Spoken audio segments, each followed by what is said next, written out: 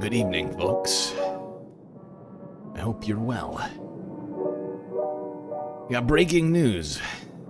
Charlie Kirk, right-wing influencer,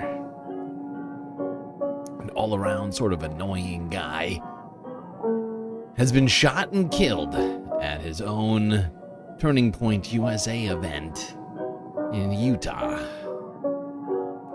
Mixed reactions coming out online over the event. A lot to talk about, so I guess we'd better get right to it.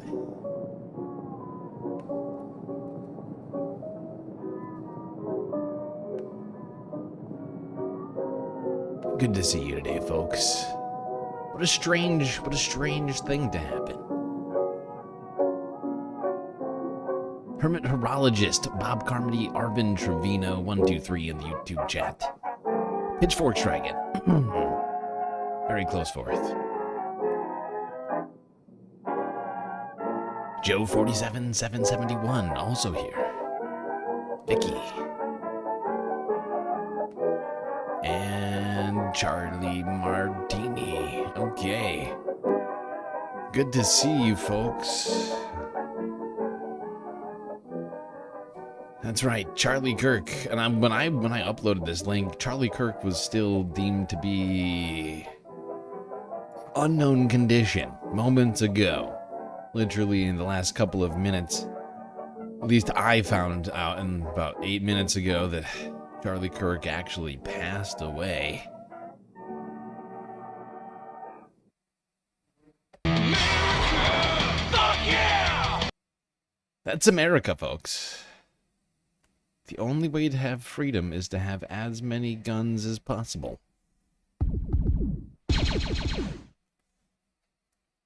Rid of the Second Amendment?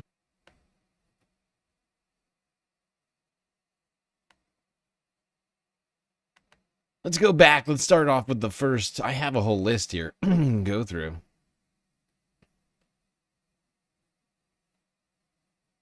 But, you know, we'll do like a Tarantino.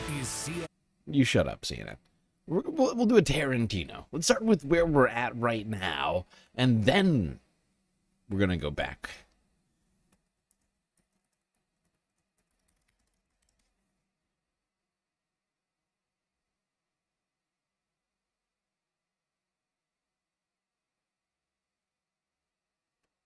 Which article was I just reading? It's this one, isn't it?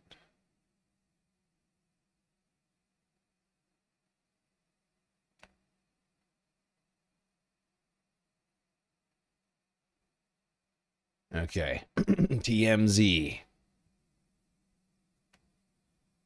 Charlie Kirk.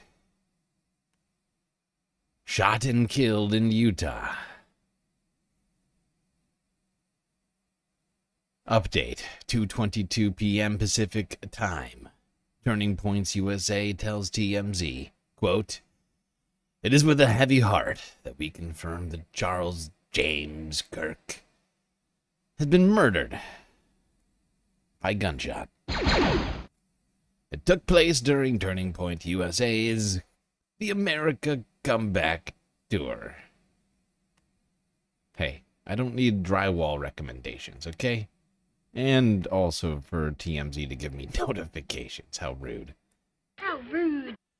May he be received into the merciful arms of our loving Savior who suffered and died for Charlie. We ask that everyone keep his family and loved ones in your prayers. We ask that you please respect their privacy and dignity in this time. Charlie Kirk, the controversial commentator, has died after being shot in the neck on a college campus, Donald Trump announced on social media 2 minutes ago. The great and even legendary Charlie Kirk is dead. Oh no.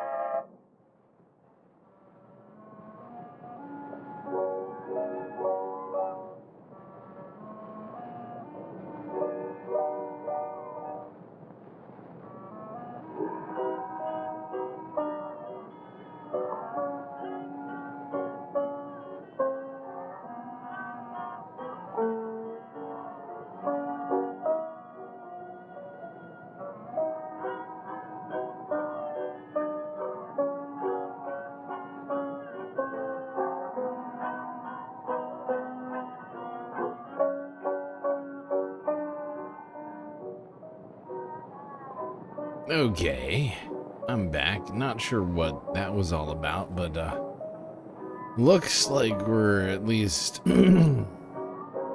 running again properly. Okay, that was an unfortunate way to start. Let's try this again.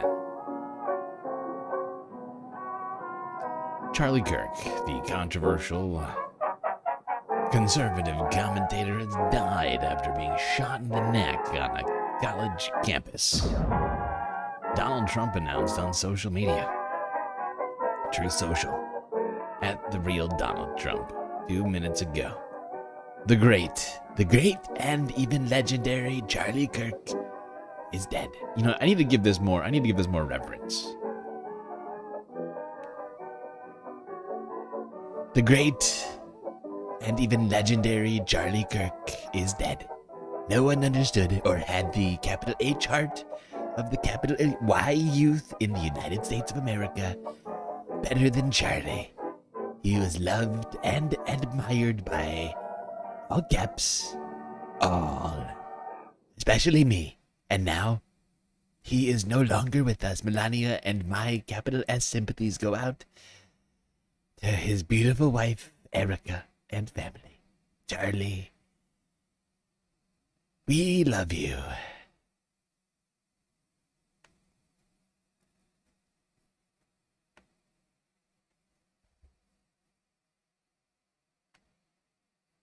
Okay. Now let's go back in time. 2 hours ago. Breaking news. CNN first on the story. And breaking news. We have breaking news to CNN. A source tells CNN that Trump ally and the founder of Turning Points USA, Charlie Kirk, was shot at an event on a college campus in Utah. And the extent of Kirk's injuries at this point are not immediately clear. Let's talk now with CNN's Kristen Holmes. We have CNN political director David Chalian with us as well. Kristen, what can you tell us? Brianna and Boris, I want to be very clear. I cannot tell you that much right now because this is a very fluid situation. People are still trying to figure out the details, the extent of the injury, and what exactly unfolded on that Utah campus. As we have reported, Charlie Kirk is a close ally of President Trump's. Not only that, he is somebody who helped him get elected this cycle. He is often seen here at the White House. He runs Turning Point USA, which is a youth organization where he's tried to galvanize thousands of voters, Republican voters. He's also a controversial figure at times. He goes into these various college campuses, pushes conservative issues, gets into heated back and forth often with these students on these college campuses. But of course, none of that is violent. This is the first time we've seen this kind of reaction, obviously. So what we know right now, everyone is monitoring the situation. He was shot during this event on this Utah.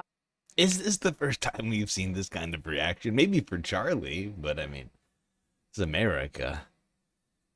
I mean, political violence is so hot right now.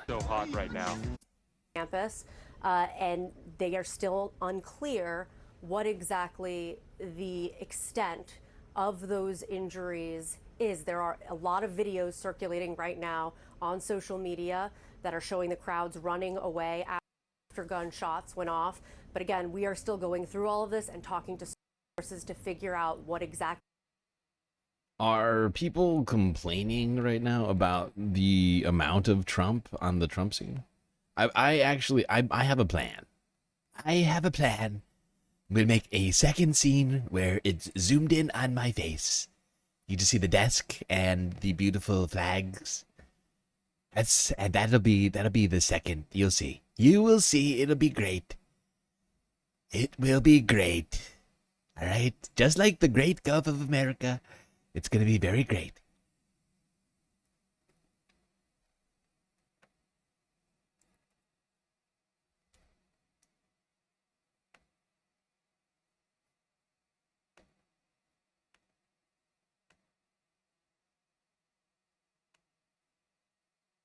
Happened and how Kirk is doing at this time. Kristen, please stand by. David, as we work to confirm some of these videos that are circulating online and we try to get an awareness of the status of Kirk's health, it's important to step back and point out the impact that he's had in recent years on politics, and certainly conservative politics. He's turned this sort of grassroots organization, Turning Points USA, into a juggernaut when it comes to connecting youth conservatives and the conservative agenda on college campuses. Without a doubt. I mean, first, let me say my prayers are with Charlie Kirk right now, and I'm sure everybody watching feels the same. This is horrific to see what we're seeing here. You couldn't be more spot on, Boris. I can't sort of understate what Charlie Kirk has done inside the Republican Party as a force, especially around mobilizing younger voters. That's sort of how TPUSA first got it. David Chalian, this is the first video I watched in this. David Chalian glazes the shit out of Charlie for this. By the way, at this point, I had not seen the video. I don't think we can watch it on stream. It's quite disturbing. But there is a TMZ article showing Charlie Kirk being shot. It is quite disturbing.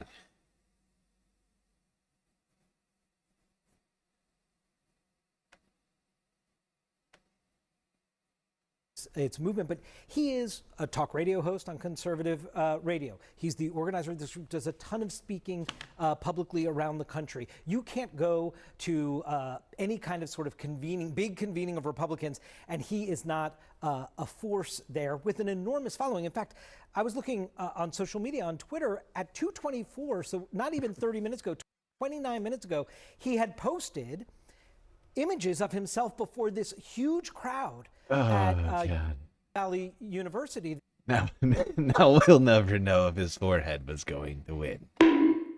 Aww. That's a great point. It's a missed opportunity that we'll never know. We will never be afforded the great opportunity to find out whether or not Charlie Kirk's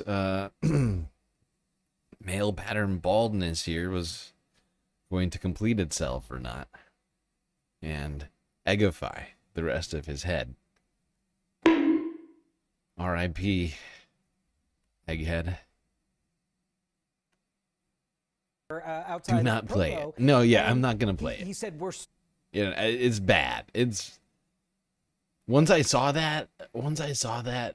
The moment I saw the video it was like 3 minutes after it was announced that he was actually dead, and I was like, yeah, that. Before I even saw it, I was like, he's dead. After I saw the video of him being shot, I was like, Charlie is dead, and that was after I'd watched like an hour's worth of clips. I was deep into this thing before I realized. Back, you could see there was enthusiasm. He was passing hats around. You can watch him on video. This was posted half an hour ago of him doing that and greeting this crowd. He is somebody that the Trump campaign, as Kristen was noting, utilized very effectively to harness his leadership in this conservative activist movement, again with young people, young men specifically. We've talked about this a lot when we look back. Charlie Kirk is the heart of that effort. They relied on him and his organization a lot for their ground game in a lot of the states around the country. And so this is somebody who obviously has a huge voice inside conservative American politics, a big Trump supporter, but obviously now in this really unfortunate, horrific experience is going to be at the center of a conversation about political violence, I would imagine, that we're going to be having in the aftermath of this horrific event. Oh, certainly. And there's a lot of reason to be concerned. Well, if we stayed true to Charlie Kirk's own espoused beliefs about guns, which is all we have left now. Well, we just need more guns. And that will solve it. If there had just been more people with guns in that crowd, in Utah, of all places, would have solved it. That would have solved it.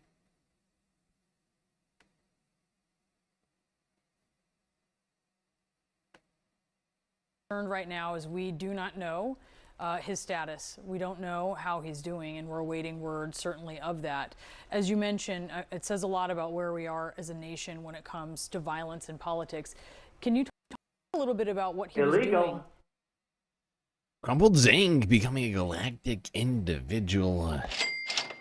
Thank you very much, Crumpled Zinc, for your generosity and for deciding to support the show. Now you have 18 sweet, sweet emotes. And the ability to feel even more galactic in your daily life. Enjoy that. Enjoy that. Much appreciated.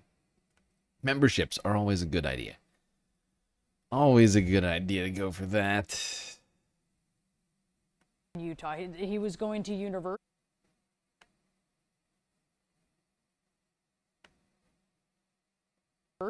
to speak to young people. Yeah, and organizing them. And again, that's why I was literally, you can just bring it up from his Twitter page a little while ago. You can see it's not just like, sometimes you might go to an event at a college campus and it's a smattering of people. And that is not what Charlie Kirk brings. He has a following and an energy around him with young people. And so, yes, he is on college campuses quite often all around the country doing this kind of political organizing in addition to his...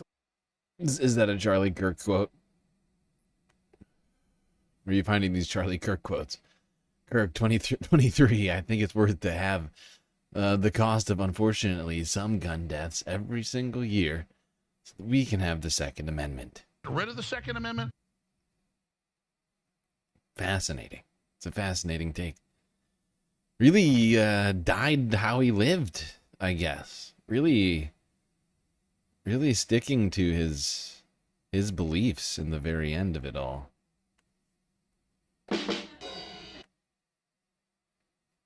Speaking at places like CPAC or other big events. He is big on college campuses. And as I was saying, the Trump campaign has harnessed him into his network of followers in terms of their ground game operation in this last campaign. It was fundamental to their success. And to that point, he spoke at the RNC in 2024, and we just saw a tweet put out by J.D. Vance, the vice president, saying, quote, "Say a prayer for Charlie Kirk, a genuinely good guy and a young father." Aren't I a good guy? We're joined now by CNN senior law enforcement analyst Charles Ramsey. And actually, before we get to Chief Ramsey, here's a post from FBI Director Kash Patel. "We're closely monitoring reports of the tragic shooting involving Charlie Kirk at Utah Valley University. Our thoughts are with Charlie, his loved ones, and everyone affected. Agents will be on the scene quickly, and the FBI stands in full support of the ongoing response and investigation." Chief Ramsey, I wonder...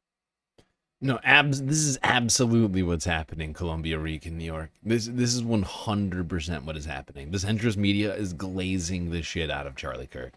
And this is just the beginning of it. I have compiled the entirety of all of the videos I could find in the last, I don't know.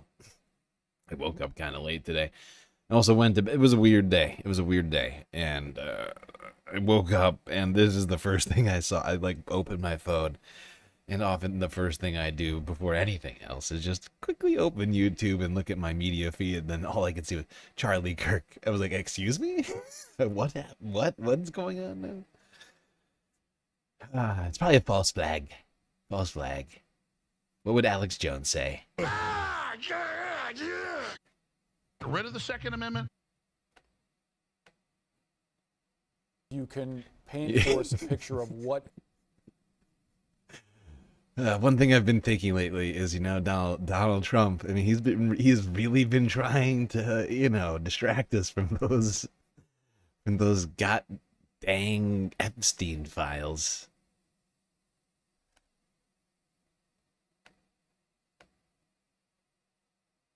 Investigation like this, one, as you just saw there from the FBI director, to which agents are just responding on a college campus at an event where it appears that Kirk was surrounded by a multitude of attendants. Well, obviously, there's a lot we don't know yet. This just occurred, but they would do everything they can to contain the scene. The shooter may very well be someone who is being held by other members in the crowd. We don't know that. Hopefully, his injuries are not too severe. So I'm certainly hoping that that's the case. But right now, it's a case where they're going to bring in resources to do what they can. It was a large gathering on a college campus. So no doubt you have a lot of witnesses that need to be interviewed, but you have a crime scene now. And that crime scene has to be protected. That crime scene has to be processed. So all the things that you would typically do in any shooting incident, you would be doing right now. He's a very high-profile individual. Okay, all right. He sent buses of people to Jan 6th. It's true. Charlie Kirk really embraced political violence while he was still alive. Like I said earlier, dying in the same way that he lived. Really sticking to his guns, if you will. Yeah.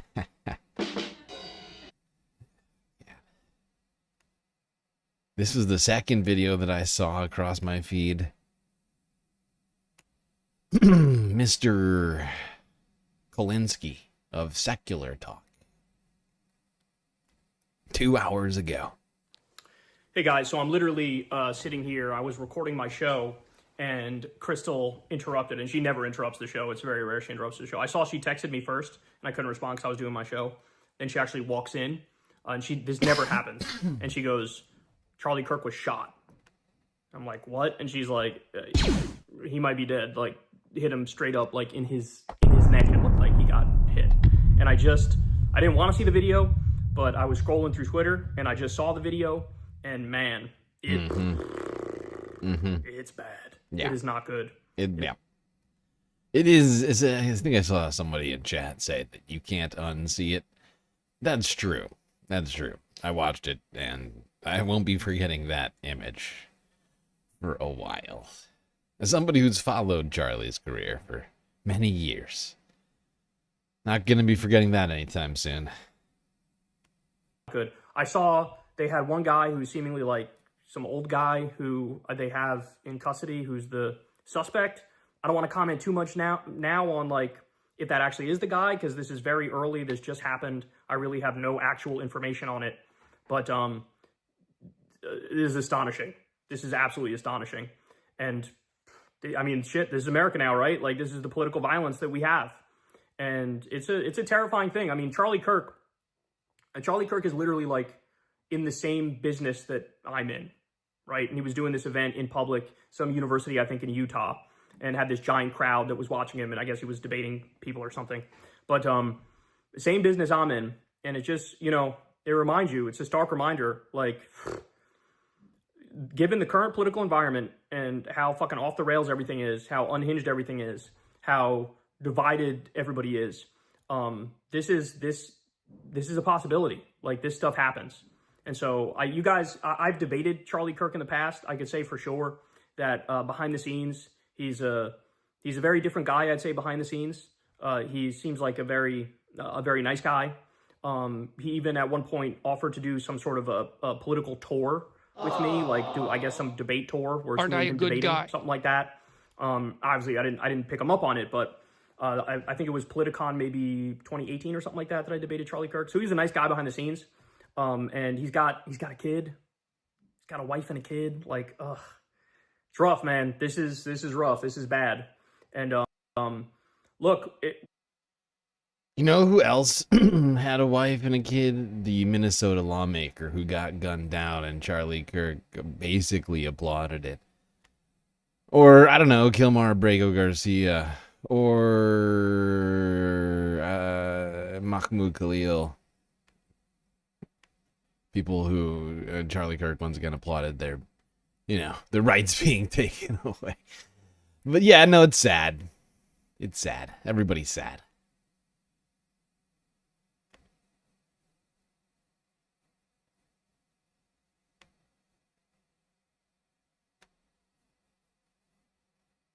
We have some breaking news from Utah that we want to get to right now. Shots fired during a speech by right-wing activist Charlie Kirk at Utah Valley University in Orem. This happened really just moments ago. Kirk was about 20 minutes into his speech when shots were fired from a nearby building. According to the university, there are reports that Kirk was hit, but as far as they know,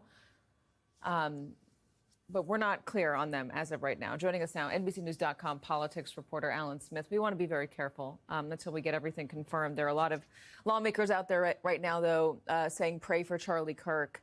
There are videos as well. Jesus, I say but that. to be abundantly careful as this information is coming in, we're not going to confirm anything at this time. What can you tell us about Charlie Kirk? What was he doing at the university? Well, he was on tour giving one of the speeches as part of his group Turning Point USA. The video showed that the crowd there was quite large. There were a lot of people who were in attendance. Not unusual. I mean, he's one of the most influential conservative leaders really in the MAGA movement nationwide. So this definitely comes as a surprise. Again, there's a lot that we really don't know yet. I know we were just talking about the federal takeover in Washington. That began after a member of the Doge team was allegedly assaulted in Washington. So it's going to be interesting to see what conservative leaders want to do there after this episode. Yeah, we're showing, by the way, our affiliate. Yes, we must Utah, mobilize the National Guard to Utah. Immediately, if not sooner. And the aftermath of the shooting, you can Rid see of the people Second running Amendment. away pretty quickly, as you would imagine they would do at gunshots. The FBI director, Kash Patel, has weighed in on this. He just tweeted the following: "We're closely monitoring reports of the tragic shooting involving Charlie Kirk at Utah Valley University. Our thoughts are with Charlie, his loved ones, and everyone affected. Agents will be on the scene quickly, and the FBI stands in full support of the ongoing response and the investigation." Charlie Kirk is a divisive figure, polarizing, lightning rod, whatever term you want to use. Why? Well, he's one of MAGA's A most fucking prominent bitch. voices online. He hosts a near daily podcast. He opines on almost everything. He's been very closely aligned with the president since his initial run for office in 2015, 2016. And his ties to Trump really elevated his own brand. He was really quite young as an activist when the president launched his initial campaign. And he has kind of ridden along with MAGA since 2016 and built up a massive, massive brand of his own. His group has brought in tons and tons of money. And really, he has become, especially among younger people, right, one of the biggest voices that's on the right now.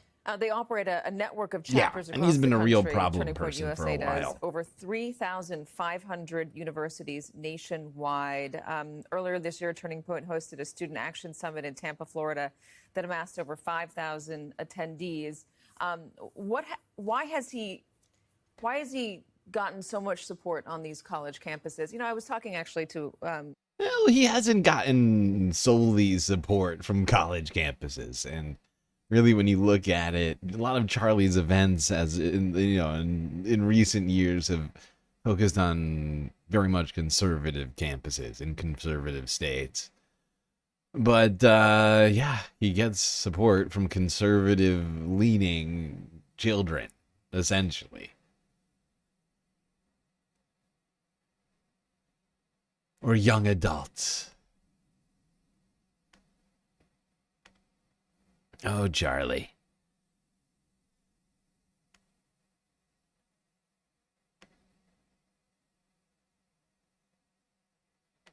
You were a bigoted, racist, and misogynist. And a sexist. Well, I guess that goes along with misogynist. Could have missed that annoying egghead.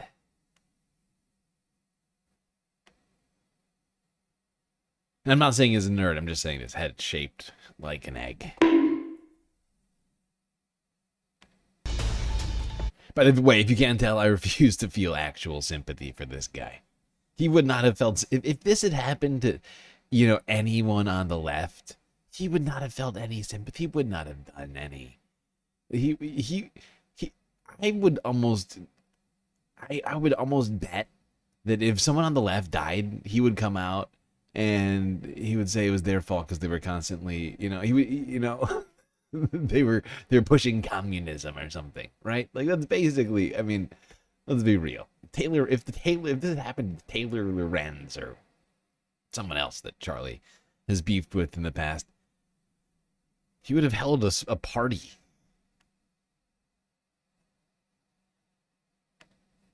And welcome back to ABC News Live. We continue to follow the breaking news. Conservative political activist Charlie Kirk has been shot at an event in Utah Valley University, posting an alert saying a single shot was fired on campus toward a visiting speaker and that the suspect is in custody. We know that speaker now, Charlie Kirk, the founder of Turning Point USA. And apparently this was posted on X just earlier today before Charlie Kirk was scheduled to speak at an event at the school. You can see here, well, if we can bring back that post, was that Mike Lee's post or was that Charlie Kirk's post? Okay, Charlie Kirk had also posted earlier on, but Mike Lee here just moments ago saying, I'm tracking the situation at Utah Valley University closely. Please join me in praying for Charlie Kirk and the students that are gathered there. Also, other tweets coming from the FBI. Thank God. Director Cash. Thank God we have Mike Lee. Look at this. I know I love this. Thank God we have Mike Lee out here tracking the situation closely. Great concern. What's fascinating is a few months ago, Mike Lee was gloating on Twitter after one of his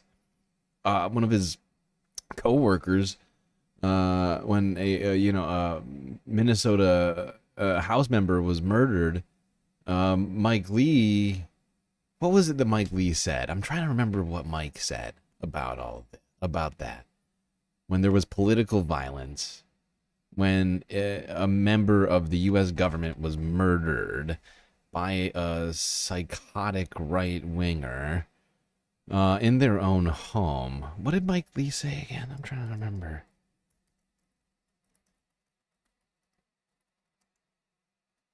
Didn't he called the shooter, what was it? The shooter was a Marxist or something, Marxist communist, and that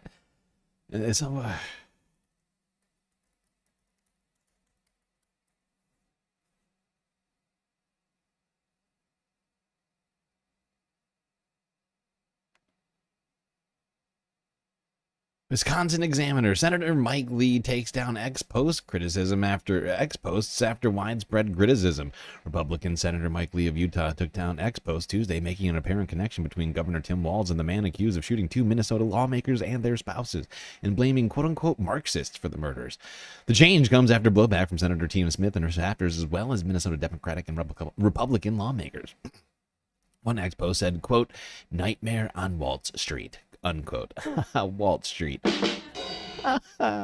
With pictures of Belter, who is accused of killing Minnesota Representative Melissa Hortman and her husband Mark, and shooting Senator John Hoffman and his wife Yvette in the early morning hours of June 14th. Belter also went to the homes of 2 other state lawmakers that night. Blah-bitty, blah-bitty, blah. Well, weird. Weird, Mike. There's something of a dichotomy, a strange, paradoxical situation going on here.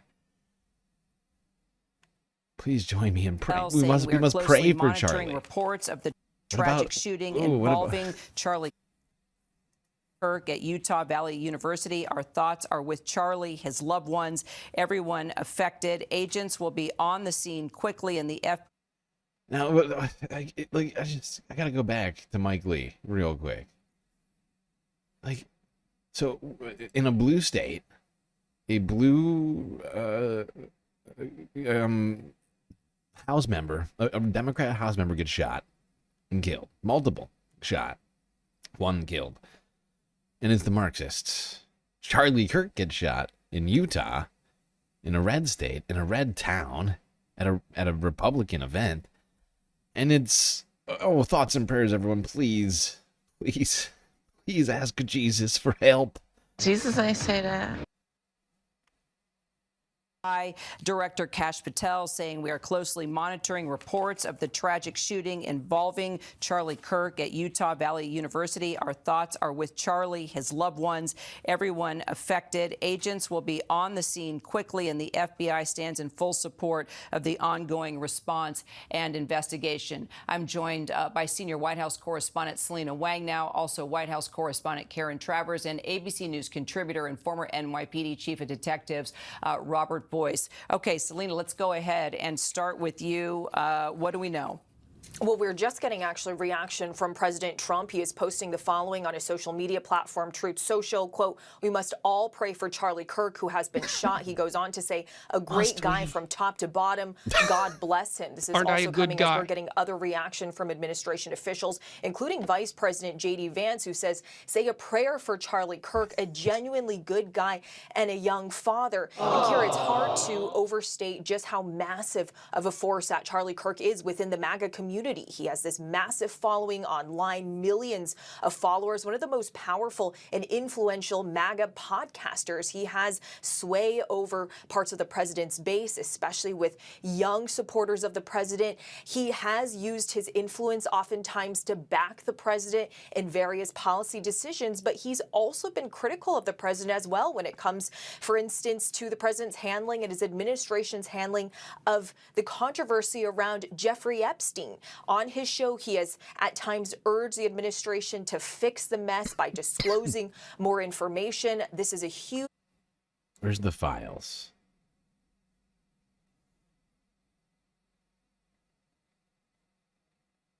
Didn't I add... People remember me adding that sound shot yesterday, right? The files. Is this it? Precision of language. Please. No, it's definitely not it. What happened to the files? I'm gonna need this later. I might as well solve this right now.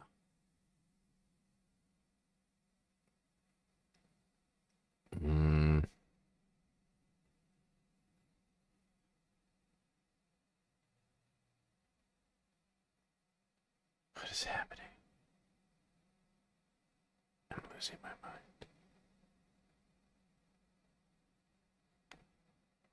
Ah, there it is. I found it.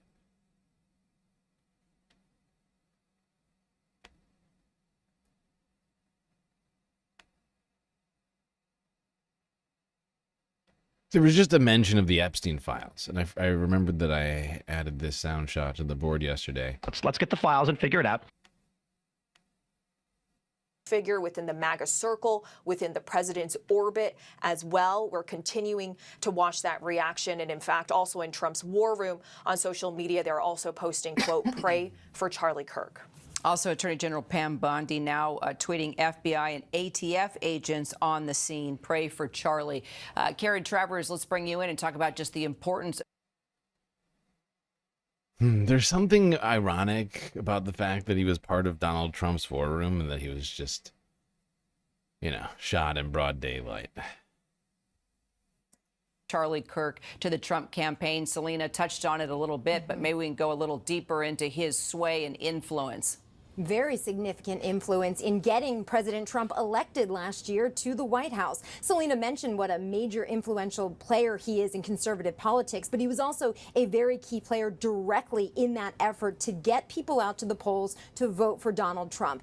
Turning Point, Kirk's organization, had a significant get out the vote operation in those critical battleground states. They were pouring a lot of money into the states to try to get low propensity voters, the people who have a less likelihood of actually turning out on election day. They were targeting them. They were targeting college-age male voters. And those are people that are often credited with getting Donald Trump reelected last year.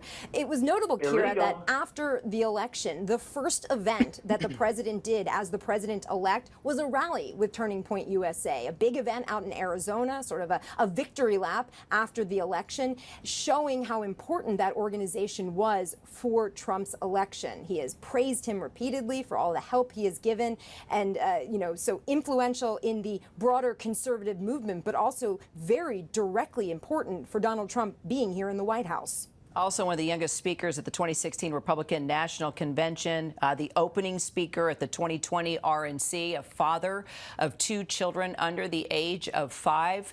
If you are just tuning in, we are talking about conservative activist, podcaster Charlie Kirk. At least those kids have a chance now, That's what I keep thinking. Oh, thank God those kids don't have to have Charlie Kirk as a father. You are just tuning in. We are talking about conservative activist and podcaster Charlie Kirk. We have gotten word that he has been shot during an event. He was taking place at Utah Valley University, the founder of Turning Point USA, a conservative student organization. As Karen was explaining, he's known for his outspoken views on politics, culture, and religion. Justice Department reporter Alex Mallon, what do we know? What more do we know just about the federal response to the shooting? Yeah, we're hearing from Deputy Attorney General Todd Blanche. He just posted on X that the Department of Justice is actively investigating what he calls a senseless act of violence. We've also heard from Attorney General Pam Bondi, FBI Director Kash Patel saying that FBI ATF resources are on the ground. Obviously, Kira, this is a tinderbox moment in this country where we've heard from the FBI and DOJ dating back to the last administration warning that this current moment is such a moment in terms of political threats directed at the political system. Well, Charlie Kirk, he lived for hate and died for it. You know, he truly believed we needed guns. We need as many guns in America as possible. Get rid of the Second Amendment. We saw that in obviously the 2 assassination attempts directed at President Trump during the campaign season. So obviously this is going to be something that they are going to meticulously investigate, leave no stone unturned. It's unclear whether a suspect is in custody or in federal custody as of this moment. We are asking those questions. Obviously they're going to want to get any answers as to why an individual would carry out such a heinous act of violence against Charlie Kirk. Okay, and our Aaron Katursky, chief investigative correspondent, did say that suspect was in custody, and now we're hearing from President Donald Trump tweeting. Okay, we do have Aaron. Well, Aaron, I want to bring you in, but I just want to read real quickly. Donald Trump tweeting, "We must all pray for Charlie Kirk, who has been shot. Great guy from top to bottom. God bless him." All right, what more do we know about the suspect? God bless the USA.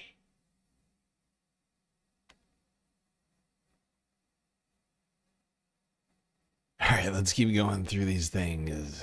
I got a bunch of these videos. This is just a torrent, a tidal wave of videos, which is not shocking considering who Charlie Kirk was. We have a witness now who's joining us.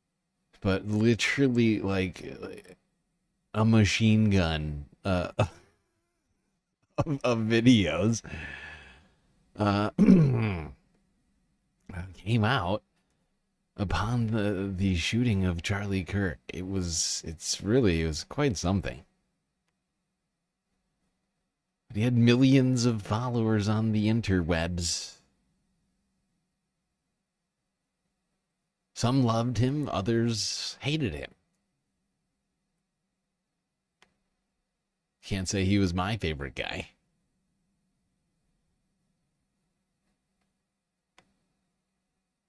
I think he was a pretty objectionable person. Justin Hickens. He apparently was at the scene of the shooting. Justin, what did you see? What did you hear? I was about 20 yards away on Charlie's left. I had gotten there probably just a few minutes before noon. There was thousands of people there. Unfortunately, there was no metal detectors. There was security by Charlie, but anybody could have shown up with whatever, unfortunately. And I happened to kind of maneuver my way down side. He's getting more coverage than a school the first shooting. Interaction probably took about 10 minutes. It was a religious. He's absolutely getting more coverage than a shoot. He's getting 100 times, 1,000 times as much coverage as a school shooting. It's wild. That's the society we live in. The guy who spent his life grooming children. I don't mean sexually. I just mean, grooming children's political beliefs for a living. Gets more coverage than the children themselves. We used to cover all of the shooting. Remember that? Who's from the back in the day times? We used to cover all the gun violence in the United States every single day. There'd be news stories Guns here, guns there. Guns in your hair, guns everywhere.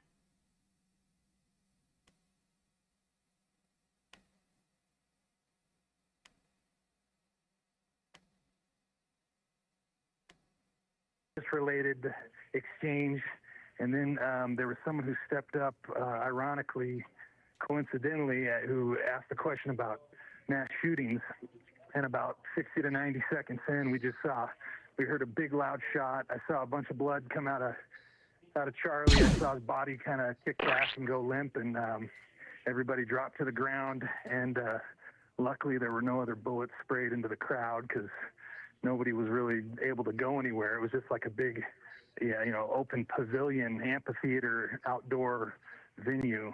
And, lots of screaming, lots of yelling, lots of bodies on top of each other. And after a couple minutes, people got up and started kind of running, getting out of there. There were some gates, some barriers that had been pushed aside and knocked over, and people were able to move. And I started to move quickly, and then kind of realized that I said, I think we're okay. And I kind of stopped walking away, and I kind of turned around, and all of a sudden I saw officers walking with this very elderly gentleman with white hair, and they had him arrested, had him on his knees. He was screaming about, his rights and all that stuff, and they cuffed him and put him away, and about 20, 30 other people just said, yeah, that's the guy. That was the shooter. And people had said that they had seen him there early. He got to the event really early. Now, of course, in recent days, Charlie Kirk and other people on the right have been freaking out about trans people with guns. And I saw the shooter. Sorry to say, not trans. Looked like an old white guy. Old, bald white guy. Kind of walking around, talking to a lot of people, just this elderly gentleman, but that's all I got for you. Justin, no, that's a lot, and I'm going to keep you on the air with us because this is important what you saw.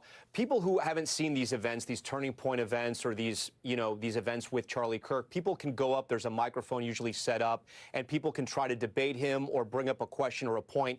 Set up before the shooting, what exactly was happening? Because you touched upon that. Well, there was, I couldn't exactly tell how many, but I'm sure there was maybe 15 to 20 people in line to talk to Charlie, enough to where he probably felt like it was going to take a good while to get through everybody. And he had only gotten through one exchange with an individual. And honestly, it was kind of getting drawn out a little bit too much. The crowd was getting a little restless. Like, hey, we're talking too much on this religious topic.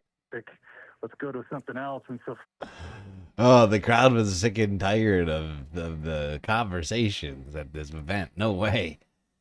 They wrapped up, and then somebody else got up there, and like I said, for about 60 to 90 seconds. Wait, that turned out to not be the shooter? Everybody in chat is blowing up. That's not the shooter? Wait, they've been saying that they have the guy in custody this whole time. Wait, what? That's not the guy? Oh my God. This thing's all up in the air. It's all happening right now. See, this is why we need the space fams here. Jesus Christ. Really? That's not the guy? There's an exchange about mass shootings, transgenders involved in mass shootings, and ironically, that's when the shot went off. That is ironic. That is ironic. At the moment that Charlie Kirk started talking about transgender people doing mass shootings,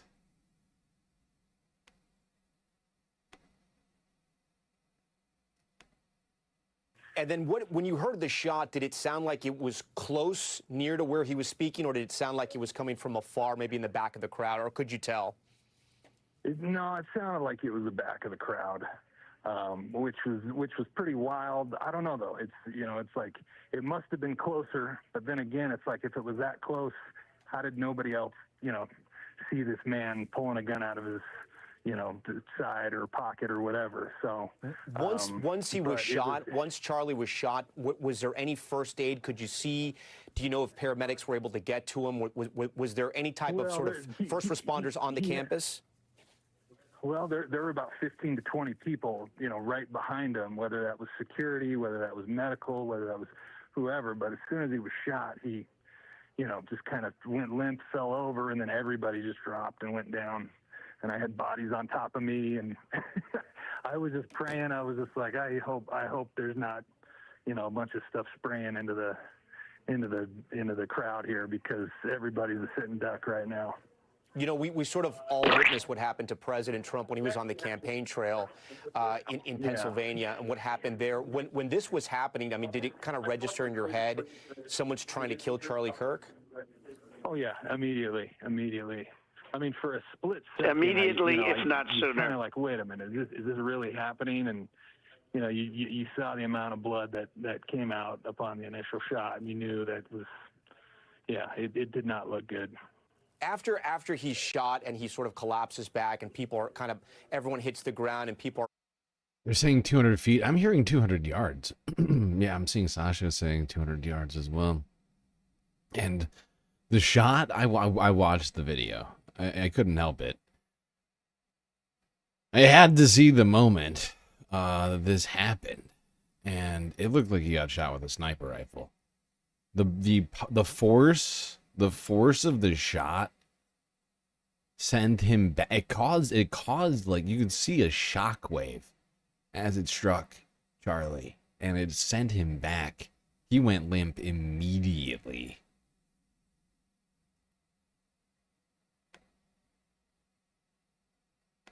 It's quite disturbing to watch.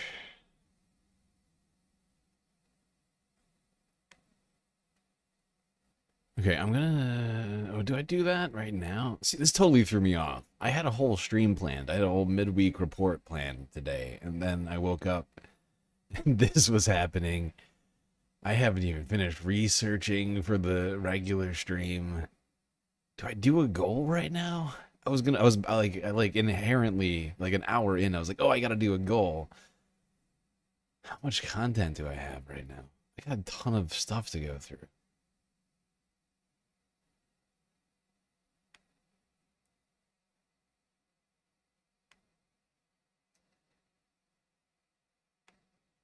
Piling on top of you. We've seen some videos of sort of the mass hysteria to run out of there. When does that happen?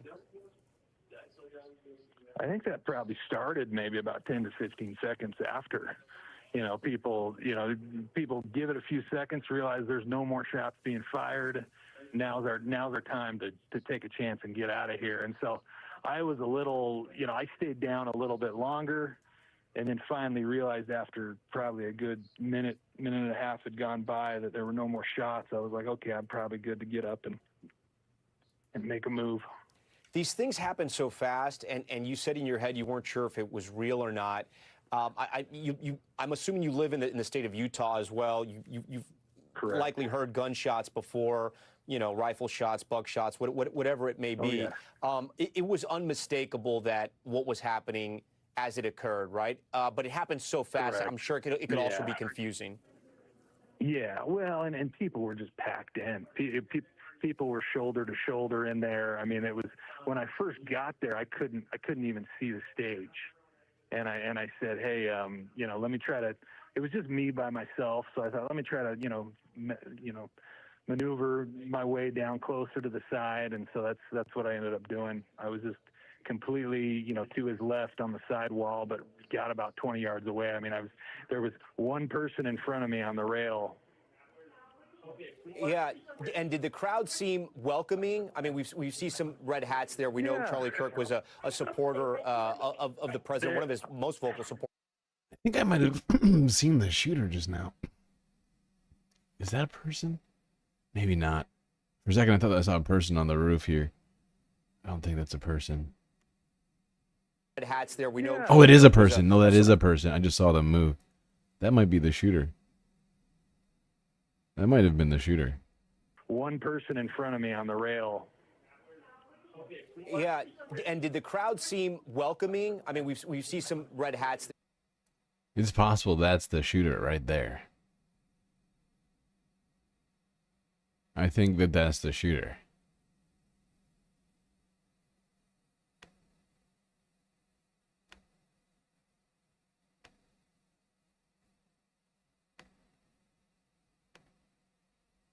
There we know Charlie Kirk was. We see some red hats. There we know Charlie Kirk.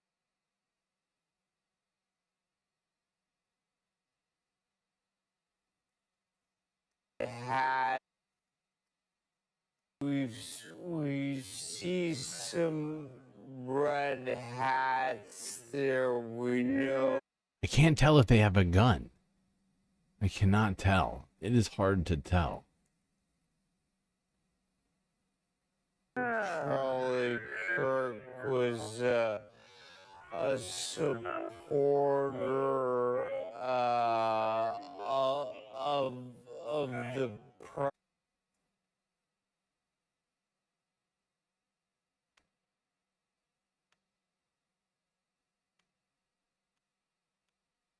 president, one of his most vocal supporters.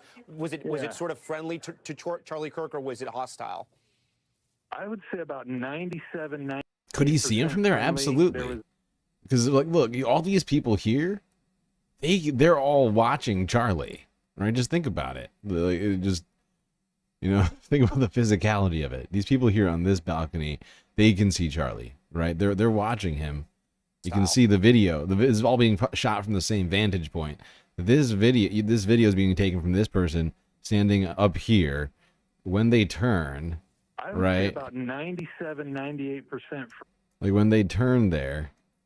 Kirk, or was it hostile? President, one of his most vocal supporters. Was it sort of friendly to right? So you can see it there. You can slow it down again, but you can see it there. They could see Charlie from here. And, which means that person who they just turned the camera on, who basically has the same line of sight, just off by 15 degrees. Like, you could easily, I mean, if you can see it, you can shoot it.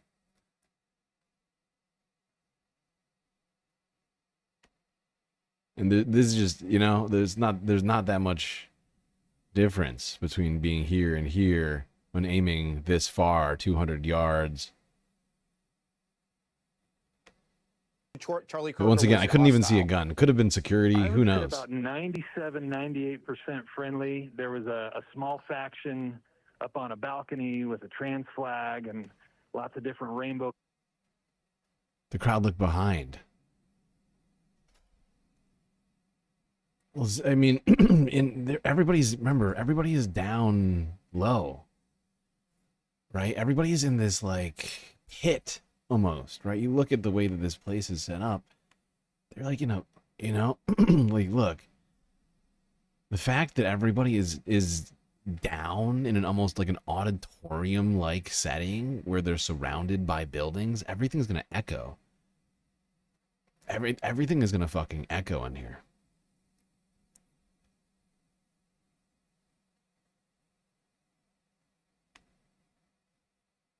Like, you saw the way the crowd was. Like, it's actually tiered downwards. It's gonna cause some weird sound stuff to happen. The fact is, people were kind of looking in the direction of where that guy was. Vaguely.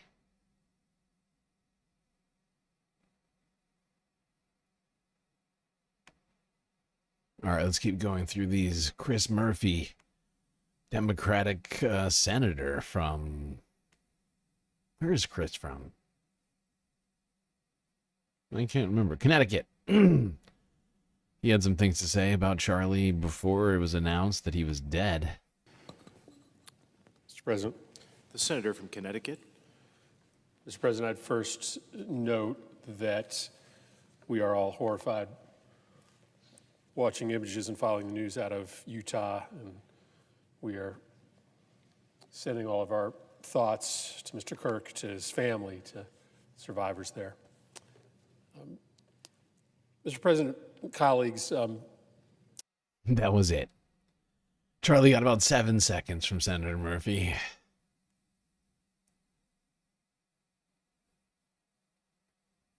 All right, let's go here, New York Post. Oh, wait, is this the video? We can't watch this. Unless it's blurred out.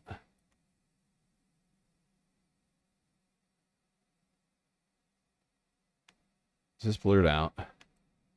Okay, it's blurred out. I think this is fine. As long as it's blurred out, I don't think it's a big deal.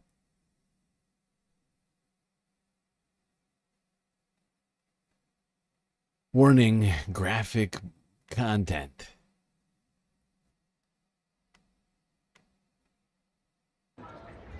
Counting or not counting gang violence. Oh my God. Cody, go, run. Oh. Counting or not counting gang violence. Great. What the fuck?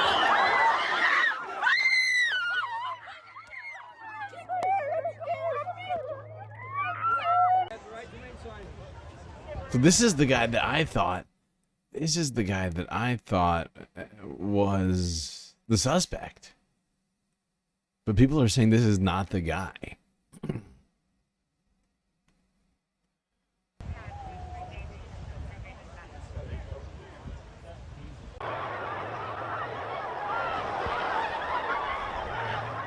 You guys okay? Okay, love you. Be safe. Okay, be safe. Apparently there's been a shooting. I don't know who's been shot. We are here live at Utah Valley State University. I don't know if that was shots or if that was fireworks. You can see it right there, though. It's clearly an amphitheater. You see what I mean? Like, the steps go down towards Charlie. It's going to throw sound off for a lot of people down here. Then it's just surrounded by big cement buildings.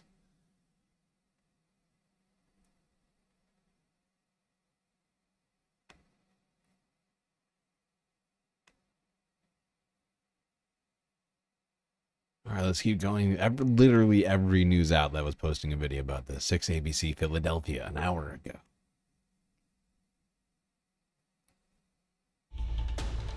This is an ABC News special report. And good afternoon, everyone. I'm Kira Phillips. We're coming back on the air because ABC News has now confirmed that conservative activist and podcaster Charlie Kirk has been shot during an event at Utah Valley University. President Trump is now weighing in.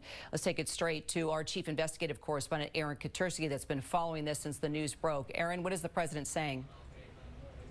The president is calling Charlie Kirk a great guy and saying everyone must pray for him after a shot rang out as he was speaking at Utah Valley University in Orem, Utah. His presence on that campus had divided it, but he was speaking at an event at an outdoor courtyard when the university says a shot rang out and the entire place emptied out. People went running.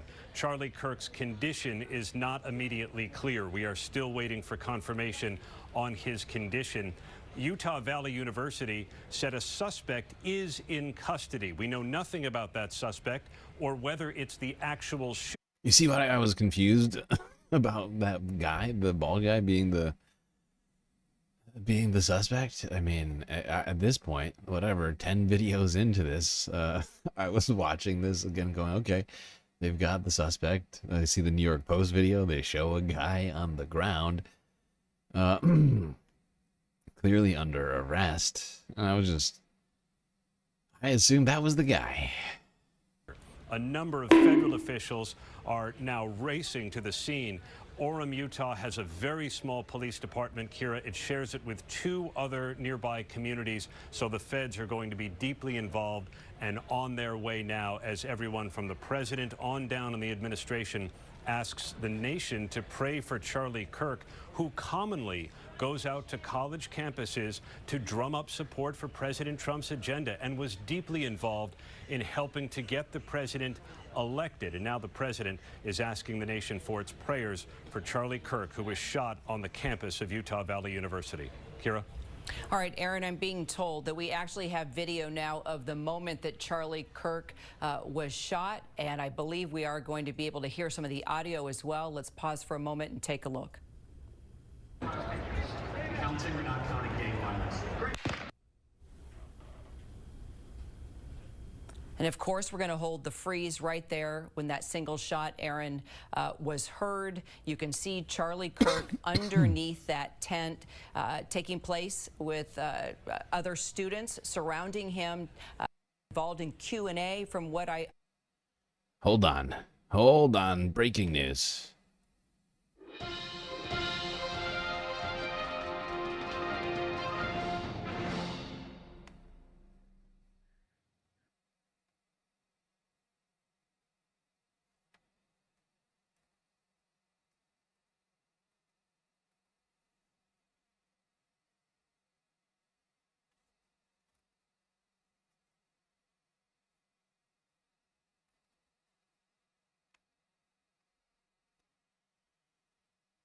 Okay, I have a truth I want everybody to hear.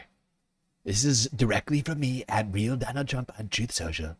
In honor of Charlie Kirk, a truly capital G great American capital P patriot, I am ordering all American capital F flags throughout the United States lowered to capital H capital M half-mast until Sunday evening at 6 p.m. For 5 days? 5 whole days. I don't care. I don't care what you say, Charlie Kirk. Great, great patriot who deserves everyone's undying respect. No pun intended.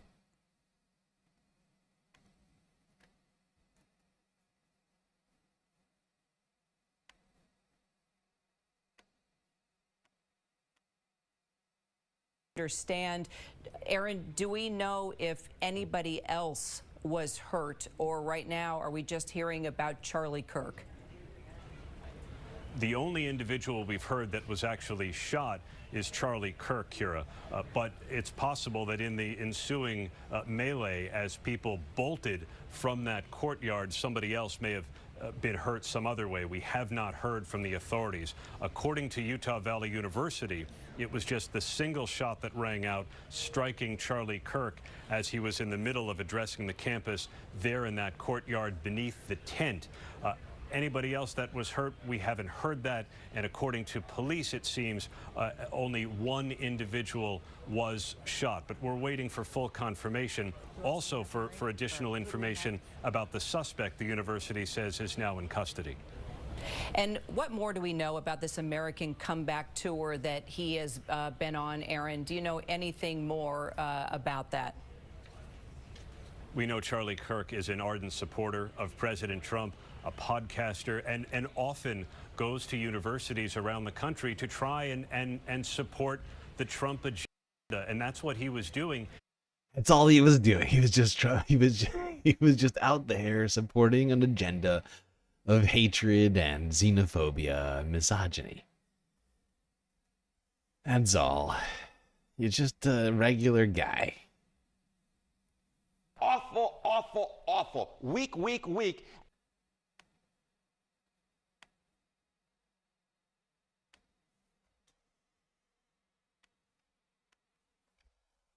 We are also told that on social media video, we can hear the audio where an audience member asked Kirk about mass shooters in America right before the gunshot. An audience member says, "Do you know how many mass shooters there have been in America over the last 10 years? Kirk says, counting or not counting gang violence, and that is when that single shot was fired. I want to bring back Bob Costa here. Kirk has a massive following, Robert, and he is on the radar of a lot of people in politics. He is, and we saw in recent minutes the California governor, a Democrat, Gavin Newsom, widely considered a major possible candidate for the presidency in 2028, writing on social media that he extends his prayers and his thoughts to the family, and that he called this disgusting, vile, and reprehensible to happen in the United States of America. He said we must reject political violence in every form. That's from California Governor Gavin Newsom. What's notable here is that Governor Newsom is someone who Charlie Kirk has engaged with in a podcast conversation. And Kirk is on the front lines of not only having these rallies like he did today in Utah, but he is someone who is going toe-to-toe with people of different views, like Governor Newsom, in a podcast setting. And if you watch Kirk, he can be a fiery presence on stage, but often in the podcast or the more conversational format, he's quite muted and almost low-key, trying to banter back and forth to make his points, calmly really going into his own argument. And so you see in that statement from Newsom, not just a statement from a Democratic politician decrying violence, but he has engaged and interacted with Charlie Kirk. Charlie Kirk has these relationships, as we've talked about. Just a great relationship that Gavin Newsom had with Charlie. Didn't he had Charlie on that shitty podcast he started, right? Oh God, you know what I just thought about? Jank. Where's Jank in all of this? Must get Jank's take. Of course, he and Charlie have become close friends ever since Jank decided money was more important than ideology.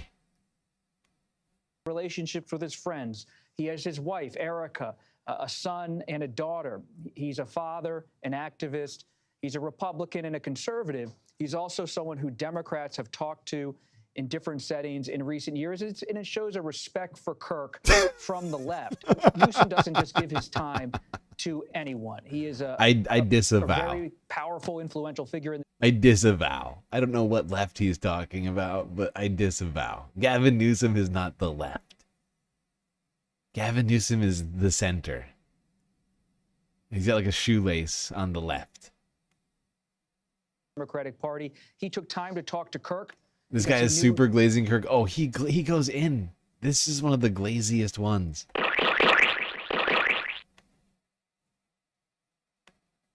That Kirk, I'm told, had influence on the right, had influence in the country. And that, more than a lot, really speaks to you can tell this guy, you can see how flush this guy is.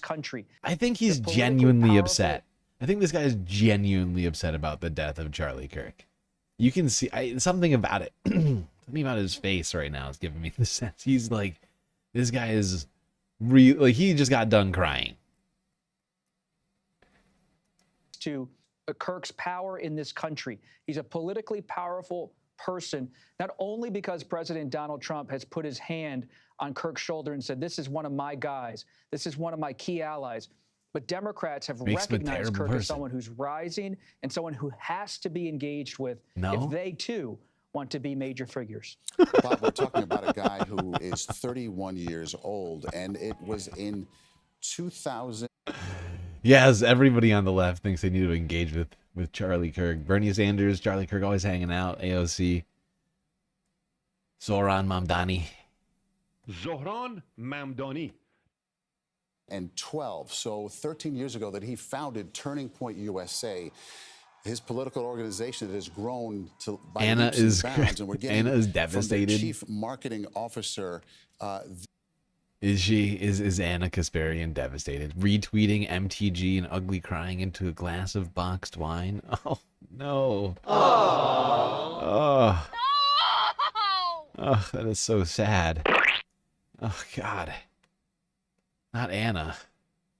Crying, boxed wine. This statement, he was shot in the neck. So cliche. He's at the hospital, and it doesn't look good. That's the update we're getting right now on Charlie Kirk's condition, that it does not look good. Ed O'Keefe, millions of people follow this man and love him, and now this.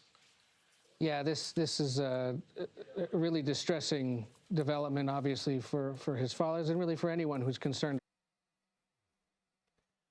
Oh, my God.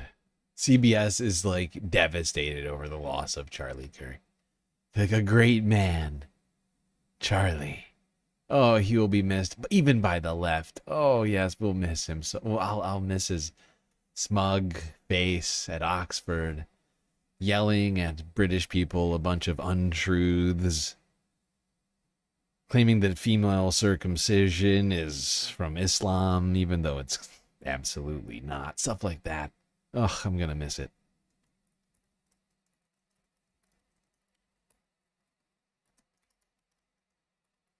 Everybody remember that?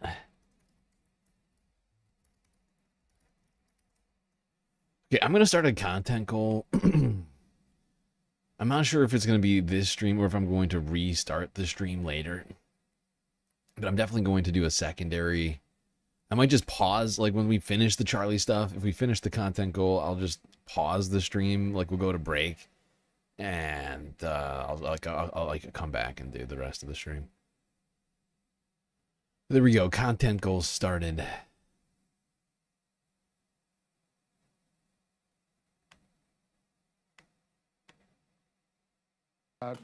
How political discourse is being carried out in this country now. And as Sam said earlier, political violence has always been part of our history, but that doesn't make it acceptable in any way. And, you know, again, if you're somebody who's learning about this and is not familiar with Charlie Kirk's work, again, I incredibly envy you. young guy, someone who's, and I appreciate. If you're unfamiliar with this up, Charlie that- Kirk's work, I kind of envy you. Like, I wish I could go through life, you know. I guess I can now that I think about it. But, yeah. You must have been living under a rock somewhere in the jungle to not know who Charlie Kirk is.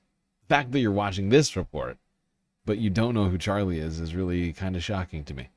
has shown great personal joy and excitement in being engaged in the process. That's what we should hope all young people are doing as they engage in the American political process and system, right? Is to have joy and hope and aspirations, whether you agree or disagree with them at all.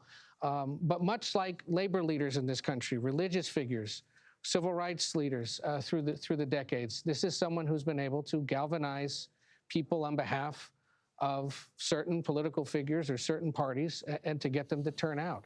And that's what makes him so influential. And what has made him so intriguing is that he's done it at such a young age and in the digital space, when those of us in the media and in elected politics are trying to sort out, how do we reach people? How do we get them to turn out for our events? How do we get them to donate? How do we get them to vote?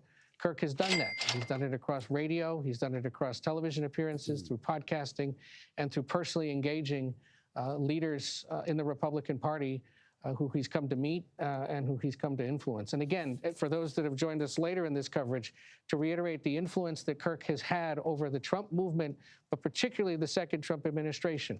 We know this was somebody who met frequently with the president-elect last year after the election to go through potential cabinet selections and say, yes, that person, not that person. Send that person to a different department. Put this person up for that job.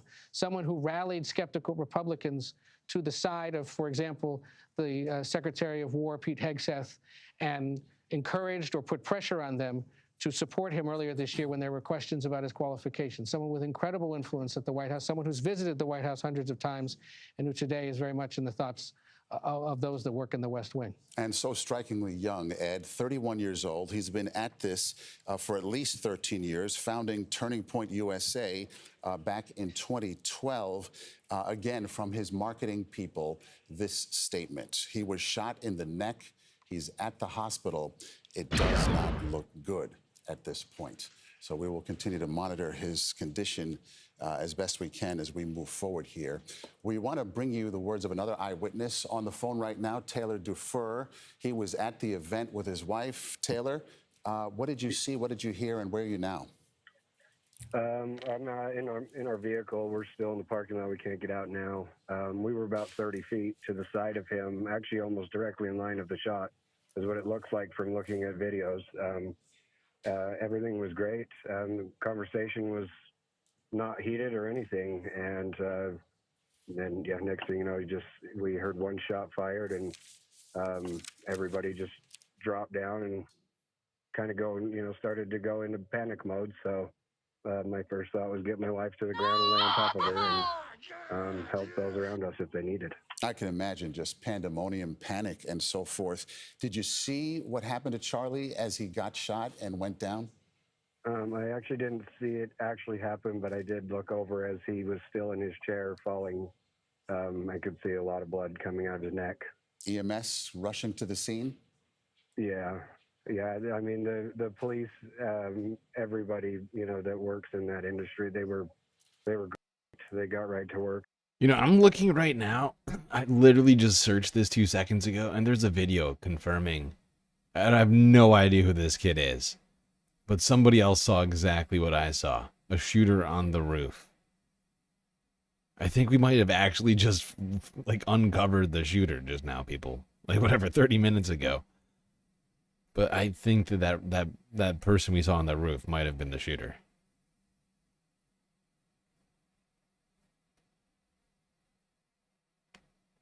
I might watch that. I might watch that in a second. Let's just keep going through these though.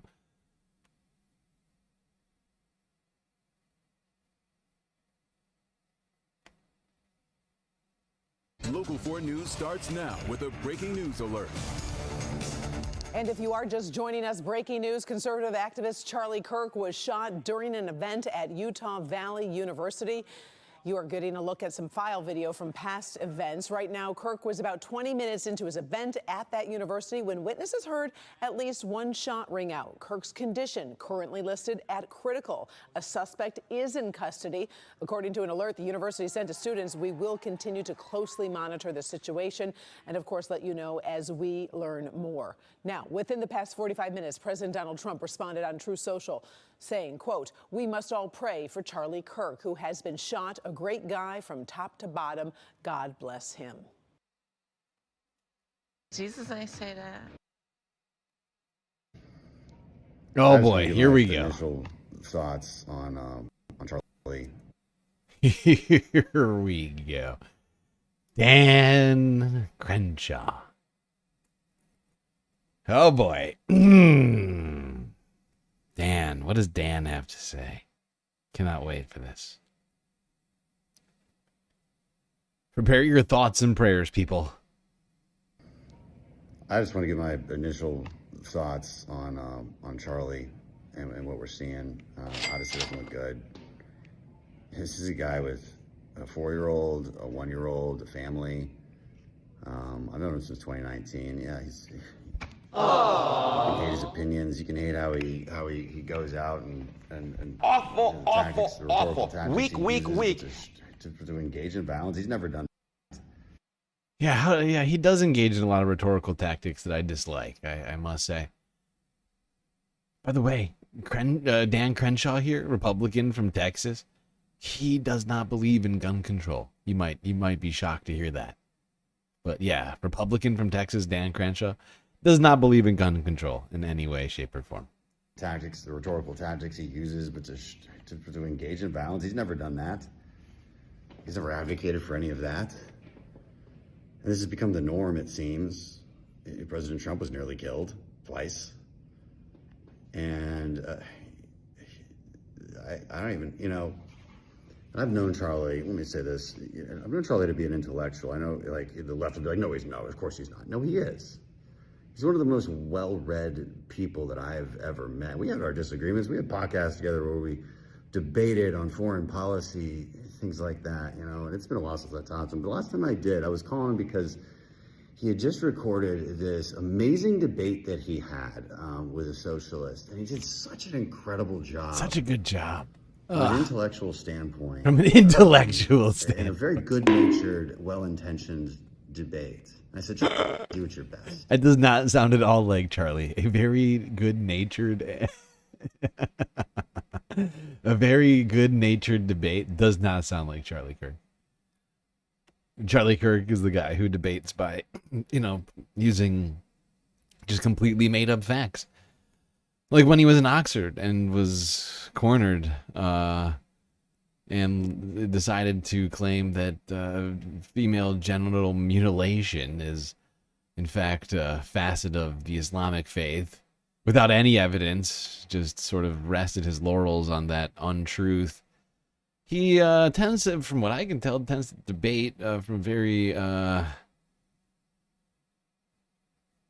unreasonable and ill-measured sort of place. Sort of, what's the word? What's the opposite of good faith? Bad faith. Sort of a bad faith guy, really. We are going to start this edition with breaking news coming from the United States, where conservative activist Charlie Kirk has been shot at an event at Utah Valley University. You can see the hospital where Kirk has been taken to at this point in time in Utah. The White House has expressed its shock at the development, with President Donald Trump asking supporters to pray for the conservative commentator and podcast host. One shot was reportedly fired, with the suspect in custody. Well, let's go straight away to France 24's Fraser Jackson, who joins us now from Washington. Fraser, what do we know so far? This is a developing situation, but we are being told by the AP as well that Charlie Kirk is in a critical condition in hospital in Utah after seemingly being shot in the neck. Now, Kirk was giving a speech at an event at a university just south of Salt Lake City in Utah. School officials said that the gunshot was fired from the top of a building on campus, which was approximately 200 meters from where Kirk was speaking. Video, a very graphic video, I must say, that is circulating online shows a popping sound as Kirk then appears to get shot in the left side of his neck with a significant amount of blood then pouring out of his neck before he falls to the ground of the tent and people start running away. As I said, his condition now currently critical according to the Associated Press. Now, his organization Turning Point USA has confirmed that, saying to NBC News that he is in the hospital and that they are praying for him at this time. Police say that a suspect is in custody. Again, video circulating online shows the alleged gunman to be a grey-haired man on the ground, surrounded by law enforcement as he I have the right. Now this bit of information is not true. We've already talked about this, but that guy on the ground was not the one. Was not the one who shot Charlie. That was the early reports. But as of now, there's actually have an update on that. We'll get to that in a moment. I'm just trying to go through these chronologically. This was the response from over at the Bituation Room with Wolf Klitzer, a.k.a. Francesca Fiorentini. What's going on, everybody? Hopefully this works. By the way, it's Francesca's birthday. It's unfair that Charlie Kirk's death is overshadowing her birthday. Which is really the least nice place of my entire home. Talking about this news that Charlie Kirk was shot at an event in Utah in the neck. Pitchforks Dragon. Dan Crenshaw was a sharpshooter. He was a literal deadeye. The irony. Indeed, Pitchforks, thank you for getting us started. Pitchforks breaking the ice on the goal. We are getting started this early in the day. But here we are.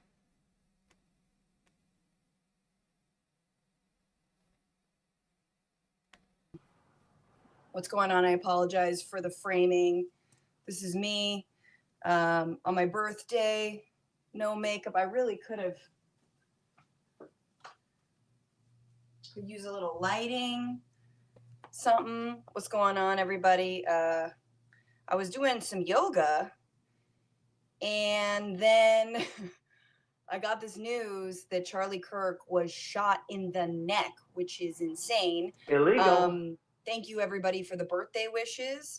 We'll see. You know, I was going to make a chicken soup. I know that's weird, but I wanted to make it for my daughter, who today made a joke and was like, happy birthday to Papa. And I was like, that's not funny.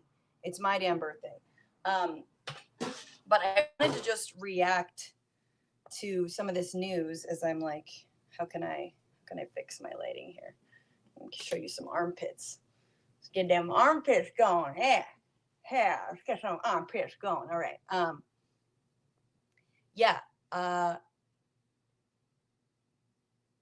It's really horrifying.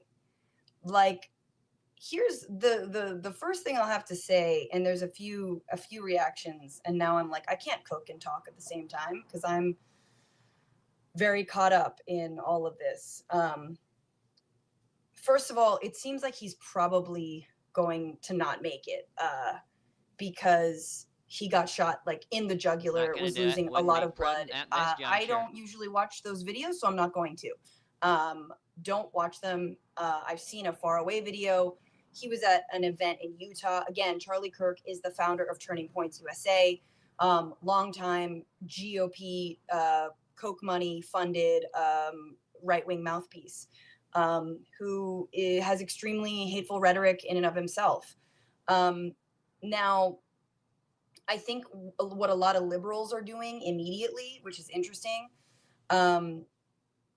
is that immediately, if not they sooner, are afraid because there's immediate fear, because there's an immediate thought that somehow liberals are going to get blamed, or people of color, or women, all of the groupings of people that Kirk himself, likes to target, talking about how, feminism has been bad for women, talking about, trans rights going too far, all these kinds of things. And I feel like there is this unnecessary fear that we all feel that, like, oh God, this is gonna, mean a police state and military law. You guys, We already have already that. a police state.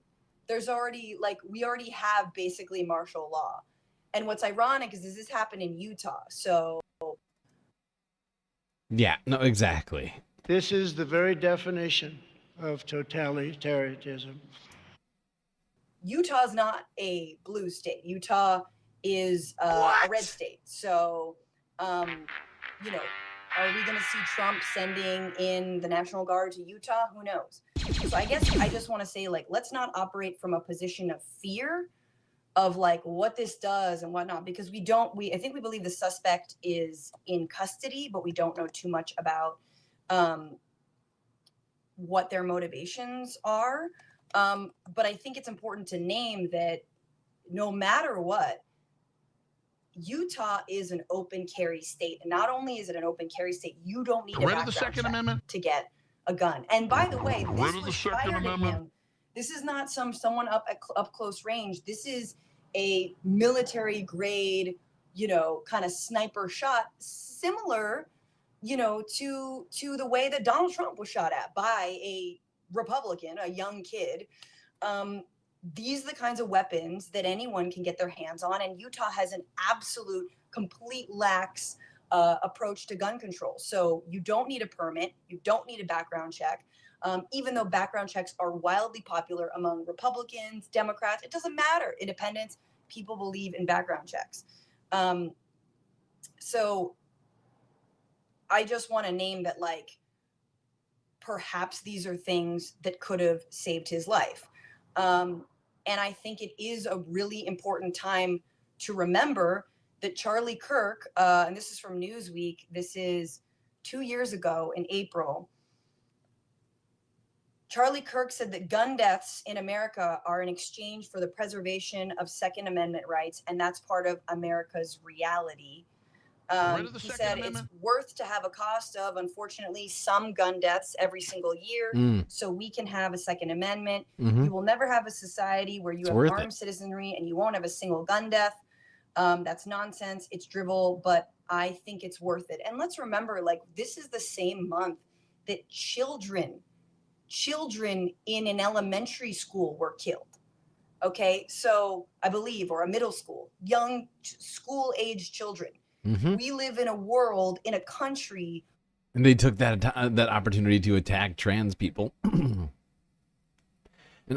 some of the talk I've been hearing is that actually trans people don't deserve to have guns because they have mental problems. Because of course, gender dysphoria is labeled in the DSM-4 as a mental health condition, whatever disorder, whatever it's called. And so they're like, oh well, get rid of the Second Amendment. Get rid of the Second Amendment, but just for trans people. That's what they decided to do this week. So that's at least some of what I've heard. Where children as young as 4 or 5 are doing mass shooter drills because NRA money and big gun money runs through our political system, and specifically through Republicans. So do we need a less armed society? Yeah. But what Republicans, they don't need an excuse. So this is my thing about people who are saying, we should live in fear, and I hope he wasn't a Democrat or whatever the reason. The right, it doesn't matter. They don't need a reason. They don't need a reason, right? Political violence is their love language. They love political violence. So the other thing you're going to hear that I said when Donald Trump was nearly assassinated, and that I'll say again now, is that, you know, we're going to see from every politician, everyone in the walk, what I'm supposed to say now is political violence has no place in American society. Political violence has no place in America. Political violence is here. Political violence is when, I mean, state violence is here. Political violence is here. We all saw January 6th. We all saw Charlottesville. We all know Heather Heyer was murdered by a far-right supporter of Donald Trump. We all know the Tree of Life Synagogue massacre, killing dozens of worshipers, followers of Donald Trump. What about the Tops grocery store assassination, killing Black Americans? What about the El Paso shooting, killing mostly Latinos? All of these perpetrated by white nationalists and people who are very much into the kind of politics that Charlie Kirk spews day in and day out. So is it heinous what happened to him? Yeah. Is it predictable given the kind of terrain that the right encourages, not just when it comes to guns and gun ownership, but also in terms of political violence? Yeah, it's really believable. I'm sorry, dude. Like, maybe don't do so many public events. The other thing that I think we all have to talk about, that is important to talk about, God, this is literally the worst angle for me. I'm like, how can I? Is, you know, recently, just yesterday, 2 days ago, the Epstein birthday book came out. The disgusting pictures of like little girls being drawn for Epstein's 50th birthday that included Donald Trump's card with like the drawings of a woman, maybe a child, you know, saying what a friend is what a great secret we share between friends. What is it to be an enigma? I'll never tell you, like that, right? And we know that Charlie Kirk, who had been on the Epstein stuff for many months, many years, once Pam Bondi came out and said there was nothing to the story, he was like, look, I trust my friends in the government. I'm not going to talk about this issue anymore. So my initial thought, given who tried to shoot Donald Trump, given the fact that they're in Utah, is maybe this is a disgruntled former fan who wants Charlie or wanted Charlie to, like, you know, go down the Epstein rabbit hole farther and actually pursue this. I mean, this is the reason, like it's very dangerous to right-wingers because of their own audience. I mean, yeah, my audience might get mad at me at some things, but I'm not afraid that one of y'all will be like, I didn't agree with what you said about Taylor Swift, so I'm gonna I'm gonna shoot you. Like, that's not the audience I have. You know what I'm saying? Illegal. And so it's dangerous, not only to the people who are in the crosshairs of the kind of propaganda that Charlie Kirk puts out and have died because of some of that propaganda, but to themselves, to people like him. It's like your own, you know, a lot of people get killed by their own fans. We've seen that.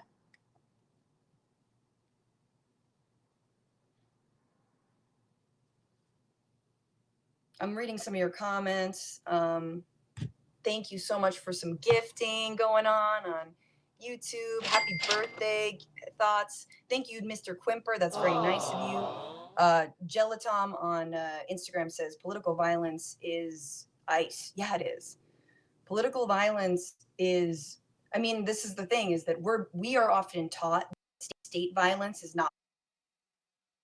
Yeah, and I was just trying to find a video of Charlie Kirk talking about the Minnesota shooting, the shooting of lawmakers, and he didn't do a video on it. Fascinatingly enough, that wasn't very important. That political violence didn't make it onto Charlie's radar somehow. Political violence. So police, ICE, that's CBP. That's not political violence. The, you know, incarcerated people who are being deprived of their human rights, that's not political violence. So we understand they are the same thing. We understand they're related. But even if you were to just take the narrow view of political violence, the right has got the absolute, like they've got that on lock. They have the monopoly on political violence. One time a lib shot Steve Scalise at a baseball game, and that was bad, but it was like the one time. And again, we still don't know. The suspect has been detained. Suspect is in custody as of now. Again, Charlie Kirk shot at this event in Utah. And it really is awful, right? Like it is, no matter how much light we might make of it, I do think that as someone who's like very skittish of violence, I'm like, this is heinous. This is heinous here, and this is heinous in Gaza. Okay, yeah, sniping people, like the IDF likes to snipe children, as per the New York Times. Illegal. Some of the honest coverage they've done. Sniper bullets in the skulls of the X-rays. Sniping innocent people is bad, right? And so no matter what, I'm going to stand against that for sure. Charlie Kirk is not a politician. Charlie Kirk is, he's, if nothing else, a rube, a stooge, a mouthpiece, right? And honestly, I think I would feel this way no. I'm starting to think this is going to take up the whole night. While I'm listening to Fran over here, Francesca, I am actively adding more videos to this. I'm in trouble now. This is taking up, I must have like 40 videos on Charlie Kirk right now. Jesus Christ, I was not expecting this today. This is wild. The news never sleeps, people.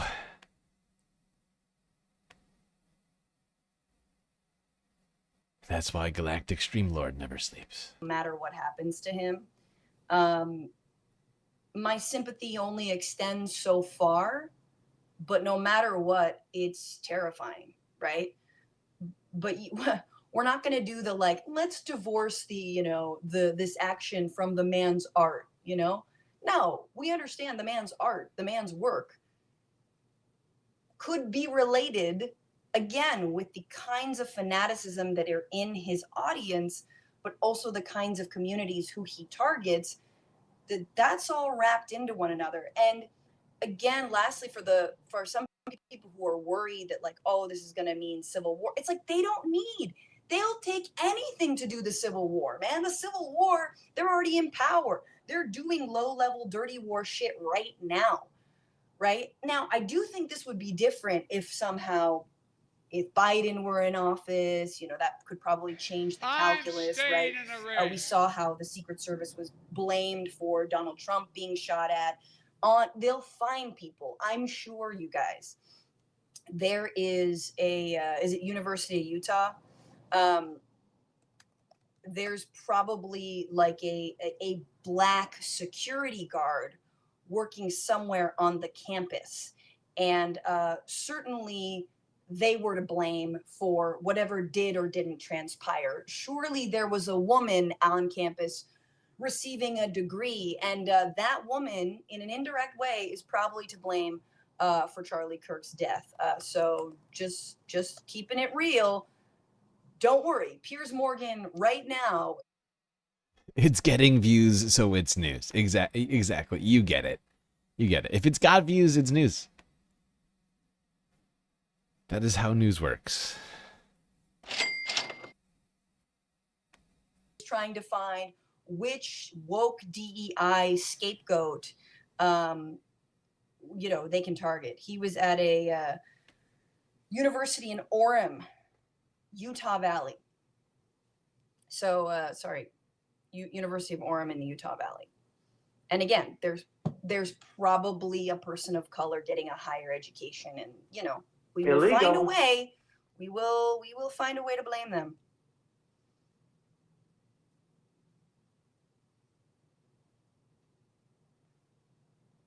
I think here's the reason why I think gun control is a really worthwhile pressure point for broad political change. Because I feel like, again, I don't want to play into this fatalism of here we go, it's happening.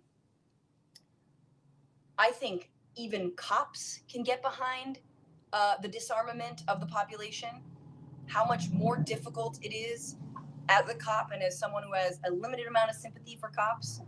We all know that when people are armed, it's much more dangerous to be a police officer.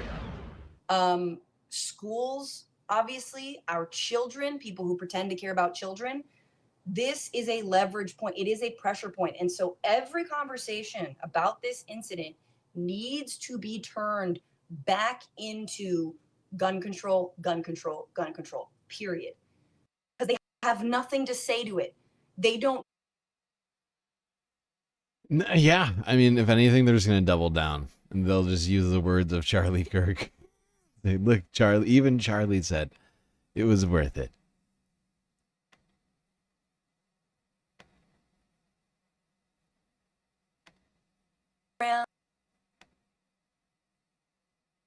But he believed in something, and shouldn't we all shut the fuck up? Shut the fuck up. Shut up. Shut up.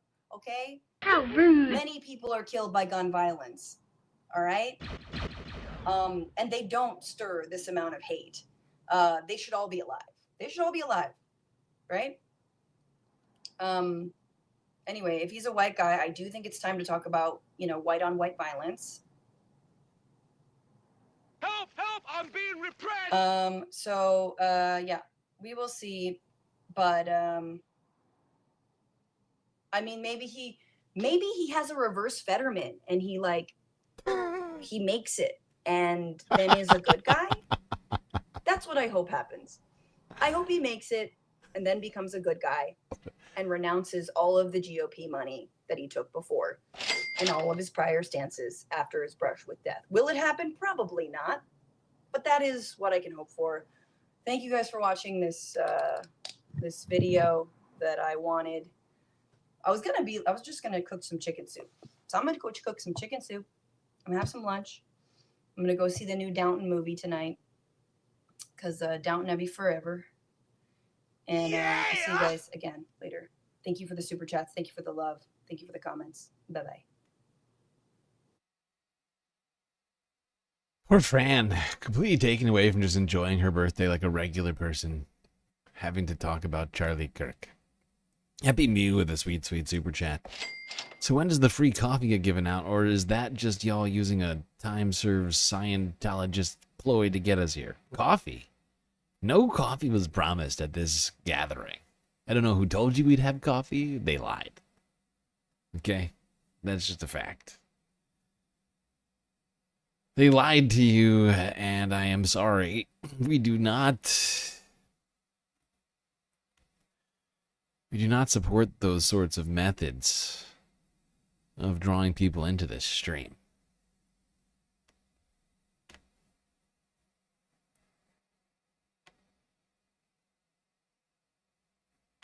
All right, let's keep going through these.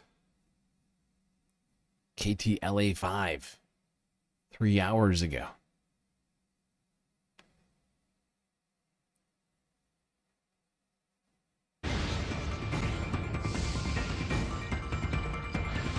We begin with breaking news in Utah, where conservative activist Charlie Kirk has been shot while speaking at an event. Good afternoon. This is the KTLA 5 News at 1. I'm Glenn Walker. And I'm Lou Parker. Thanks for joining us. Now, the shooting happened at Utah Valley University. According to the Associated Press, Kirk is in critical condition. KTLA 5's Mary Beth McDade joining us live now from the newsroom with more on this breaking story. Mary Beth?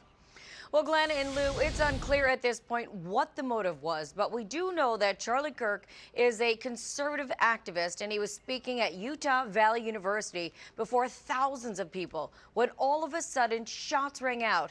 Now, here is video from this horrific incident. Oh my God. Wait, Cody, go, run, run. Yeah, the video of the actual shooting is just too graphic to show you. A stream of blood can be seen coming from 31-year-old Kirk's neck as he falls back off his chair. People in the audience began running. Now, police say they have someone in custody, and the FBI is sending agents to assist in this investigation. Here's video of the packed event prior to the shooting showing the thousands in attendance at Kirk's The American Comeback Tour. People at the event say that you didn't have to go through any sort of screenings to gain entrance to the Utah speaking engagement. Kirk was hosting his now infamous Prove Me Wrong table, where the audience members debate the activist in a public setting. Political analyst Matt Klink weighed in on this devastating news. He draws huge crowds. He's a great public speaker. So, I mean, he really has made an impact. So it is really disturbing that this has apparently happened to. You know, it just heightens the coarseness of American politics today. Okay, this guy is clearly a fucking weirdo. Who has a Reagan and an Obama poster on the same wall? What the fuck is going on here? I feel like I'm taking crazy pills! Who in their right mind does that? Light and centrist does. I bet his favorite podcaster is Dave Rubin. Okay. I was about to continue going through these, but I just realized we got to take a break. We're 2 hours into this thing. We still got a ton of stuff to get through. Every right-wing influencer went live. I'm not going to watch all of them, but I got Megyn Kelly in here. I got we got a reaction from Cenk Uygur. And yes, I'm referring to him as a right-wing influencer. We've got other people, Tom Billy U, I don't know. I've seen his face before. I think he's one of these weird, I think he's like a Joe Rogan sort of orbiter type. Daily Wire went live on this puppy. Fox News, of course. And then at the very end of this, I decided to pepper in a few of Charlie Kirk's own videos from when he was still alive.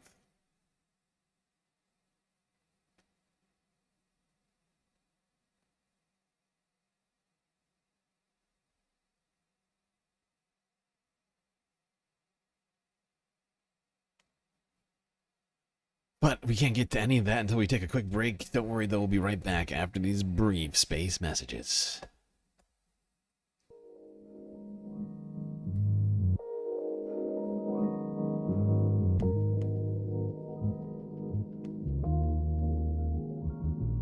Okay, I hope everybody's been enjoying the show so far. If you haven't already, hit the like button and don't forget to subscribe. Hit the bell icon too so that you make sure that you don't miss a single episode of this show.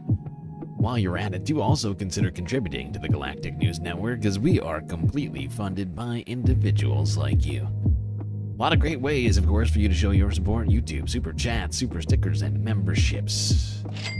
Cash App and PayPal if you prefer your money go directly to funding the stream, rather than the bottom line of Google.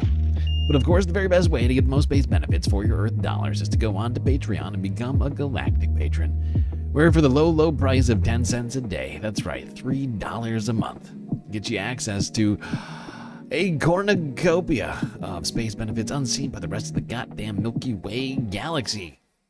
So what are you waiting for, space fams? Take the plunge. Become a Galactic Patron. It really helps out. You don't have to, so, you know, we prefer not to completely depend on YouTube earnings. So really helps us out. Anyways, people, don't forget, we will be right back. We still got a ton more Charlie Kirk stuff to talk about. All right, enjoy the break. Grab yourselves a drink, maybe a snack, and I will be right back. Oh, I also want to remind everybody, on the break, don't forget that contributing also, just generally speaking, not only helps produce the show, but will also help us in completing the goal to ensure that we get all the sweet, sweet space content tonight.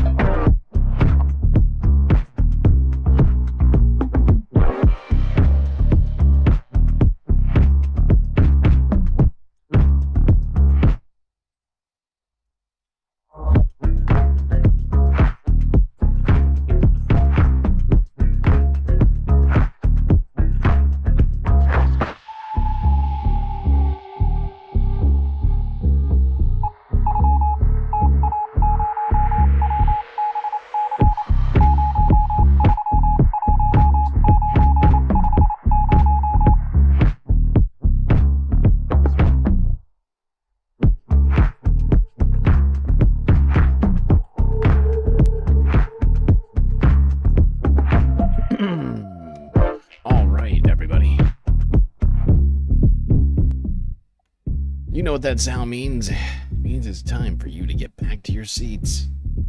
Otherwise, you're going to miss the beginning of the second half of the stream. And just to remind everybody, we still have a goal going in the chat. 2 of 10 right now. 2 hours left to complete it.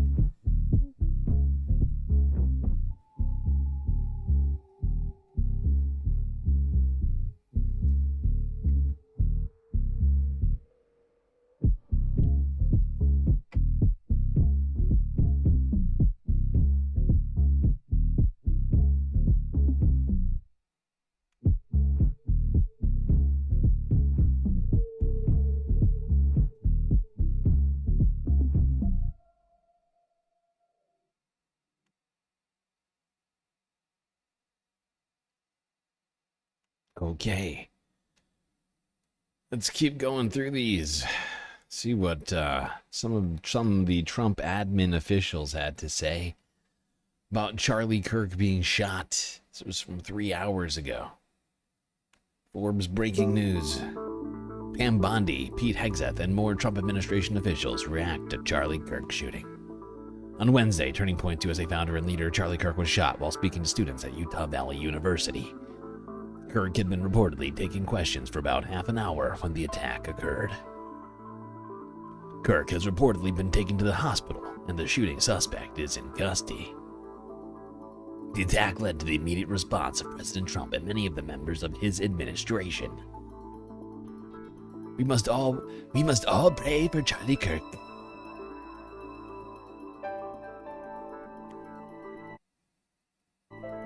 Hold on. We must all pray for Charlie Kirk, who has been shot. A great guy from top to bottom. All caps. God bless him. President Trump on Truth Social. JD Vance, say a prayer for Charlie Kirk, a genuinely good guy and a young father. Dear God, protect Charlie Kirk in his darkest hour. Secretary PressSec, please pray. Just two words from Caroline. 2 words from Caroline. Please pray. She must have been praying so hard she could barely get out the text. Oh God. I mean, this woman is dangerous, ladies and gentlemen. Director Cash, FBI Director Cash, we are closely monitoring reports of the tragic shooting involving Charlie Kirk at Utah Valley University. Our thoughts are with Charlie, his loved ones, and everyone affected. Agents will be on the scene quickly, and the FBI stands in full support of the ongoing response and investigations.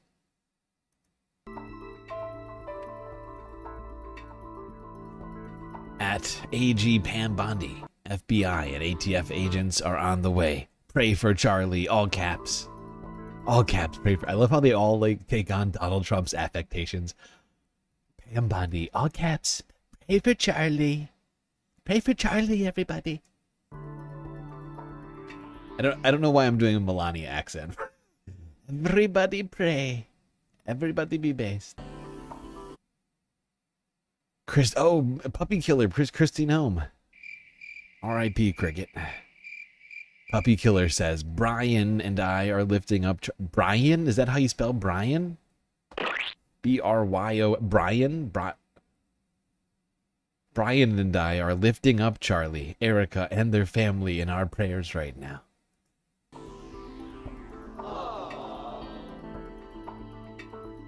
Sack Duffy. Rachel and I are in complete and utter shock. We don't know what else to do at this moment other than pray for a miracle for this devoted Christian and father and patriot. Jesus, King of the universe, please wrap your loving arms around Charlie. Jesus, I say that. And his beautiful young family. Please heal him and deliver our nation from the political and religious violence that has afflicted us. Amen. What are you, a preacher? Amen? Oh, wow. Wow. Yes, deliver us, please. Please, Lord. Deliver us from the political and religious violence that has afflicted us. Yes, it's almost like you could perhaps help with that as a Republican, considering.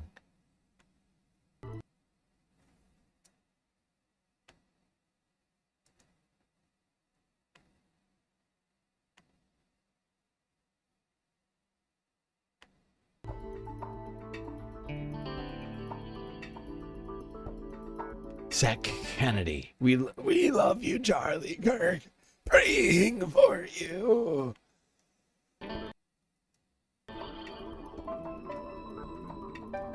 Edsec McMahon.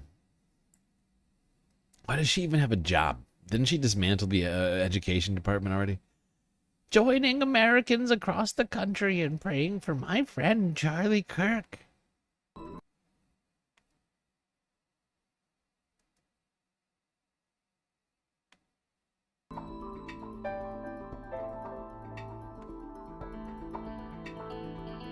Prayers for Charlie Kirk. Wait.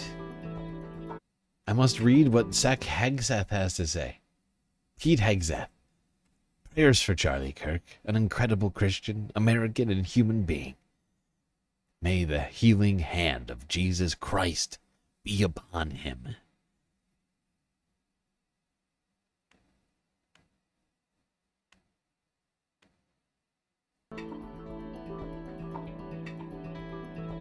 What's this dickhead's name? I'm always forgetting his name. The Secretary of the VA, praying for Charlie Kirk, his family, and an end to senseless political violence. Get rid of the Second Amendment.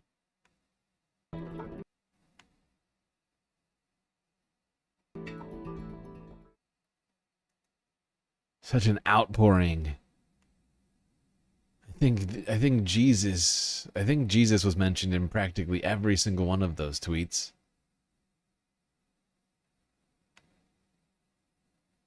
All right, let's keep this moving. Al Jazeera English from 3 hours ago.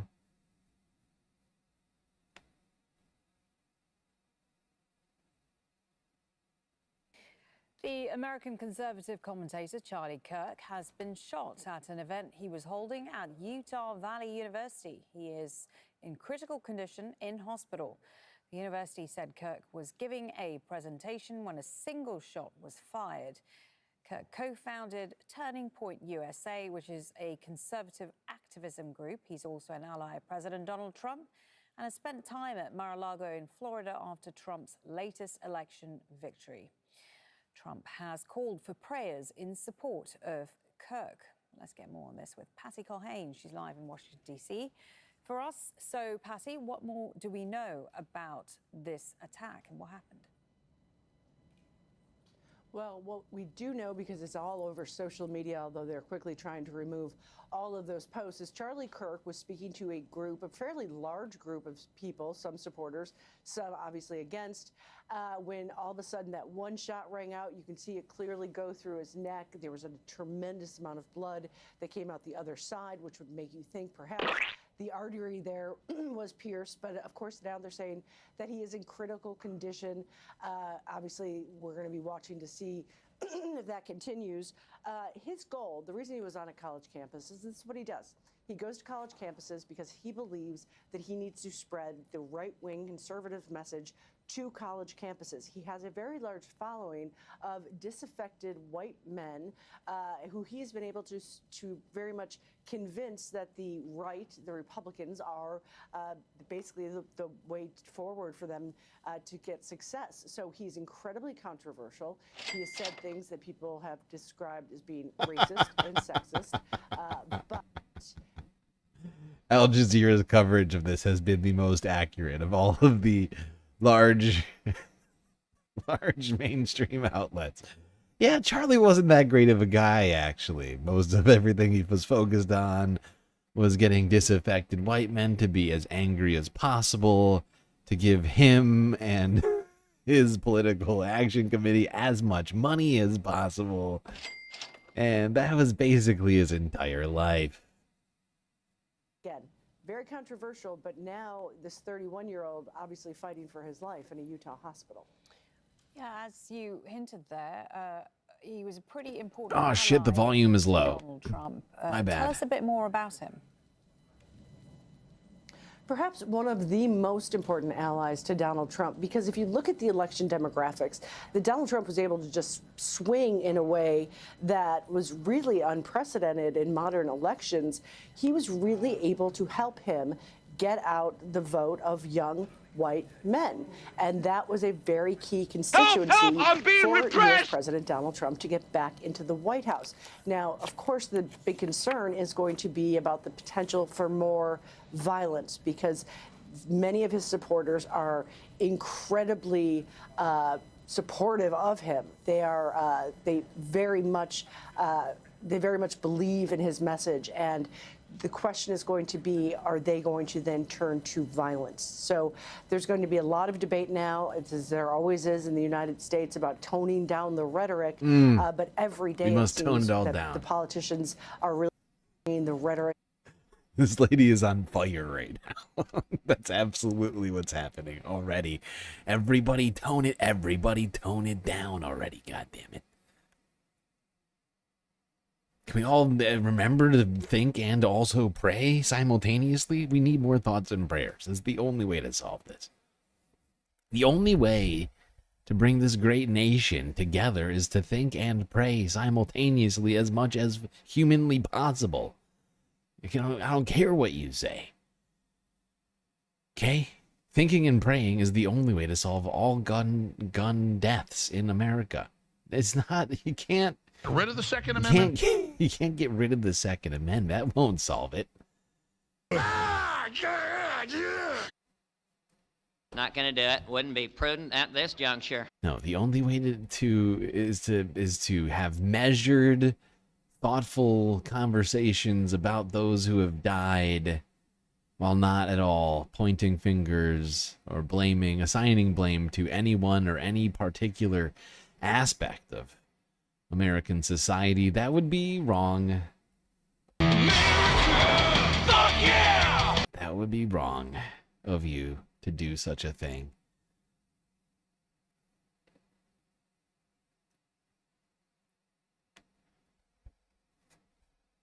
Let's see what we got next here.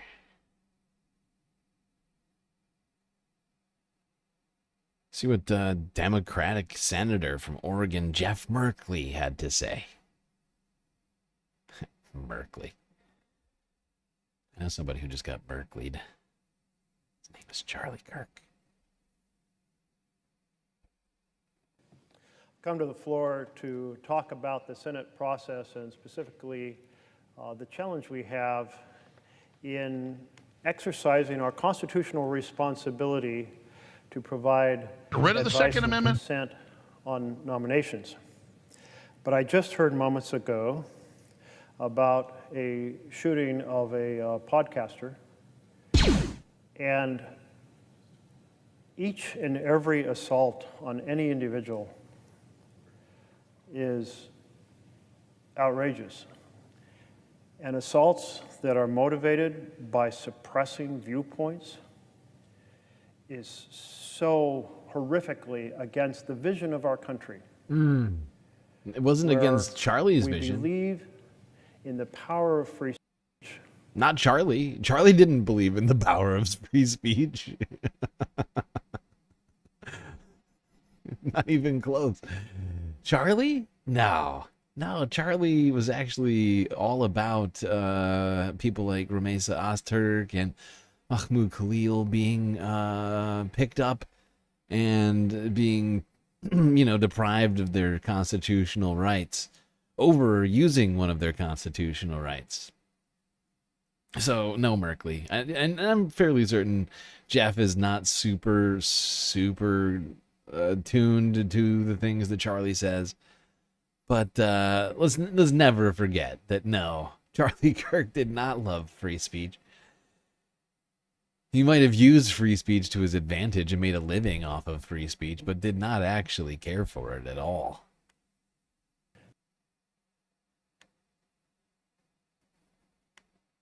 Believe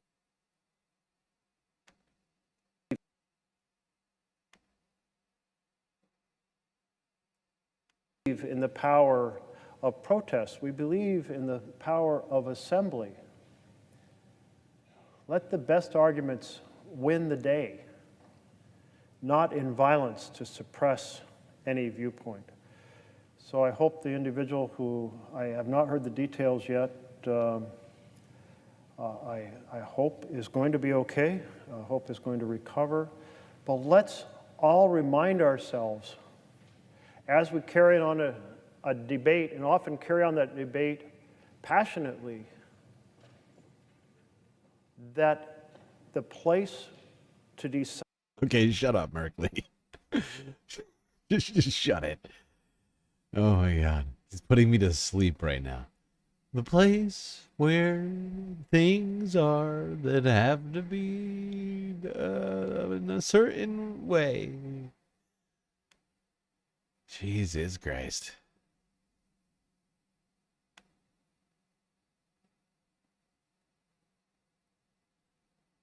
Okay, let's go here. Little Mike Johnson, Speaker of the House, C-SPAN. 3 hours ago.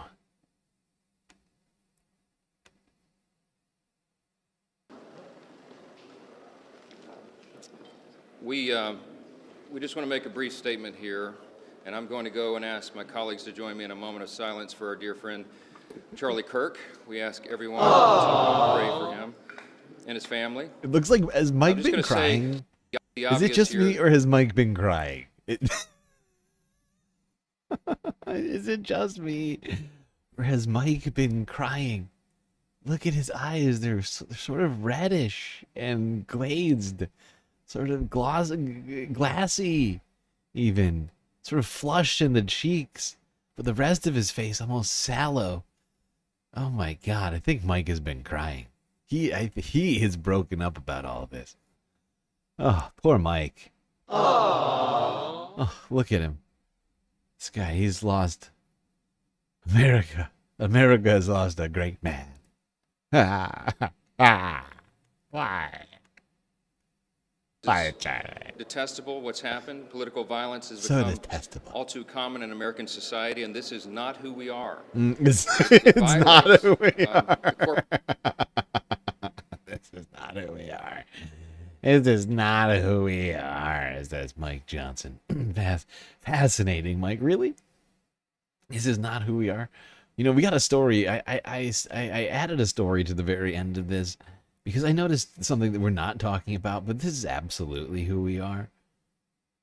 At the same time Charlie Kirk was shot, a mass shooting happened at a Colorado high school 4 hours ago. Literally right before Charlie got shot. So this is absolutely who America is. America!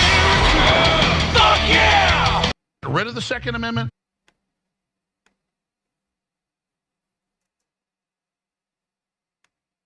And this is not who we are. It violates the core principles of our country, our Judeo-Christian heritage, our civil society, our American way of life, and it must stop. We need every political figure, we need everyone who has a platform to say this loudly and clearly. We can settle disagreements and disputes in a civil manner, and political violence must be called out, and it has to stop. Again, we ask... Oh, God. Do I have a do I count as a platform haver? All right, everybody. We must all... What was it Mike said I must say? We must all come together, and the political violence must stop. Immediately, if not sooner. Everyone stop the political violence. The party of the guy who said, stand black and stand by. Proud Boys, militia members, stand back, stand by. Get ready for January 6th. Everybody is coming out and saying, everybody stop with the political violence. You know, the people who went out of the outside of the rotunda and put up a literal gallows in the middle of a street in D.C., you know, those guys, they're saying, we must stop the political violence. Help! Help! I'm being repressed! Those ones. I see. Okay. Hey, I'm glad to hear you've come around, finally. All right, we got more reactions to the shooting of Charlie Kirk. Forbes breaking news 3 hours ago.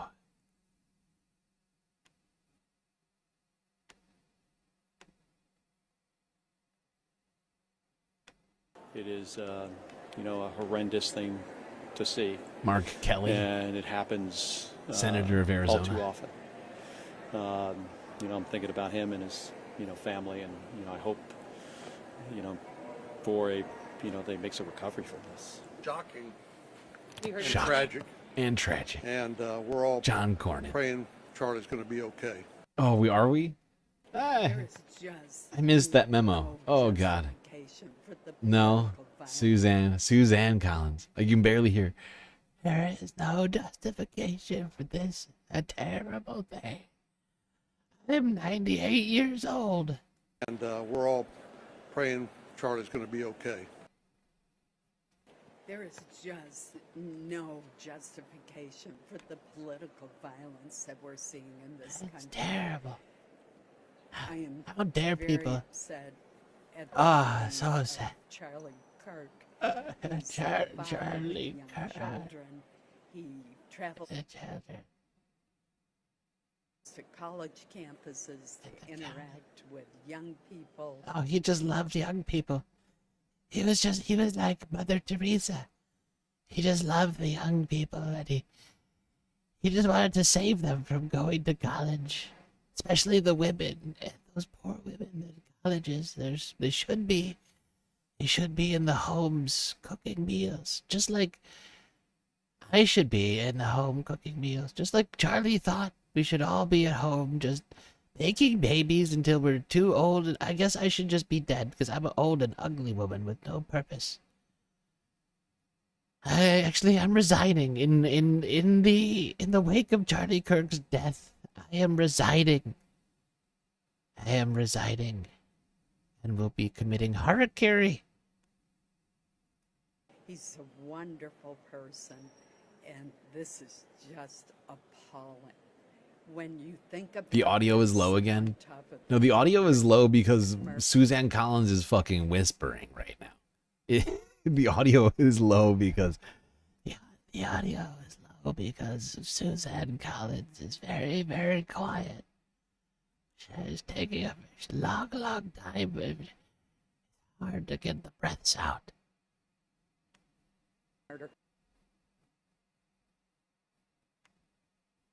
of the young woman from Ukraine. I love how the person keeps edging the phone closer and closer to Susan Collins. If you watch this hand, it keeps coming more and more into the frame to try and get some amount of audio out of Susan. She's about ready to fucking keel over here. Followed the shooting of young Catholic children at Mass. It makes you wonder what is going on in our country. What is going on in our this country? Kind of violence. What is going on with all this violence in our? It's like there's no way. There's no way to figure out why America has the most gun violence in the world. Well, actually, we're technically number 3 because we give even more guns to Mexico and Brazil. One day we'll be number 1, though. And it's not like people in my own party are always constantly ginning up fear and anger and hatred in this country. It's all the Democrats. The Democrats they're the political violencers. Thanks, guys. Thank you. Well, unfortunately, we don't know enough information. Charlie's actually a very good friend of mine. It scares you to death for he and his family. So, it's unfortunately, there's crazy people in the world. We don't know. Rick Scott. Look at that look on Rick Scott's face. Yeah, unfortunately, there's some crazy people out there. It's true, Rick. There are some crazy people out there. I feel like I'm taking crazy pills. Oh, Rick Scott, Senator Ghoul.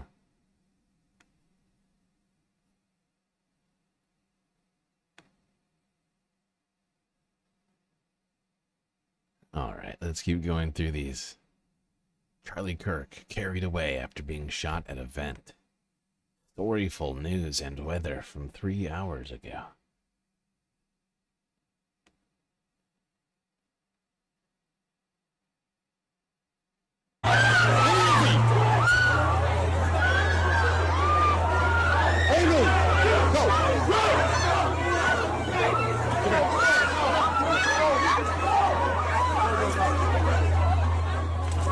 Oh my gosh! Oh my gosh! Oh my god. Oh my gosh! I hope Hey, stop! Stop, folks! Stop! Back up! God damn, there was, you could see him right there at the end on the right side of that video. Hold on.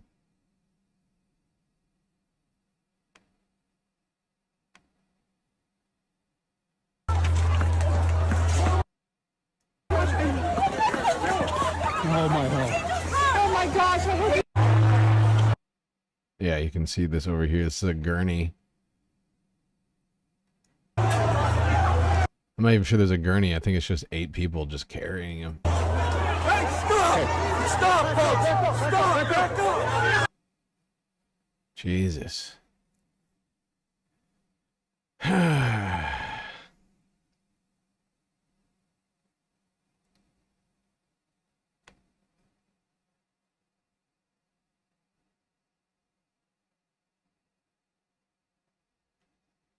Okay, let's go here. The Washington Examiner from 3 hours ago.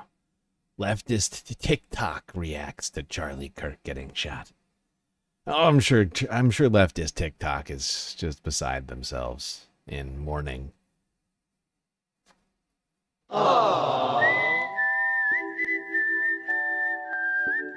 There are a lot of people that are like, no matter what side of politics you're on, you should never celebrate something bad Not happening gonna do to it. someone. Wouldn't be I, prudent on at the this other hand, juncture. do cheer when bad things happen to bad people.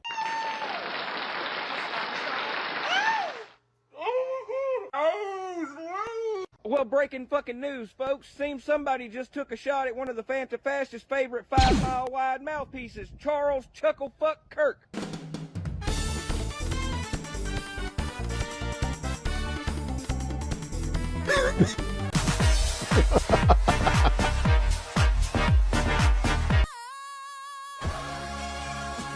I'm not saying she deserved it, but I'm saying God's timing is always right. That's a good point. That's a good point. This is just God's plan, people. That young woman made us a good point. This is just God's plan. If you're against what happened here, you're against God's plan. Illegal. And in the theocracy that we lived in that Charlie Kirk so wanted, you really shouldn't go questioning God's plans like that.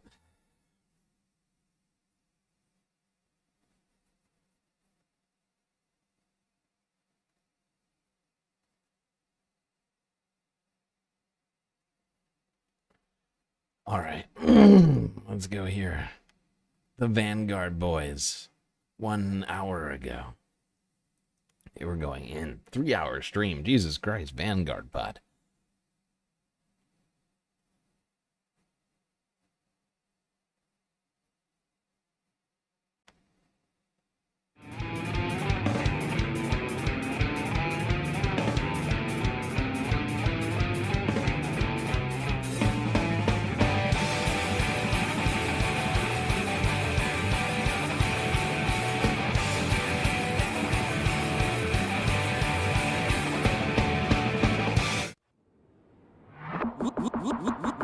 Look out the door if you hear an ambulance. I don't hear an ambulance. What's up, everybody? It looks like we're undergoing a little bit of a technical difficulty. Well, the closest thing I have to an ambulance is this. But Gavin, what's up, dude? Oh, Not sure if. Oh, that's sorry me or- guys. Sorry guys. Everyone here, we good? I think we're good now. Yeah, sorry guys. We had a little bit of a weird hiccup with StreamYard. This is obviously a last-minute breaking news stream. We'd, taken today off to kind of do some prep for a show in the future, and now this extreme breaking news has drawn us. Gavin, what was your reaction to hearing that Charlie Kirk was shot at an event in Utah, hospitalized after a bullet pierced his neck by the looks of things?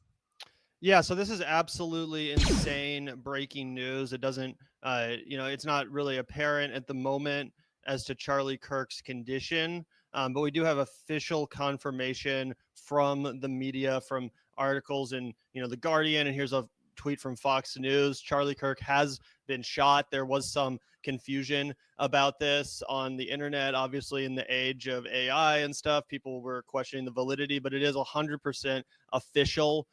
This has been reported in the mainstream media. And Zach, my reaction was just total shock. We were kind of planning on taking the day off. We were just sort of looking at the news, seeing if there was anything worth reacting to. I was, moving some stuff into my new apartment. I had just gotten home from grabbing a coffee. When I see this absolute insanity, I cannot say that I was expecting this. It really, gives me flashbacks to the assassination attempt on Donald Trump from a few months before the election, when a very similar video came out of him going down in a large crowd. At the time, I also wasn't sure, for a solid hour or so, if Trump would live or if Trump would die, what his condition would be moving forward. And I guess we're in a very similar place right now, Zach, as we take in this information and wait for more breaking news, which we're doing, waiting to see if there's any actual word on his condition, because even if he lives, Zach, the way this video looks, it doesn't seem like this is something you could easily just recover from and get right back on the stump. It seems like, okay, I'm just gonna scoop ahead. Martyr's the word. Yeah, so many patterns of history are repeating themselves, and it will only get worse. This is not the answer. I mean, yeah, obviously history repeats itself. It's also true that, assassinations are not exactly anything like new. I mean, think about how it would have felt to live in I guess that's the point you're making, right? About history repeating itself. But, think about in the 60s, hella, people were getting killed, the fucking, JFK, RFK, MLK, all the Black Panther dudes, you know what I'm saying? Obviously recently there was the Japanese president or prime minister or whatever that got fucking Shinzo Abe. Shinzo Abe. Yeah, it's not. He got stabbed, right? I think so. Yeah. Or no, I think it was a shotgun. Yeah, I think he was shot. Oh, okay. For some reason, I thought he got stabbed, but that maybe could be he wrong. did. I don't know why. Maybe I made the shotgun thing up. Now I'm going full Tarantino. But either way, it's not like assassinations are some crazy new thing. Oh no, you're right. He was shot. Okay, yeah. I mean, obviously, Ronald Reagan, someone tried to kill him. And honestly, I've said this before, and not to sound morbid or whatever, but I'm honestly surprised we don't see more assassinations and assassination attempts, just because of how many guns are out there. As you said, Zach, there's more guns than people at this point, and people are crazier than ever with social media and fucking Chat GPT, telling you to kill yourself and convincing you to act on your most horrible delusions. I'm surprised this doesn't happen more often, to be totally, morbidly honest. I mean, you brought up John Hinckley Jr. That guy's out. That guy shot Ronald Reagan, and he's out. You could go see that guy perform in concert if you want to. John Hinckley Jr. He plays the guitar now that he's no longer. So that is crazy. But I think your point about the dwindling number of assassinations that we've been seeing is because, for whatever reason, since Columbine in America, the mass shooting has really taken over. But this could be a divergence from that. That will take over. Yup, 100%, 100%. Also, Zach, I know you mentioned this earlier, but I don't know if you actually saw this confirmation of it. It looks like there is official confirmation that Charlie Kirk was literally answering a question about transgender mass shooters seconds before he was shot. He wasn't Archduke Ferdinand. What? What? Wow. How rude. Yeah.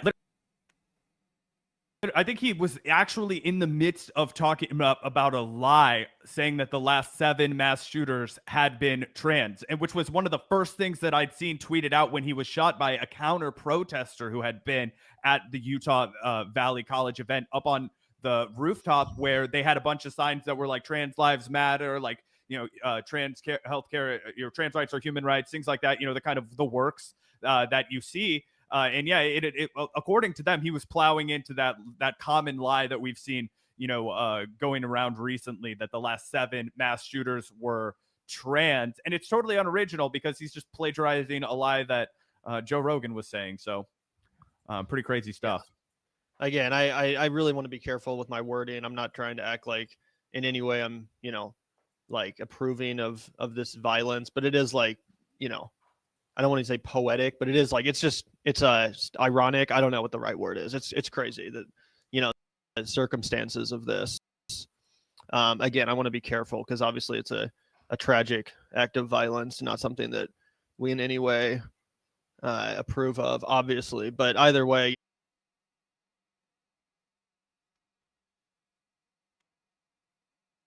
We've already covered a ton of this stuff.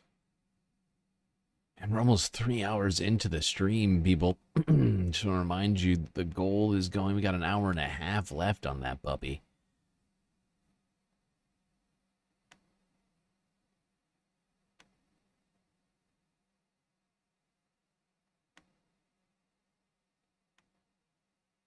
They're selling merch in the middle of the Charlie Kirk stream. Gotta.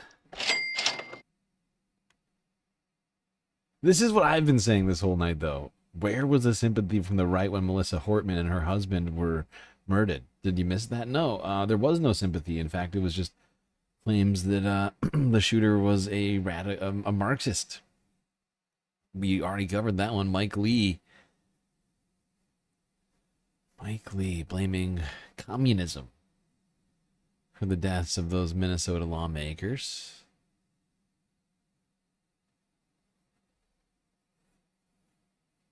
Charlie Kirk certainly didn't cover that. All right, let's move on from the Vanguard. This next one should be more valuetainment. Megyn Kelly streamed 2 hours ago. Charlie Kirk dead at 31. Assassination on Utah College campus. Welcome, everyone. I'm Megyn Kelly. We're going live right now. Oh, God. With special coverage on... Look how broken up Megyn is. Oh. I wonder I wonder what Megan's thinking to herself right now. What's she thinking?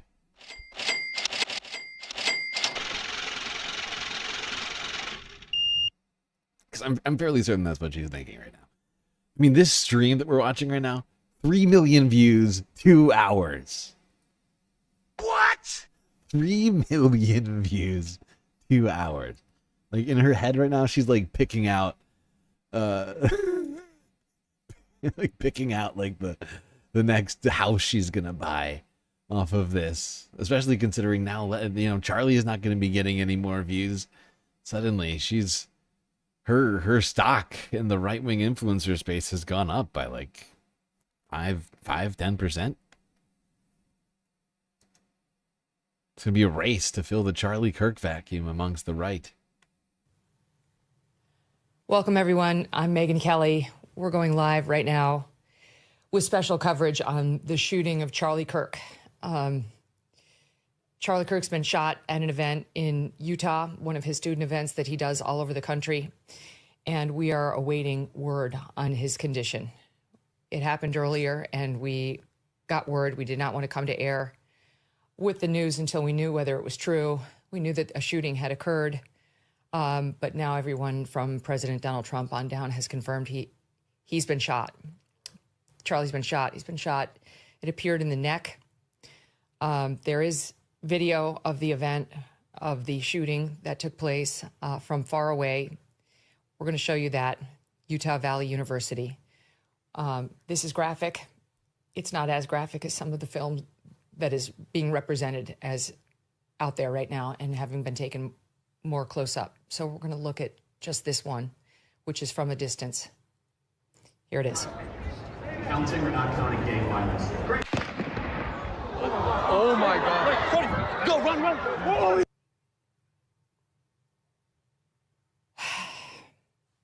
We don't know his condition. We're trying to find out. We've contacted all of our friends with Charlie's organization of court. Megan's about to cry right Turning now. Point, which you know I do a lot with. We have a lot of friends over there. I've texted Charlie myself. Red coming out of all sorts of places here on the Megyn Kelly Show.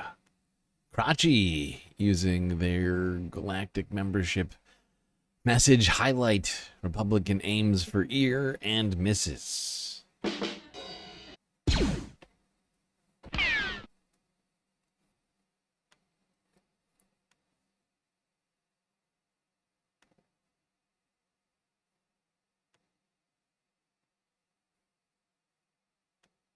I don't know how he is. I don't know if he's okay. I don't know what the state of his injuries are. Oh, God. But he has been shot, as confirmed by the President of the United States, the FBI also confirming. And as we await further updates on his condition, all we can do is pray. We can pray, God, that he survived this. Jesus, pray I for his say family, that. pray for his children, his 2 young children, and ask ourselves what our country is coming to. How does this happen? How does somebody whose only job is to comment on political matters wind up a target for an assassin? This is the United States of America. How was a guy whose only job was to stir up anger and hate and foment that hate and anger into political narratives, make millions of dollars from those narratives, and craft entire movements around those narratives? How does that man, how does he become a target of political violence in a country where there's more guns than people? It is, she's right. So hard to imagine how that happens. Oh, it's just out of the realm of all things normal. We have commentators. We have provocative commentators. This is what we've been doing since the dawn of time. We are told online, at least, that a man has been detained, that he's in custody. There's video of a man being taken into custody. He is older. I'd say he looks in his 70s to me. He's mostly bald with white hair around the rim of his head. He's on his knees in this video we're about to show you, getting arrested. Let's watch it.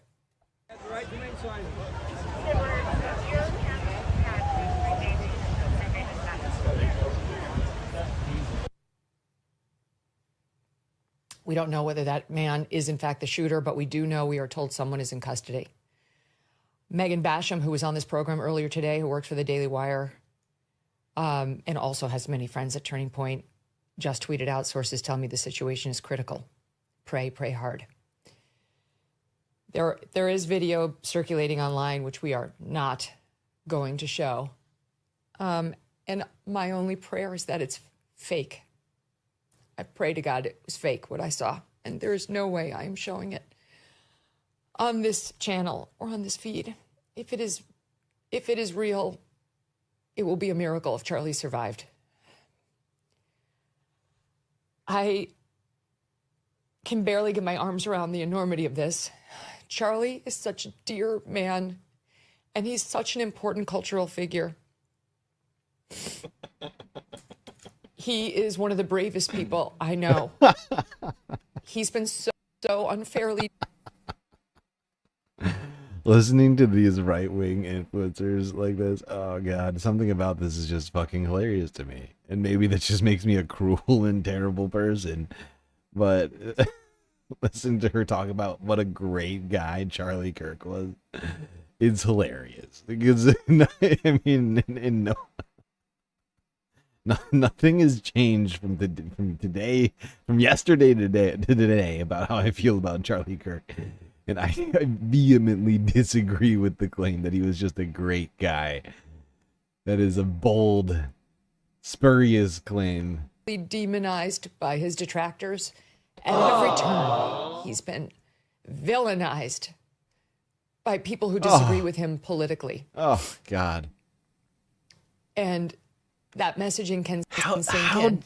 How dare people hate and demonize a demonic hate monger? That is not fair, and that is rude. How rude. You stop doing that.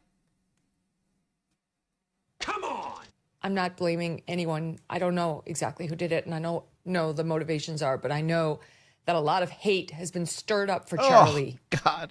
That is grossly disproportionate to the messaging he's bringing to this world. Oh, grossly disproportionate. He does these events because... Fact is, up until today, that message was not true. It was not grossly disproportionate in any way. Up until he was shot in the face earlier today, the reaction to Charlie Kirk was perfectly proportionate. He was a piece of shit. Okay? Just because he got shot doesn't make him not a piece of shit. And he deserved all of the ire and hatred that he received because of all the hate that he sold to the world. He wants to reach out to young people. You know, the forgotten conservatives on college campuses who the right has basically ceded to the left, who up until Charlie were being totally ignored by most people. Steven Crowder would go on college campuses and prove me wrong. She is faking these tears. These are crocodile tears. Megan is stoked. Megan is fucking stoked. Because this is going to up her numbers on the YouTube. I mean, right now, she just made however many. She just made tens of thousands of dollars off of this one live stream just now. It is wild. Maybe more. Who knows exactly how much money she just made from this one live stream. But she is just stoked to be making extra money right now. And she is faking. She's using acting techniques to fake the tears. Oh, just gotta tell. Oh, I'm so sad I have to dab the corner of my eye. Oh, God, I can't believe Charlie's gone. Oh, Lord, please save us from this terrible fate. And actually, at this point, Charlie's not even gone. He's alive, right? Listen, I want to remind you of something. Charlie, at this time, she started this off talking about how Charlie is in grave condition, which meant he was alive at this time. And she's crying. You know this is fucking fake. Just don't even go there because they don't believe there's a... Look, she's back to being perfectly fine. What happened to all those tears? For conservatism on college campuses, and Charlie just wouldn't accept that. Charlie, who started as Don Jr.'s bag boy in 2016, literally carrying Don Jr.'s bags, and rose to head up one of the most powerful, influential, and important political organizations in the country, all self-made, not a college graduate. His life was his college. His interactions with all of you, from campus to campus and show to show, that was a better education than any college could ever have provided him. Because, of course, Charlie didn't finish college. He just spent a lot of his time on college campuses, annoying students trying to get a college degree. Deep thought. You know, like where earlier this year he told a young woman that she should stop focusing on her studies and figure out how to get a man. And deep, deep beliefs on many issues. And thank God he's a God-fearing man. He's deeply religious and a person of faith. And I pray. That's helping him now and helping his wife and his two babies. He has become so influential. You have to assume that's what this is about, that he was considered a threat. This is just pure speculation. I'm not putting it on any particular person. I'm just saying that he was is so influential that he would be considered a threat by some pockets out there. And yeah. It turns out he was a threat to himself, because all of the rhetoric that Charlie Kirk espoused up until the moment of his death literally, was that we needed more guns.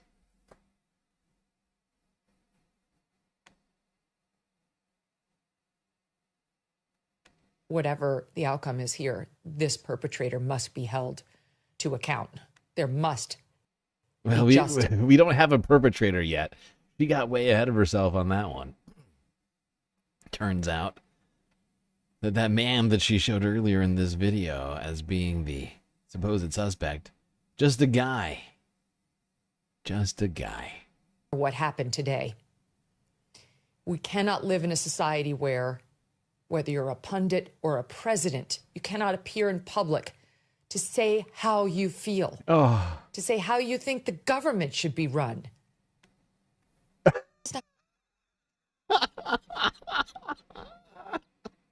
I'm sorry, but where's Megan been? Where has Megan been? Oh, that's right. Over the last number of months, Megan has been loudly cheering on Donald Trump, sending, National Guard after peaceful protesters, ICE brutalizing protesters, literally all year, ever since Donald Trump, starting in LA. Megyn Kelly has been cheering people's voices being suppressed by the government. And now she's, why can't we just come out and say what we want to say about our government without being shot?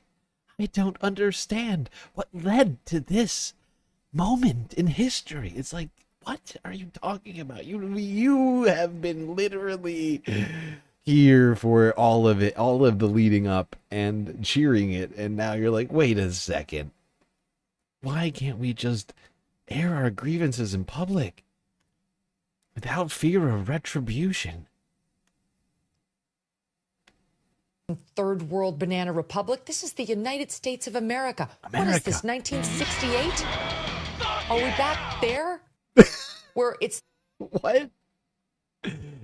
What is she talking about? Is it 1968, everybody? Assassination or an assassination attempt every couple of months in the United States? How did it come to this? I just love watching this unfold right now. All these people who have been essentially supportive of political violence up until this moment, where all of a sudden they see themselves in the mirror, if you will, when it comes to Charlie Kirk. Suddenly it all comes home to roost. They're like, what kind of country is this with political violence? All these guns on the street. Just more guns in the country than people. Why? What happened to the First Amendment? What happened to free speech? What happened to all of these things that we supposedly cared about? Why is all of this happening right now? Why is a country where, when the president and myself and other right-wing creators like Charlie Kirk supported people like the Proud Boys, who did political violence, or January 6th, and said that was actually just a normal day on the Capitol. How is it that we're in this moment? How is it possible that where we have just done nothing to have led to this moment, it comes out of nowhere? Suddenly it's 1968 all over again. Everyone's getting shot. They've been living in an alternate universe, and suddenly they're like, what is happening? Charlie and I are set to go on the road together in 2 weeks. We're going down to Virginia Tech together to do one of these events in about 14 days. And I'm looking forward to it. I've been looking forward to sitting side by side with him and having a window into what Charlie does, because it is brave. It is brave. It's different from what he does on the air and what I do on the air, behind the microphone talking to. So brave. Charlie. I can't wait to talk to him about how brave he is. Aren't I a good guy? Black camera, it's just a black screen when I'm looking in. I don't see, if I have a guest, I see the guest face. But other than that, I just see black space. When you can see the people out there and a lot of them can't stand you, it's very brave to go out there and do what he does. And he does it. He does it courageously, and he does it regularly. Courageous. And he takes on people who disagree with him, and he does it respectfully. Respectfully. Really? He actually is changing hearts and minds. Oh, so respectful, that Charlie Kirk. You know, like when when he told that young woman earlier this year that she should go back to the kitchen, stop getting a college degree. Or when he blames all of the school shootings on transgender ideology and stuff like that. He's very, very compassionate person, that Charlie Kirk. Oh, so respectful. Minds, which is what makes him a threat. I've got a bunch of people who are going to be joining us as we await word on his condition. And I want to kick it off with Rich Lowry of National Review. Mark Halperin. Okay, I don't know who these two fucking weirdos are. Look at these guys. Where did Megyn Kelly find these two weirdos?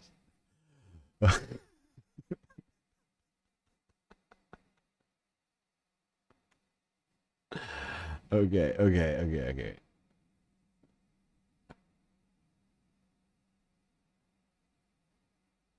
Wait, is that Glenn Beck? Oh my God, it is Glenn Beck. Oh Jesus. Oh Jesus Christ, they got Glenn on. Oh God. Wow, the Megyn Kelly show. The gift that keeps giving. Glenn Beck. Making an appearance on the Megyn Kelly pod.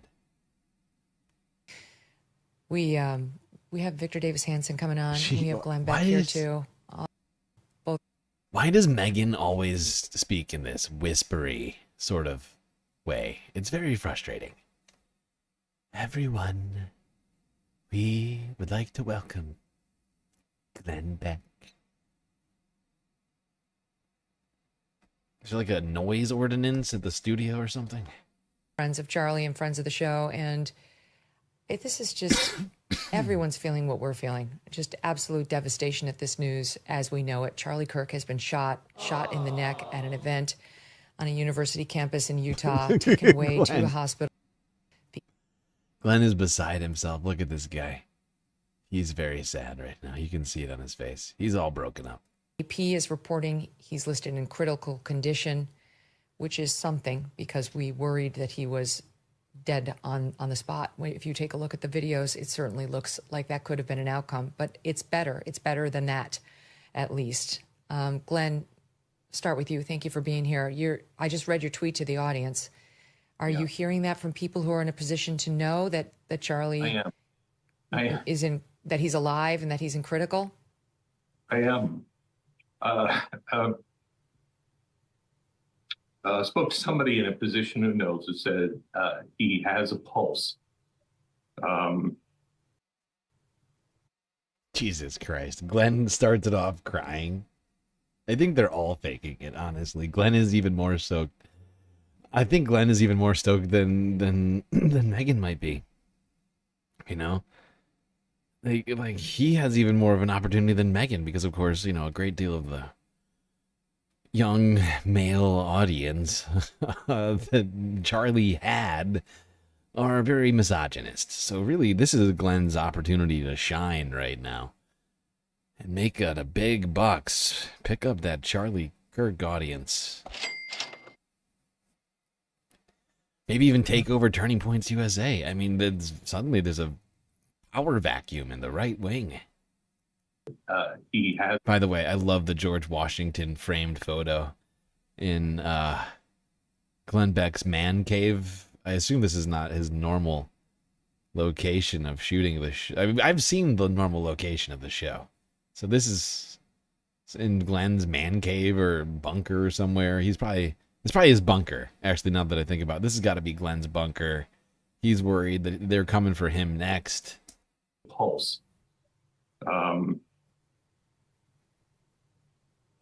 So that's good news. Good news. Dad. Oh, Charlie. I have to tell you, Nate, my daughter was at the tent. She's 19 years old. Oh, God. And he is faking this shit. He does not. She's on her way. That's the thing about these guys. They're all sociopaths. They're all sociopaths. They're incapable of empathy. They're incapable of human empathy. And especially when it comes to something like this, an act of gun violence, they have been training themselves for many years not to react in a very specific way to these sorts of things. So they just got to show an outpouring of emotion. They know this. They know this intrinsically. Thoughts and prayers, tearful messages, even better.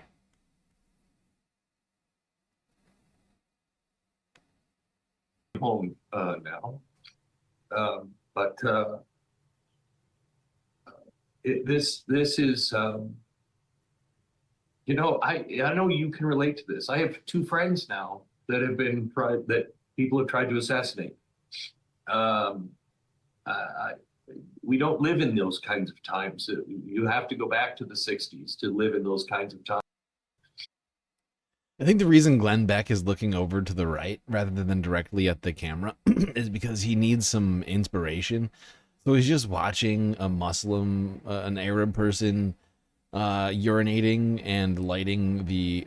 on and lighting the American flag on fire as like a GIF, right? As somebody just like simultaneously peeing on and lighting the United States flag on fire.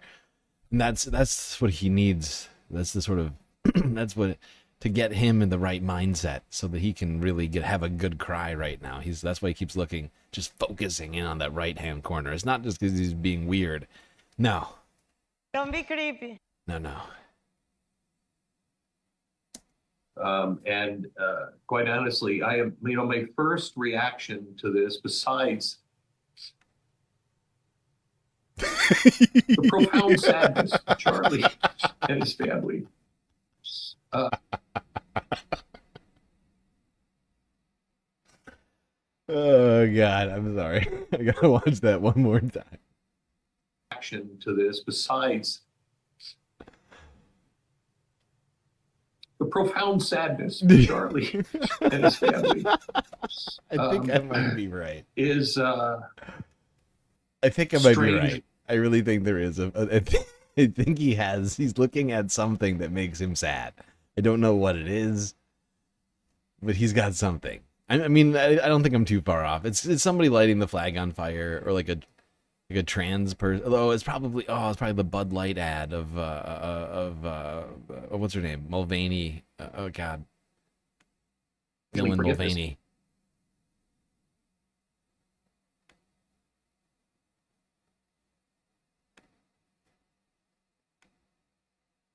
And I don't want to. I am so angry. And, when I saw the guy who apparently did it, my first thought was, you effing hippies. You have been destroying this country. Look at the tears flowing on Glenn's face. The fucking hippies. You've ruined the country with your free love and your hatred of guns. Get rid of the Second Amendment. And if more people had just had more guns at this thing, if we just gotten rid of the hippies, Charlie would be alive right now. Hippies, you have been destroying this country for so many years, and you still are hanging on and trying to control everything. And I am so angry at those people. The new Cracker Barrel logo. Yes. It's like, maybe it's a montage. It's a picture of a burning American flag. The revamped Cracker Barrel logo. An interracial couple. Dylan Mulvaney's Bud Light ad. All just like a picture of Donald Trump's ear being shot. Like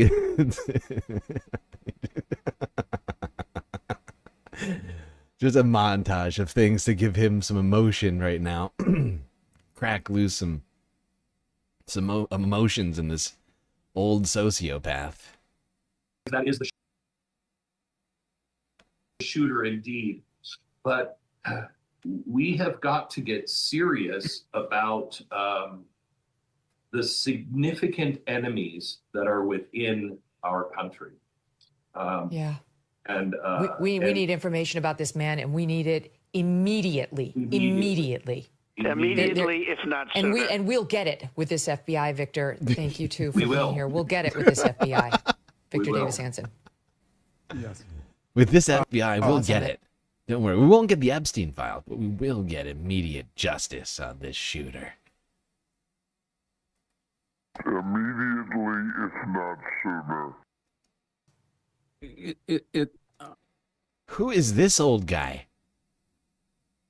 Jesus Christ. Where'd they find the crypt keeper over here? This dude looks like he's about 90 years old.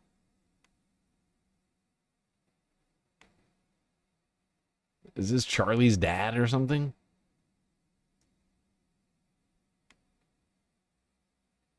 Honestly, seems too old. Charlie's grandpa, maybe? Seems too old to be Charlie's dad. Good to see you. Yeah. Thank you. You God know, bless. love Good you. to see you, Megan. Glenn, so we don't know. This is ambiguous. That guy, that white guy with the balding head, is not the shooter, according to the New York Times. According to citing Scott Trotter, a university. Thank God. Look at look at the look on Glenn. Look at Glenn's. Did you see? He looks up for a second after she says that. He's like, he looks up. In my mind, Glenn is thinking, "Thank God, thank God, not a white guy." Oh, what a relief! Silver lining. At least it's not a white guy.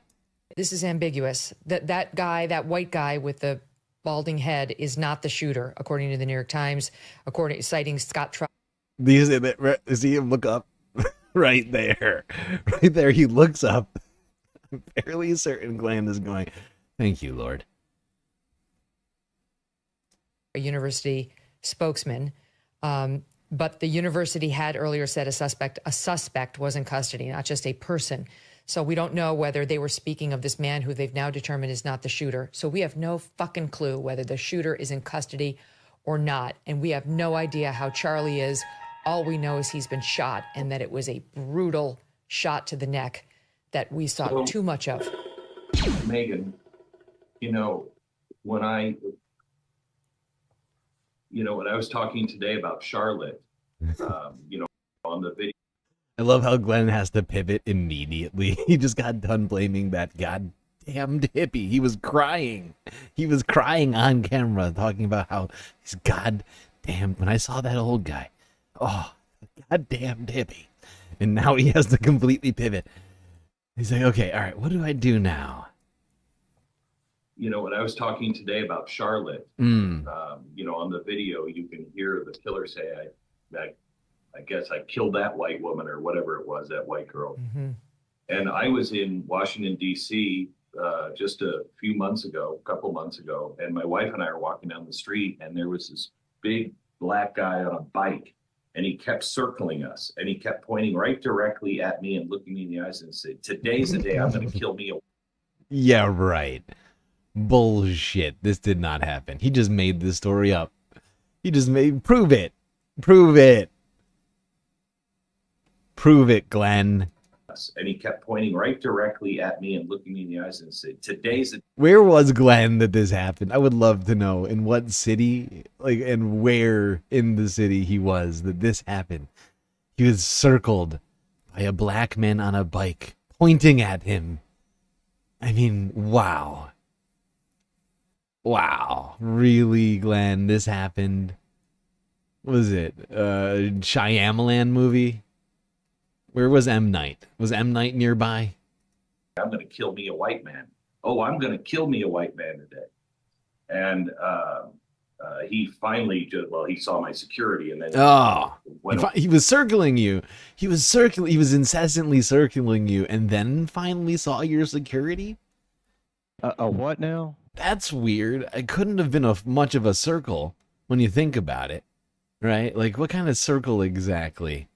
Like this guy, like Glenn Beck has an entire security team, and they let someone bike circles around Glenn Beck, pointing at him and threatening his life, and they don't tackle him or shoot him, and instead he just rides away. Glenn, come on, give me a joke. Come on, Glenn.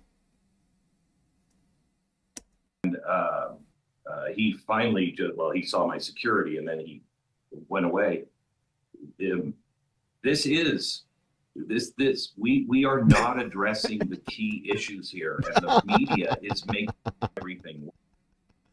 We are not addressing the key issues. Parking lots are not safe. People have bikes and fingers, and they point at people, and that's the key. While we could be talking about Charlie Kirk, but like Megan looks perplexed by this. She's like just sort of glazing out. She's like, I'm just gonna let Glenn talk until he's done.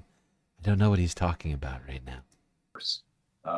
We really are in a place where we will not get our republic back if the administration doesn't act forcefully, but constitutionally. This is the very and definition. If we lose our heads, I mean, people like you, Megan, are so important because people are going to look to us on how we react to this, and I don't know how to react. There's no lesson on this one. I don't know how to react to this. There's no lesson on this one. There's no lesson to be learned here. I love that. I love that. This is where the narrative starts off. There is no lesson to be learned here. It's just a senseless act. A senseless act committed with horrible malice, but not with a gun. A human killed Charlie Kirk, not a gun. Being shot. You know, my family is in danger. I mean, I don't know how to react to this other than, you know, I know that God is a God of miracles. If Charlie is alive, I'm sorry. Of course, did you just see that? Glenn Beck wears cornflower blue pajamas. He's in his pajamas right now. Look at it. Look at this guy is in pajamas right now. This happened at like noon. Why is Glenn Beck in pajamas? What is happening? If Charlie is alive, that's a miracle. If you saw. Yes. Dude, the fake crying is hilarious. You saw the video. There is no way he should be alive. There's no way he should be alive. And if he's alive, that is an absolute miracle. And we have to be worthy of those miracles because something evil is happening, but something glorious is all. I think that story, like Glenn had that story, like he made that story up because he like, you know, all week he's been talking about how black people are dangerous because of this woman who was killed in Charlotte on that bus, which he referenced a second ago. So he's like still stuck on that, and like he's like, you know, all morning, ever since like since he got shot, not all afternoon since Charlie got shot, all Glenn can think about is he saw the white guy get arrested. He was thinking, oh my God, the goddamn hippies, the whites. It's actually the goddamn whites. And now he's like, oh, thank God, I can pivot back to fear mongering about black people. Phew. Oh, Jesus.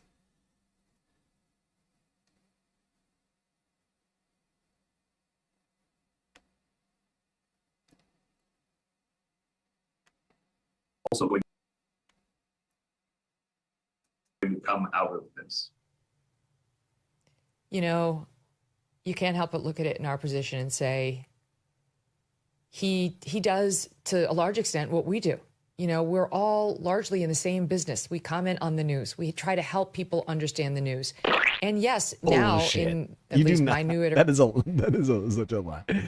These fucking assholes don't try to help people understand the news. They try to help people into a very specific way of thinking. And it is a complete fabrication to suggest that they are at all interested in people having the most honest understanding of the world. They put rose-colored lenses on these cameras before they film, just to ensure the the completion of it all.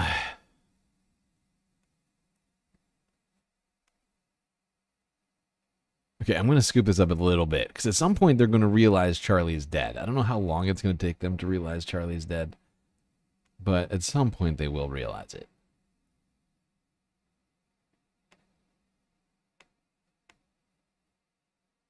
But there is a group of people that are preying on hurt people and encouraging them to do unspeakable things. And when they do, they encourage them by either their silence or lionizing these people. This is not going to stop until... Oh my God, Glenn Beck is really out here telling us that the leftist comment creators are lionizing criminals and murderers, violent extremists, by lack of comment or full-throated support. Glenn Beck, the guy who's only had good things to say about Jan 6th for the last 5 years, is like, why are these people silent on all of this violence? They're the ones who are causing all these political issues. It's like, is that a fucking joke, Glenn?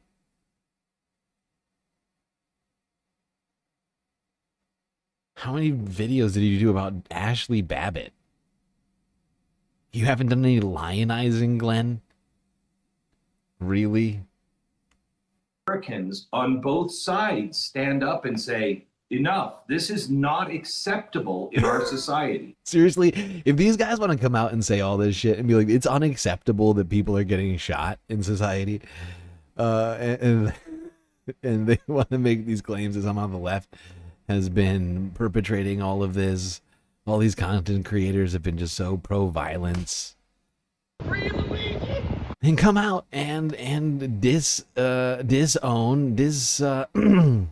denounce all the Jan 6ers, denounce Torres and all of these other fuckheads, denounce Ashley Babbitt, and say that everybody on Jan 6 was a fucking criminal, a fucking separatist, criminal element attempting to do a coup on our democracy. And then then feel free, you keep on saying all these fucking things. Till then, I'm gonna call bullshit. It is not acceptable. But I know people I counted as reasonable people who actually celebrated when Trump was shot. And if they know who Charlie Kirk is, how dare they? They'd be celebrating today. That's unacceptable. If this would have happened to the women on The View, I wouldn't be celebrating. Warning. Never. Really, Glenn, he wouldn't be celebrating. Really? Oh, Megan's. Yes, exactly right, Glenn. No Republicans would celebrate violence. Aside from all the Republicans that were literally at Jan 6th, and then all the people who have celebrated Jan 6th, lionized, as Glenn said, all of the Jan 6ers, supported people like the Proud Boys, the 3%ers, and all these other sort of violent, right-wing extremist gangs roaming our country, terrorists in some cases. And it's real. It's quite an incredible moment that we are living in, watching all of this, really, right? And you can kind of see it, like they are acting. They are both actors. Okay. Like the fact is, both of these two came out of mainstream media, right? And mainstream media is basically picking up like low budget actors, right? It's entertainment value. There's very few actual journalists working at these mainstream outlets, especially the ones that Glenn and Megan used to be on. And they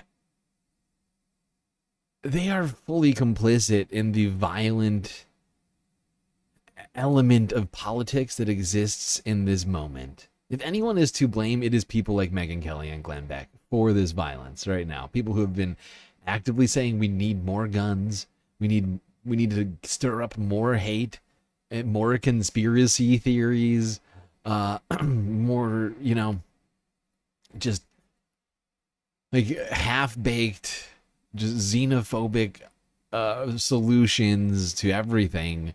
Like, they have been propagating hate all over the fucking internet. Every single moment of these two's existence in the public space is ginning up more hatred in Republicans for black and brown people, for Muslims, for, LGBTQ folks. Like, literally, like, like it is insane. That they're sitting here acting like they are not part and parcel. They are not 100% contributing members of the violent political moment. And, honestly, Megyn Kelly perhaps slightly less than Glenn Beck. But the fact is they are all in this same circle of, like Glenn was mentioning, of the silent lionizing, the lionizing through silence, right? They're not spending time talking about how Donald Trump needs to do more about the death of a Minnesota lawmaker and his wife, or the shooting. They just glossed right over that one. All sorts of stuff that you would think if you cared about political violence, you would have spent a lot of time on. They did not. Warning, this is dangerous. What are we doing? Stop it. Oh, yes. Never. And not only that, but if exactly, been at these events so with dangerous you and time. I What are we doing? bumped into Whoopi or Joy at some event and we were introduced and we were drinking it, whatever, sitting there, we'd be kind and they'd probably be mildly kind back to us. Like there's an understanding, mildly. We wouldn't be, insincere, but we wouldn't walk in there like, I hate that person and I want bad things to happen to that person. Absolutely. They feel they are entitled to say that. We would never rejoice something bad happening to people, aside from literally every day Megyn Kelly is on her show, like cheering immigrants getting beat up by ICE agents, people losing their rights just because they happen to have come from a different country. But she would never wish for bad things to happen to people that she doesn't like. The right understands that you're a player on the field. And then when you remove yourself from the field, there's a level of civility that's required in order for our fucking society to function. Oh. And it's just, I want to update with this because this just came in. This is news from the university. We can confirm Mr. Kirk was shot. We do not know his condition. The suspect is... This fucking bitch. Donald James X. Message received. I caution all our comrades who stream to be careful and be cognizant of what you say and how you say it about Charlie Kirk. Any sentiment or praising or glorifying of Charlie Kirk's death could get you flagged. Oh no, it's a terrible tragedy. It's just a massive irony and hypocrisy that the right-wing Republicans are trying to capitalize on right now. And the fact is I mean, I'm not going to glorify his death. I'm not sad that he died. There's a difference, right, between glorifying and being not sad or at all remorseful about his death. Because, like I said, not remorseful. I am not upset that he died. It's a tragedy for some people out there. And, it is a senseless act of violence. But, I just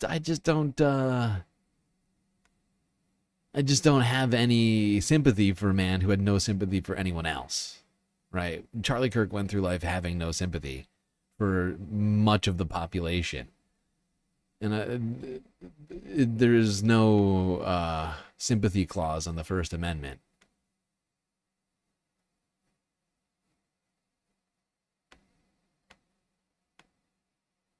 Is not in custody. Police are still investigating. Campus is closed for the rest of the day, said the university spokesperson Scott Trotter. Is your daughter out of there, Glenn? Oh. Is she safe? Yes, he's not. Oh my God. Oh, I'm so sorry. That's a level of worry.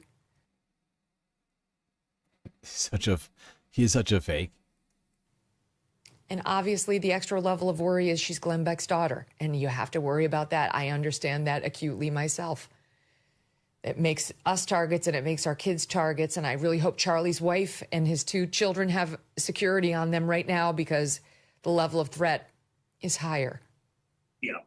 Yeah. So, yeah. That's what a hero you are very... for coming on to talk about this. Well, you have your own worries about your own family, Glenn. It's so on brand for you. You're also so brave, and you've been under it yourself. I've seen when we were at Fox News, you came to see me one time. We had a chat, and you had 6 bodyguards around you. It was insane, the level of threat that you were under, again, just for talking about the news. The more we talk, the more that I'm fairly certain Glenn Beck is absolutely in his bunker. He must have some sort of like multi-million-dollar bunker filled with like American artifacts. You got the fucking George Washington painting, bookshelves over here. He's like prepared for the apocalypse right now. He must have like 24 security guards just like on this compound. He's just hiding out. Charlie first, now it's me. They're coming after me next. They're gonna pick, if this isn't stopped, they're gonna pick people off one by one. You know, they did it to us first, Megan, by picking us off, by trying to pick off our sponsors and trying to isolate us. And thank God for the internet. We could go to the internet and we could be heard. We need.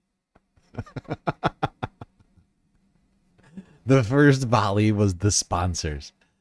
First they came for the sponsors and I said nothing. Then they came for Charlie Kirk and I said nothing. We didn't need their big... This is the Republican Holocaust, people. Oh, God.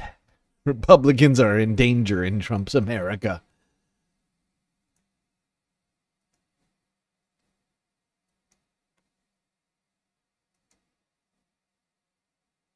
Network systems anymore. We chartered our own course, but they tried to destroy us that way first, financially. And then they smeared us and tried to end us by just saying horrible, awful things. And now that doesn't work, they're just going to pick people off one by one. You know, we have to get serious about the Soroses of the world, the people who fund these radical groups. We have to get serious about our university campuses. You heard that, right? You just heard that. Glenn Beck just blamed George Soros for the shooting. Play that again. Of the world, the people who fund these radical groups. We have to get serious about our university campuses. They are... doesn't work. They're just going to pick people off one by one. You know, we have to get serious about the Soroses of the world, the people who fund these radical groups. We have to get serious about our university. Here you go. I mean, for everyone coming out and saying don't be political in this moment, I'd like to point you to Exhibit fucking A. Glenn Beck claiming that George Soros is the reason that this happened. That he's funding organizations on college campuses, and that's why Charlie Kirk got shot. It's incredible. It is incredible. They want us to be measured. Don't be political. Don't take any any sort of enjoyment or pleasure from the death of Charlie Kirk. Meanwhile, you have Republicans going right back to ginning up hate mongering. I mean, people like Glenn Beck were intrinsic to the George Soros anti-Semitic sort of puppet master narratives. It was like him and Alex Jones. They were literally, and he's literally back here hate mongering in the middle of a discussion about how we need less hate. We need less hate. And that's why we need to get rid of the Jews with all the money. They control all the banks. They control the narrative. They're turning our kids into trans, Marxist, communist, extremist, Charlie Kirk shooters.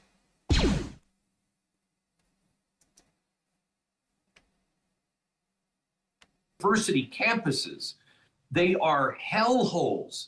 There is real evil that is happening, and people are turning a blind eye, and too many in Washington are just thinking this is business as usual. This is not business as usual. The republic is at stake.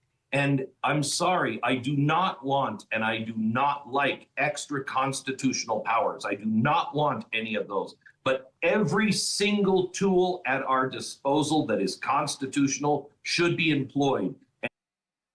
Every single constitutional, every single what would you call it? Avenue that is constitutional should be deployed. It sounds like Glenn Beck is calling for martial law right now.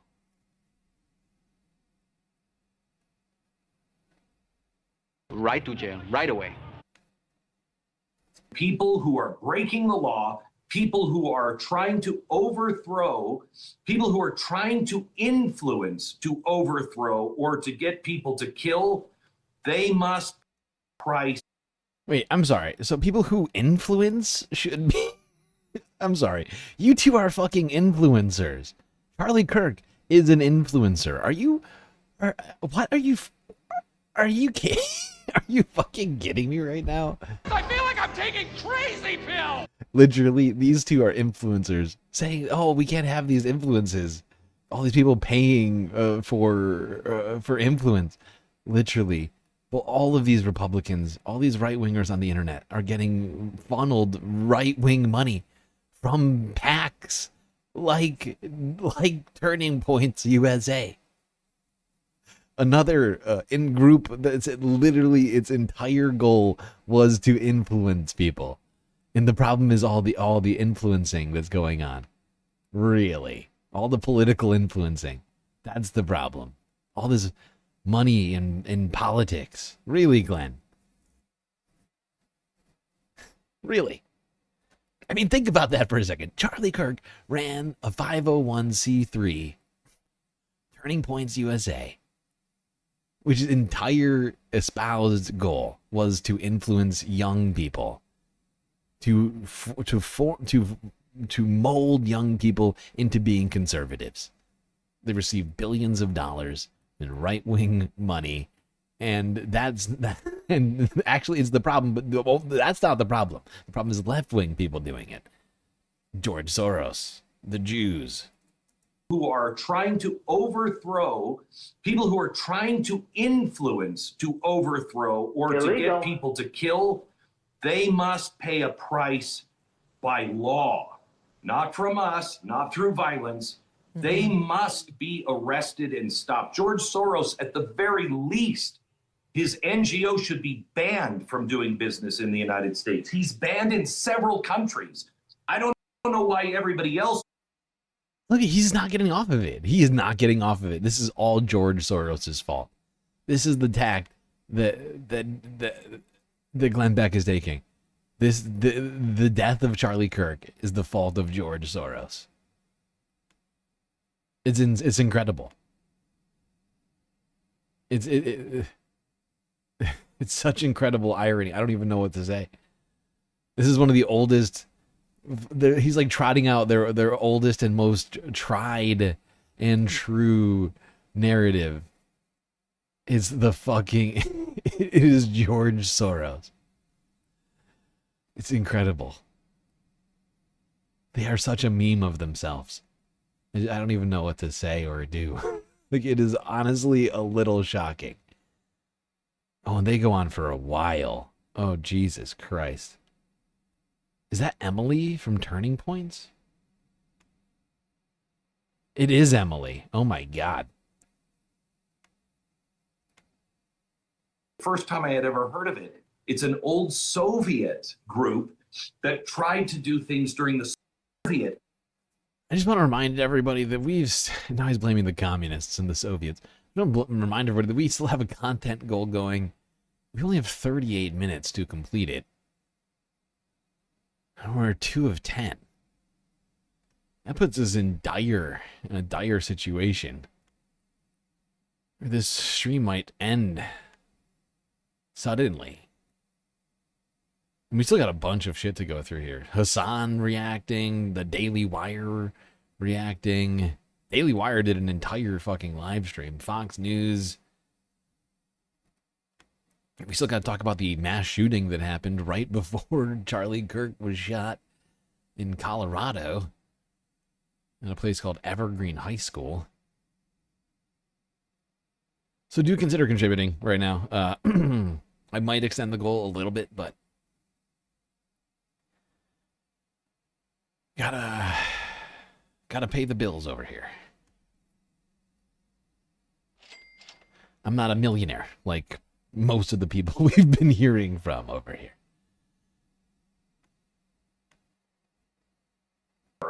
That is still around, and now they are in charge of 40 different prosecutors in our country. The Soviets? The Soviets are in charge of the judicial system in the United States of America. Incredible. I need to hear that one more time. What? Ray. Oh, I had it in our show prep today. I talked about it. The first time I had ever heard of it. It's an old Soviet group that tried to do things during the Soviet era that is still around, and now they are in charge of 40 different prosecutors in our country. Is that the Wren Group, W-R-E-N from, yeah. Yes, the Wren Group. Wow. The Soviets are in charge of the American judicial system, apparently. Shock. Shock of shocks. Wow. So it's the Soviets and George Soros. They're the reason for why Charlie Kirk has been shot. All right, we're going to take a quick break. We're at 4 hours right now. Do consider contributing to the Galactic News Network.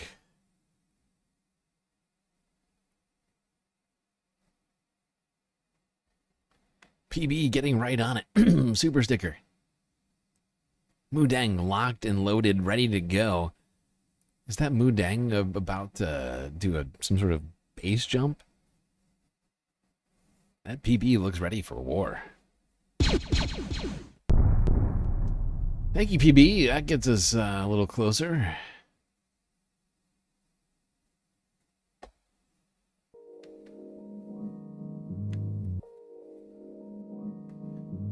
Okay, I hope everybody's been enjoying the show so far. If you haven't already, hit the like button and don't forget to subscribe. Hit the bell icon too, so that you don't miss a single episode of the show.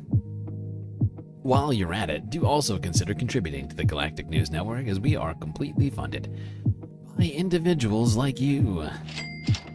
Thankfully, we have a myriad of ways for you to show your support. YouTube, super chats, super stickers like Sisyphe and Task just sent over here. A sweet and sour lemon and lime sticker of greatness. Sour hour engaged. That's right, super stickers, memberships. If that's not for you, Cash App and PayPal is of course available, where you can give money directly to support the stream rather than having YouTube take a hefty cut of it before we ever see it. But of course, the very best way to get the most base benefits for your Earth dollars is to go on to Patreon and become a Galactic Patron. where for the low, low price of $3 US a month, you can get access to Wonderland of space benefits unseen by the rest of the goddamn Milky Way galaxy. Anyway, chat, enjoy the break. Grab yourselves a drink, maybe a snack, and I will be right back.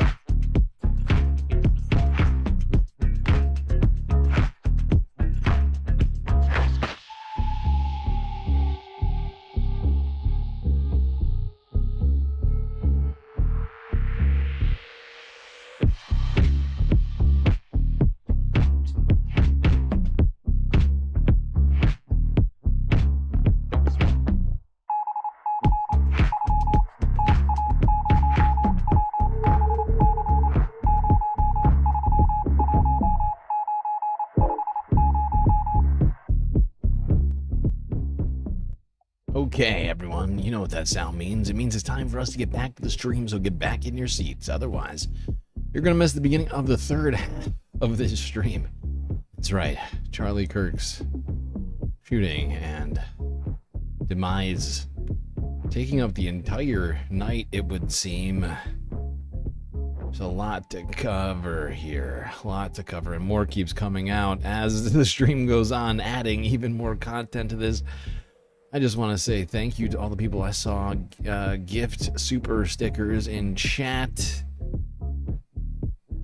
while we were on break. I'll do that when we get back to the office, which is right now. Immediately, if not sooner. Okay, let's see. PB, and then Sisyphean Task, and then Mish with a super sticker. A partying pair. Going hard. Thank you, Mish. PB with another super sticker.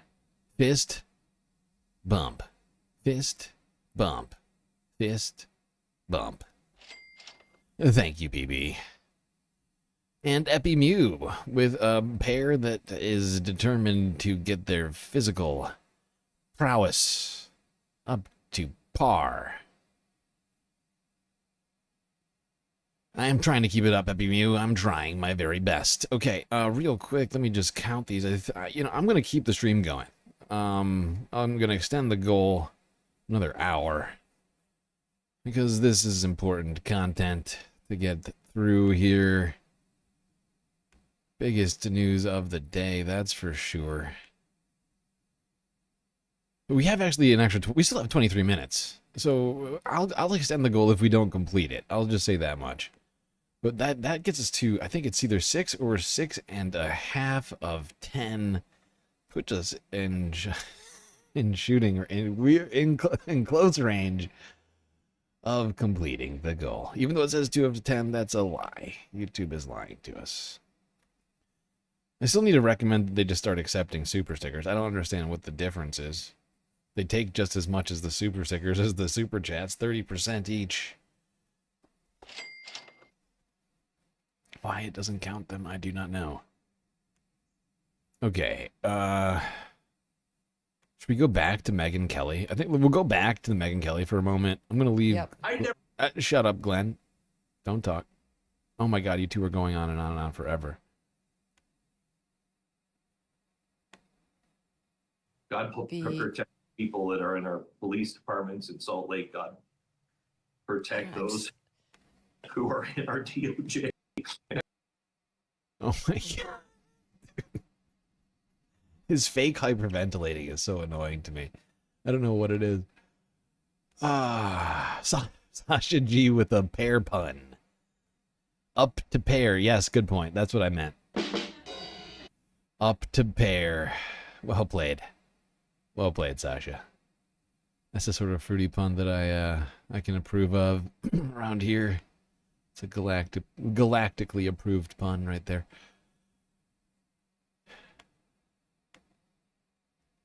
Thank God they're there. Thank God it's Trump. Thank God. Oh, that's what I was going to say. I'm fairly certain at this point they have gotten the news that Charlie is dead. You can kind of tell the vibe shift. I don't know. But yeah, Sasha G with the super chat. That gets us to either 6.5 or 7. So we're within 3 or 3.5 right now. We're very, very, very, very close to completing the goal. Which is weird because it's not even 10 o'clock. Usually we haven't even started the stream at this point. Media must make this into a big deal. If they bury this in 2 days, it's going to keep happening. It's going to keep happening. Our FBI, our DOJ must do an investigation and must open investigations on all of those revolutionary groups that are pumping this poison into our system. We must get legally serious and have legal consequences for these. They want legal seriousness and legal consequences. The same people who are saying it's actually fine that Donald Trump is ignoring the Constitution. Hold on, I want to see what this Charlie Kirk clip is that they peppered in here. What is this?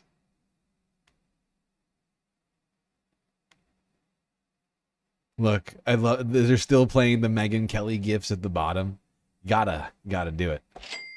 Gotta make money off of the death of your good friend Charlie. I was humbled and blown away because throughout this entire thing, I'm getting emotional thinking about it. And I'm sure you agree, Megan. I said, there's no way they're gonna let us do this.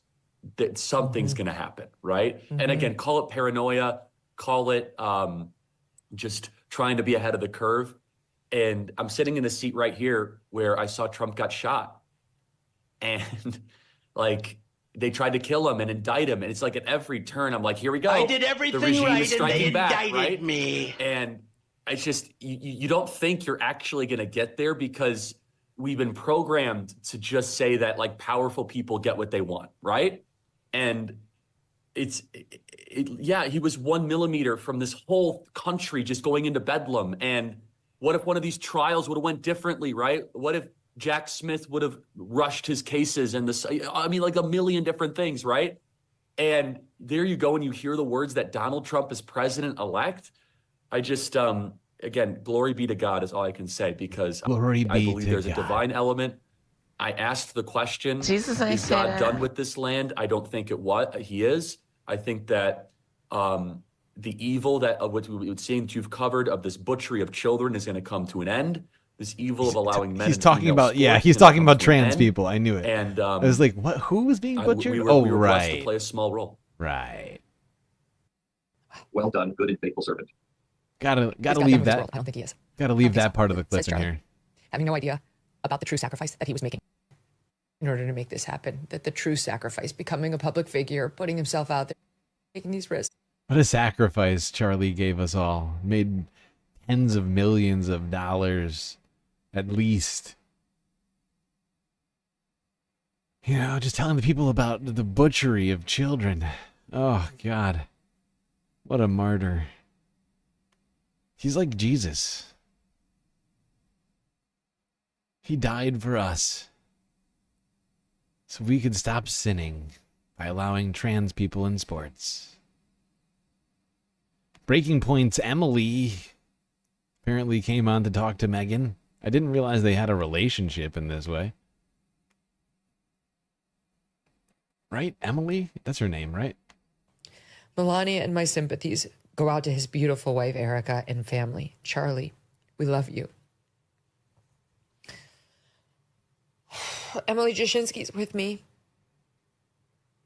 It's really too painful to really comprehend right now, Emily. You know, it's like, it's too big and it's too severe a loss. It's too... Emily looks broken up too. And why is everyone crying?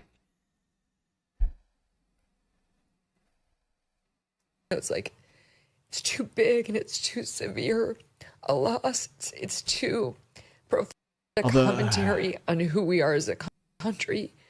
It's a commentary on who we are as a country.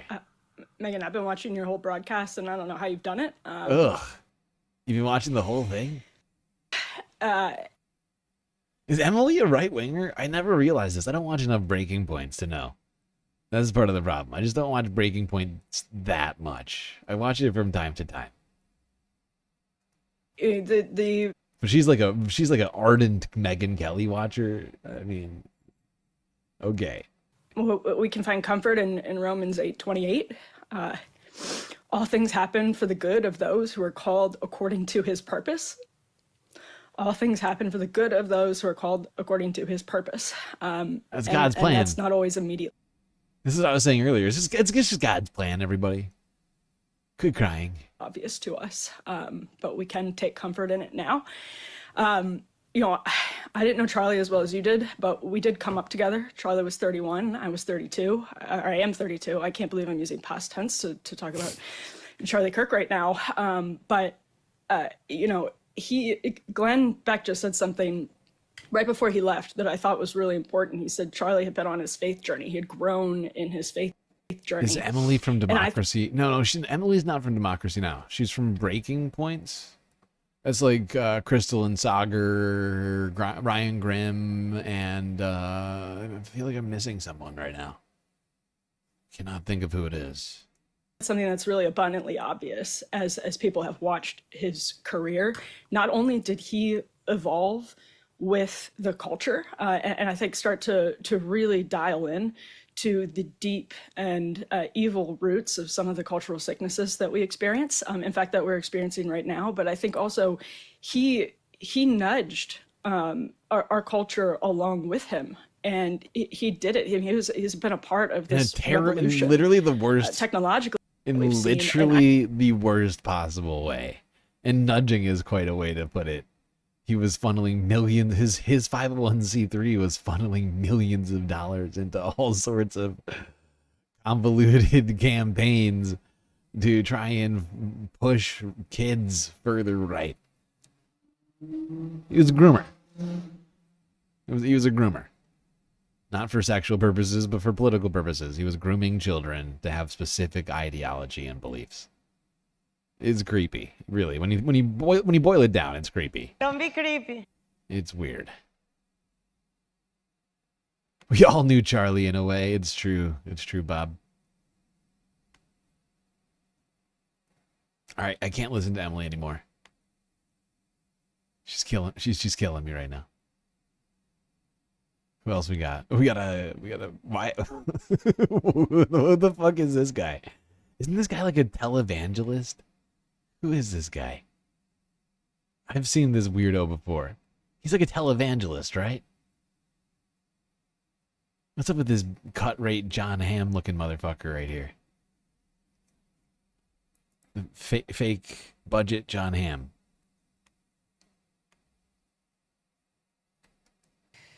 We're going to turn now to Father Mike Schmitz.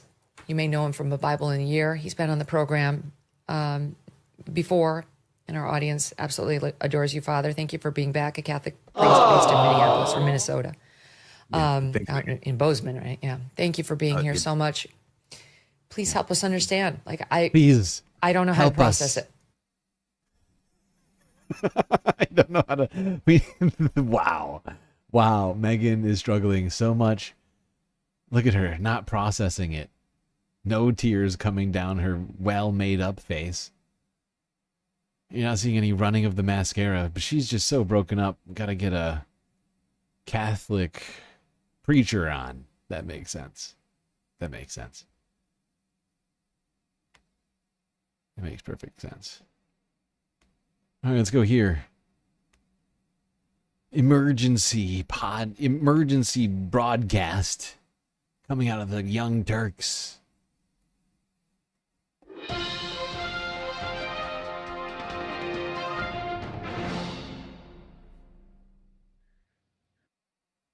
First caption: Charlie Kirk killed! ! Horrible tragedy, of course.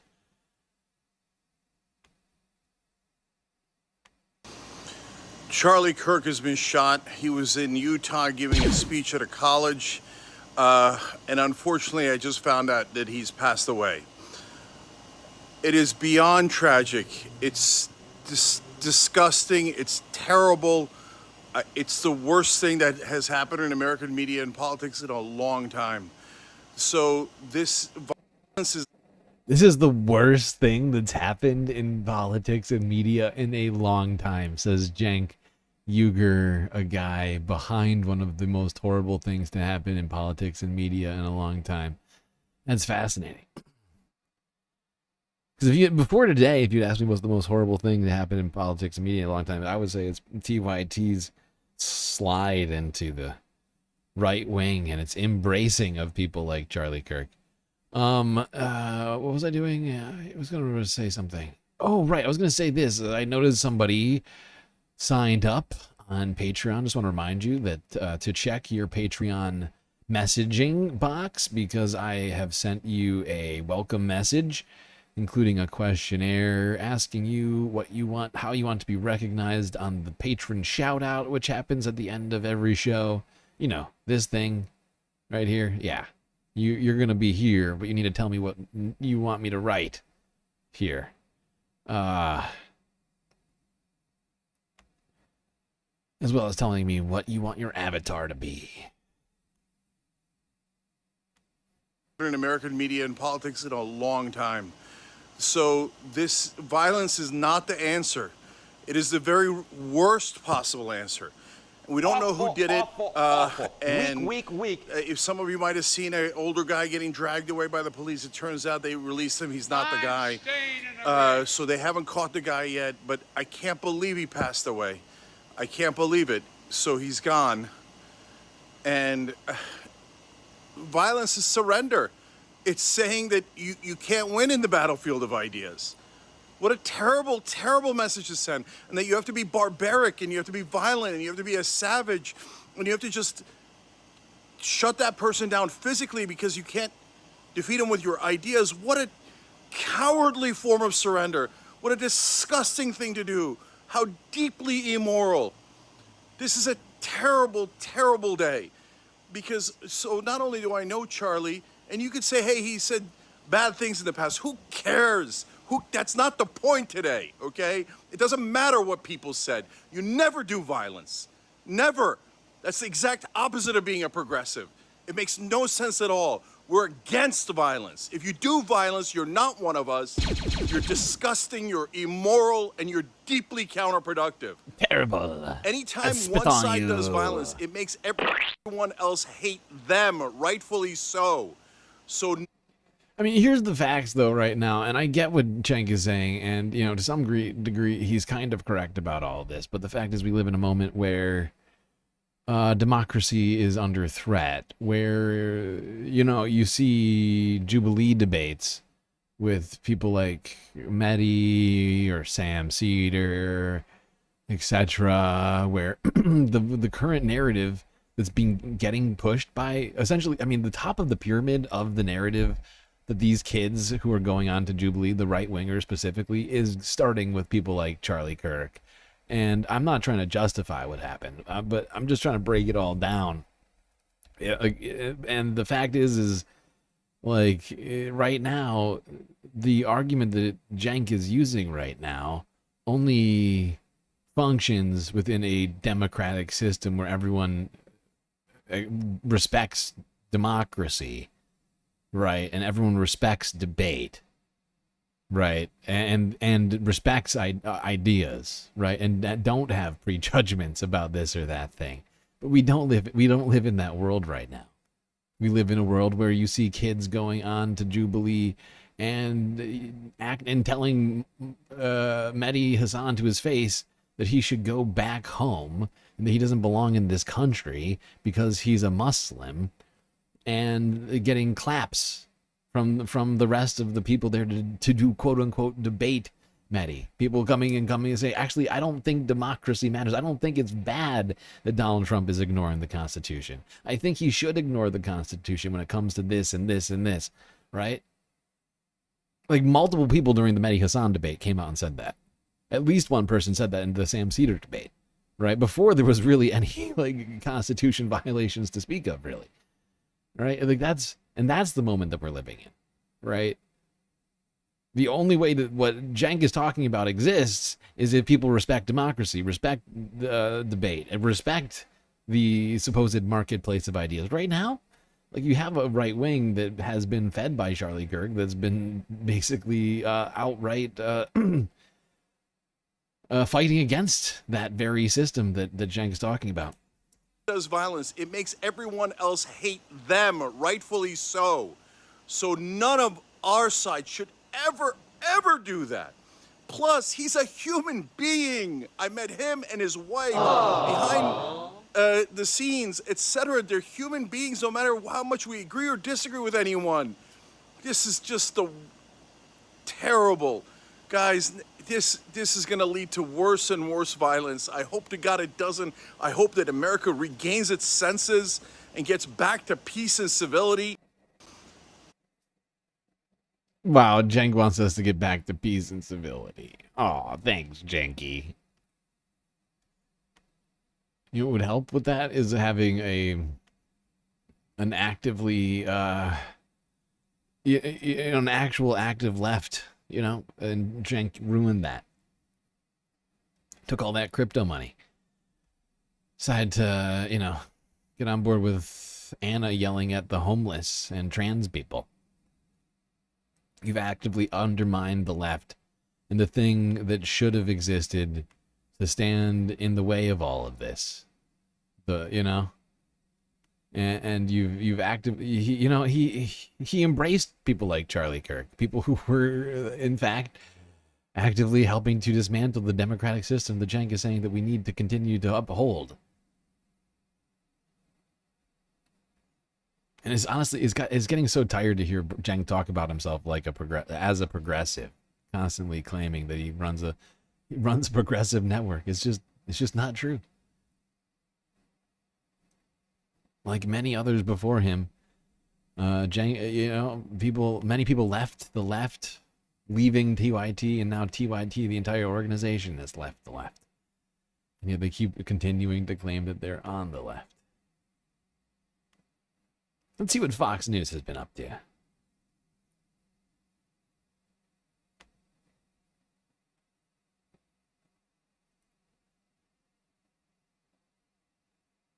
Janine Pirro, U.S. Attorney for Washington, D.C., joins us. Good morning. That's a good point. Good afternoon.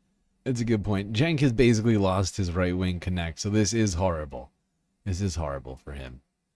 That's true. That is a good point. That was his, I mean, Charlie Kirk was basically his go-to man for the right-wing money funnel. Now what will he do? He'll have to settle for that deal he did with the crypto people. Janine Pirro, U.S. Attorney for Washington, D.C., joins us. Good morning. Or good afternoon, Judge. Excuse me. Hi, everyone. It's nice to be with you, but certainly on a day like today, it's heartbreaking for all of us. I wonder how many wines Janine has had today. Anybody want to guess? I'm going to start like a poll in chat. How many wines has Janine had today? I think it's somewhere between 5 and 6 boxes. Certainly on a day like today, it's heartbreaking for all of us. Like everyone, I've known Charlie for 10 or 12 years, and I'm heartbroken. I'm heartbroken because we had someone who literally was a voice for a generation, someone who literally could turn out young people and change an election. He was a passionate voice for conservative values, and he empowered young people. So passionate. And he used this Prove Me Wrong tour to spark open debate on campuses across the country. The Prove Me Wrong tour, where he went around and harassed young kids on college campuses. You know, it was actually one of the most pathetic things of all time. Oh, God. Millions of young people. I won't miss that. And he will leave a legacy of challenging ideas and fighting for what he believed in. Today, and I'm brokenhearted as I look at his photos, I mean, right now, we have lost a true warrior for freedom and open discourse. We have lost a true warrior for freedom and for America. And look, I'm into my 5th or 6th box of Chardonnay, and I'm sad. Charlie wasn't just a commentator or an activist. No. He was, and I think Greg may have said this, and I agree, he was a force of nature.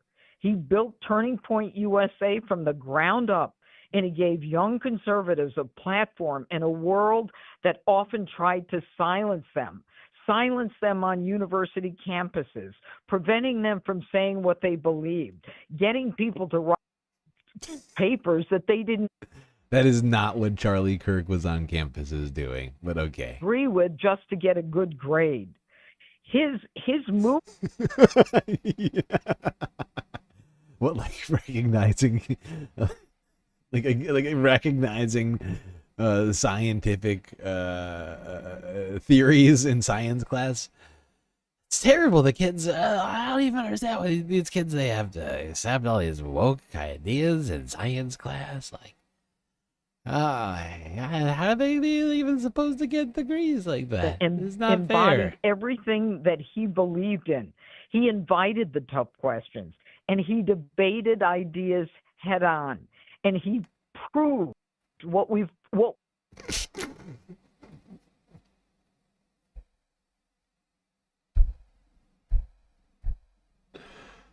Oh my god.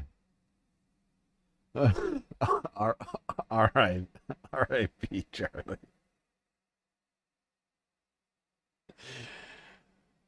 Oh my god. It's always known, but so few people use it. He proved that truth wins when it's tested. That's what Charlie Kirk did.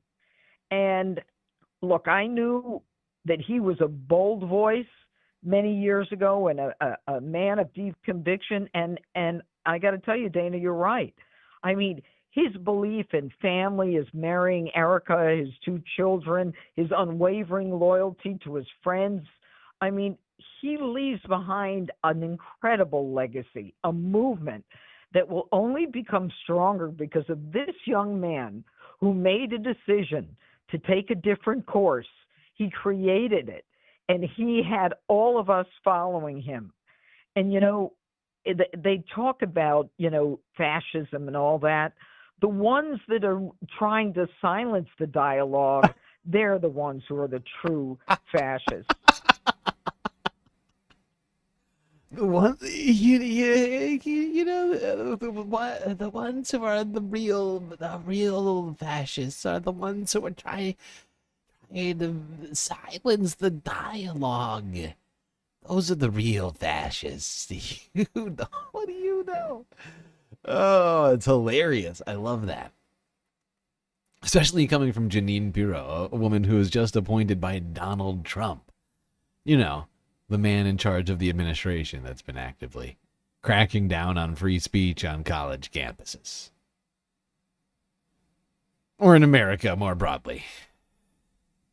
Just want to hear that one more time. Actually, I might need a sound shot of this.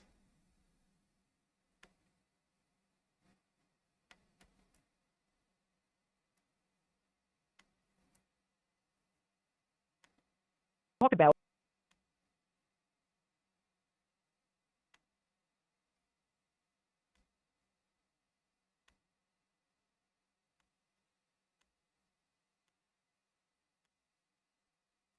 you know, fascism and all that. The ones that are trying to silence the dialogue, they're the ones who are the true fascists. And what I know of Charlie is that he would want us to keep fighting. He would want us to keep fighting with words, to build a debate, to prove our doubters wrong. Fight with words, not with weapons, says Jeanine Shapiro.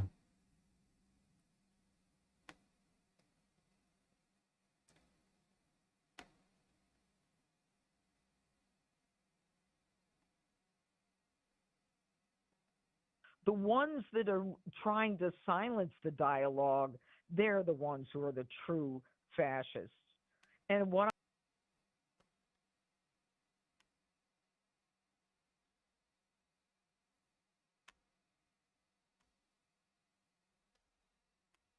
The true fascists, not we.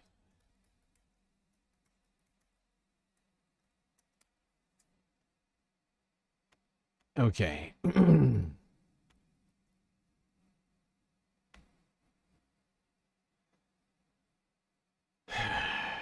The true fascists are the ones who are trying to shut down the dialogue, according to a top attorney of Washington, D.C. Very serious woman who definitely hasn't been drinking. Fox News host Jeanine Pirro has lost up to 20% of her advertisers since making controversial comments about a Muslim congresswoman. Here to comment is Jeanine Pirro. I'm Judge Jeanine. I'm sorry, I just had to. I don't know. Hero. And I just want to thank the brave sponsors who stuck with me despite the accusations by the radical loony left. To companies like Jeep, I say thank you.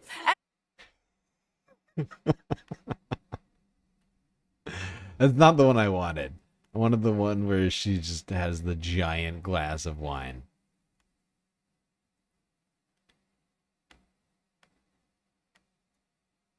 It's a lizard. All right, well, despite Trump's stonewalling, it's still likely that Robert Mueller will testify before Congress.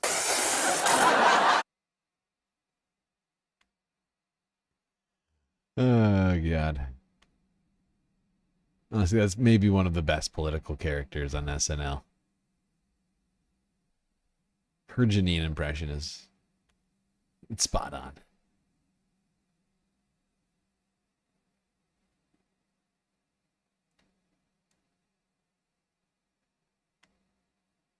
Let's go here to this video. Shooter seen on roof before Charlie Kirk shooting incident. This is what I saw earlier during the incident.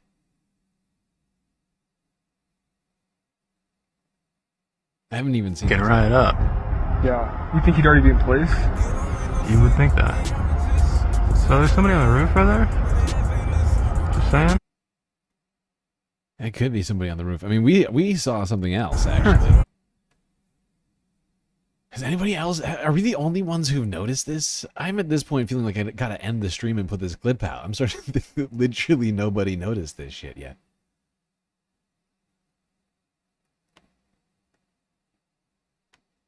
Gotta whip this clip out right here.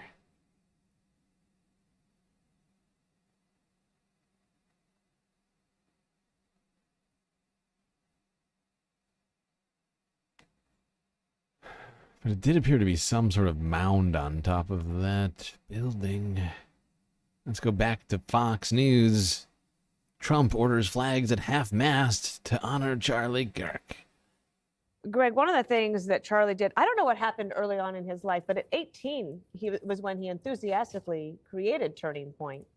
Yeah. The goal of going into the lion's den of these college campuses. It's so funny because I didn't have that. The when I lion's was in den. College. And so you College. the amazing Can you thing imagine? about Can you imagine thinking that the colleges, I don't know, like Cambridge or something like that, like, or whatever, like Boston College or something, any college, and you think is the lion's den? Can you imagine being the sort of person that hyperventilates to such a degree that the idea of going onto college campuses to talk to people is the lion's den? It's dangerous. Help! Help! I'm being repressed! it's so funny because I didn't have that when I was in college. And so the amazing thing about Turning Point was that it connected you with other people that may think like you or even not even like that, but might not fit in with the orthodoxy of the left-wing campus. So it wasn't like, hey, we're all going to become right-wingers. It was more like, you know, there are other people like you here that may not agree with what's going on. Wow. Okay, Greg.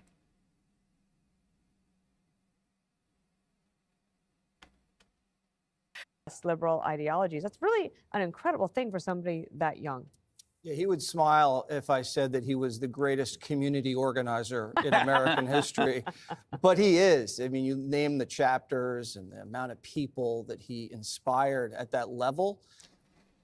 He is credited with sometimes winning Arizona last election. And what he did on the ground in places like Michigan, the president owes him big time. And the president is obviously incredibly grateful. He's so much more than a campus guy. I mean, this guy was walking in the halls of power for the last several years. He had huge amounts of input on policy. One of the greatest. How long do you think the Republicans start, clamoring for a Charlie Kirk statue next to the Confederate statues they're putting back up. Communicators of the generation, tight with the president, with Vance, with Don Jr. It can't be understated how big of a figure he was in this movement. And the fact that they took out a lieutenant with a bullet makes me so angry. Oh. And Greg is so right. The fact that he was shot with a bullet? Oh, God, I mean, he could have been shot with anything, but a bullet? Come on! Jesse, so upset. They took out a lieutenant with a bullet makes me so angry. And Greg is so right.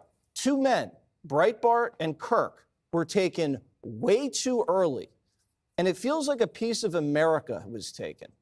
I mean, this guy loved this country so much. He dedicated his entire life. A piece of America has been taken, everybody. Charlie Kirk.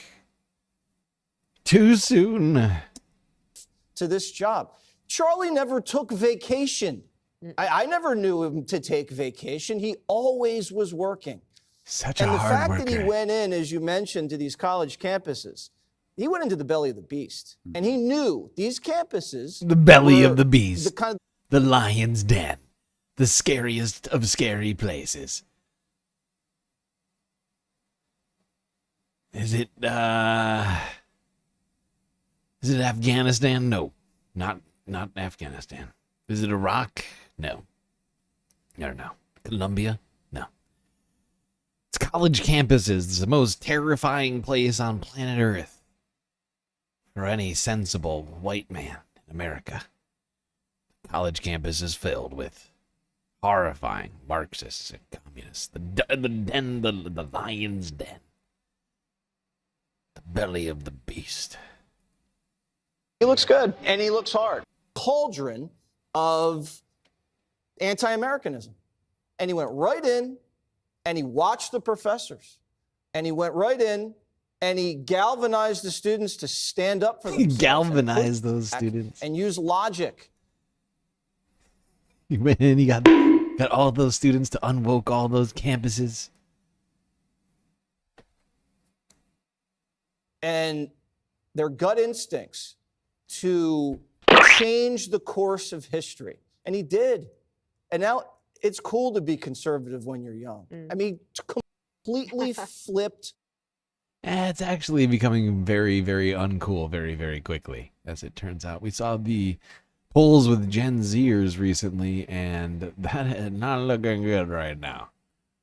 Not looking good at all.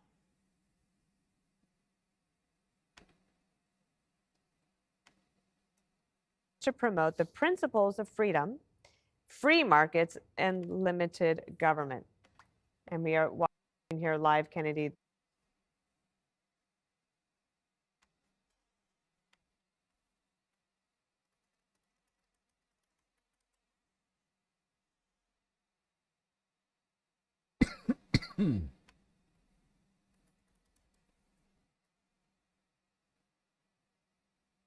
Where is this tweet? Where is it? I can't find it. It's a truth. That's why I can't find it. I need to go to the truth. I must go to Truth Social.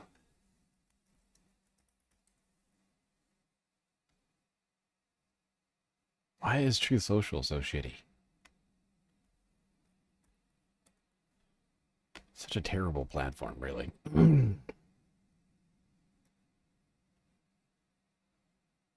Oh my God. You open up Truth and it's got like pop-ups all over it.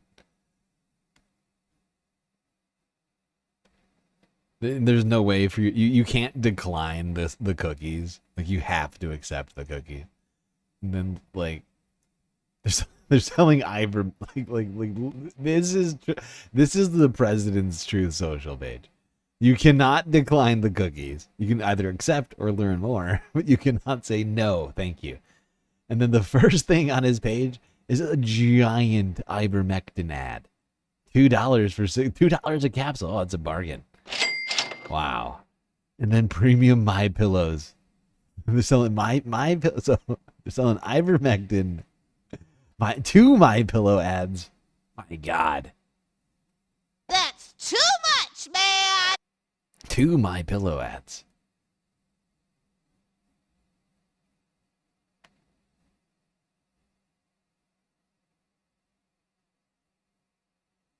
Hold on. All right, we gotta look at this garbage. What the fuck is this?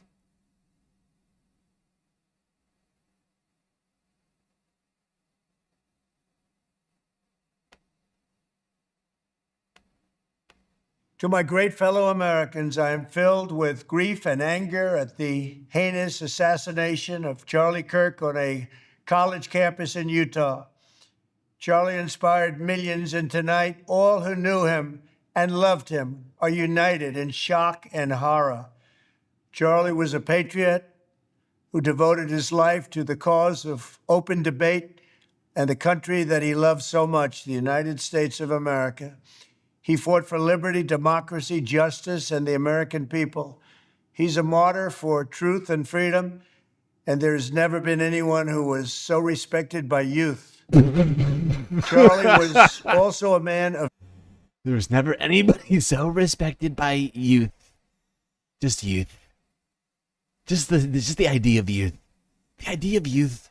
Thought Charlie was a great guy. The concept of it, I mean. Not the youths. Or the young people. The youth. Oh my God. Parasite cleanses. What just happened? Dude. Truth Social is a parasite, okay? You know, Truth Social is a parasite, I swear to God. To my great fellow Americans, I am filled with grief and anger at the... Grief and also anger. And there's never been anyone who was so respected by youth. Charlie was also a man of deep, deep faith. And we take comfort in the knowledge that he is now at peace with God in heaven. Our prayers are Jesus, with I his say wife, that. Erica, the two young, beloved children, and his entire family, who he loved more than anything in the world. We ask God to watch over them in this terrible hour of heartache and pain. This is a dark moment for America. Charlie Kirk traveled the nation, joyfully engaging with everyone interested in good faith debate. His mission was to bring young people into the political process, which he did better than anybody ever, to share his love of country and to spread the simple words of common sense. On campuses nationwide, he championed his ideas with courage, logic, humor, and grace. It's a long past time for all Americans and the media to confront the fact that violence and murder are the tragic consequence of demonizing those with whom you disagree day after day, year after year, in the most hateful and despicable way possible. I'm sorry. For years, humor and grace. It's a long past time for all Americans and the media to confront the fact that violence and murder are the tragic consequence of demonizing those with whom you disagree day after day. I'm sorry. President Hate Monger is out here telling us that we have to stop being so... We have to stop villainizing people in the media? The president, who owns his own social media company, which he uses to platform himself and his own hateful and generally villainizing words? How many tweets has how many truths on Tweet Social has Donald Trump put out this year that demonized or villainized somebody he didn't like? It's in the hundreds. It's in the hundreds of tweets, if not thousands. And now the demon in chief is here to tell us, actually, we have to stop demonizing everybody. Okay? Okay? Do you understand what I'm saying to you right now? Everybody, stop villainizing everyone. It's very nasty. I don't get it. Charlie is a great guy, really nice guy. right? And I'm a nice guy, some say, many people say. Aren't I a good guy? A lot of people are saying I'm a great guy. I don't like to say nice. I don't like to say mean things about people, right? If you have mean things, do like Thumper's mom told, okay? Keep them to yourself. If you have nothing nice to say, then keep it to yourself. Thumper's mom was a very smart lady, and I think everybody, I mean, come on, Thumper, I mean, she was also very hot for a bunny rabbit. Thumper's mom, very hot. Not gonna lie. I would have hit that rabbit big time. Bambi, one of my favorite movies ever. But point is, you gotta be nice. If you're a mean, nasty guy, you're actually possibly causing violence on other people. You have to be thoughtful with your words, okay? Think through your words before you say them. The president telling us that. The president is telling us we have to think before we speak. We have to think before we speak. Zuckerbucks.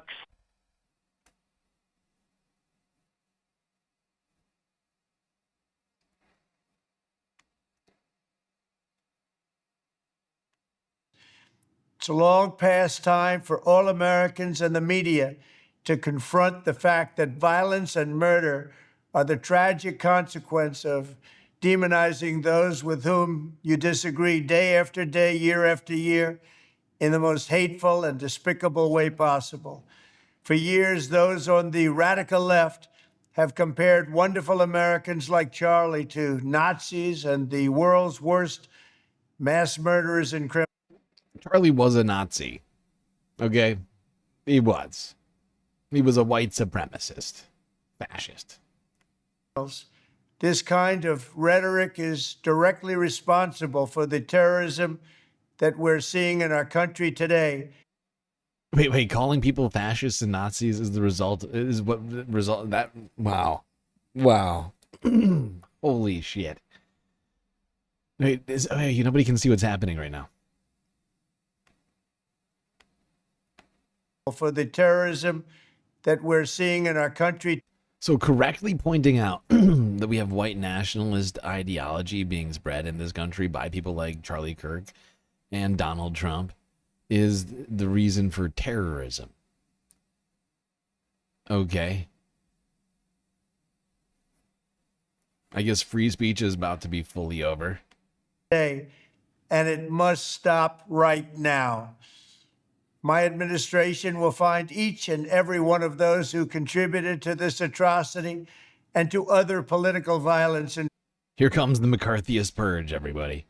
This is the Reichstag fire moment. They're about to do it. Holy shit. Oh boy. Oh, it's about to get bad.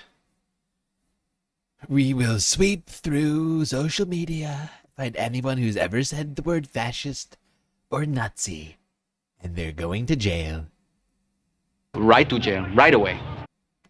Now, my administration will find each and every one of those who contributed to this atrocity and to other political violence, including... Sam's going to jail. Everybody, where is Sam? Can we find... Has Sam posted recently? Oh my God. How many people have criticized Charlie Kirk on the regular? Oh boy. I'm fairly certain I've called Charlie a fascist and a Nazi. About to get swept up. They're about to send out Elon Musk to the space station.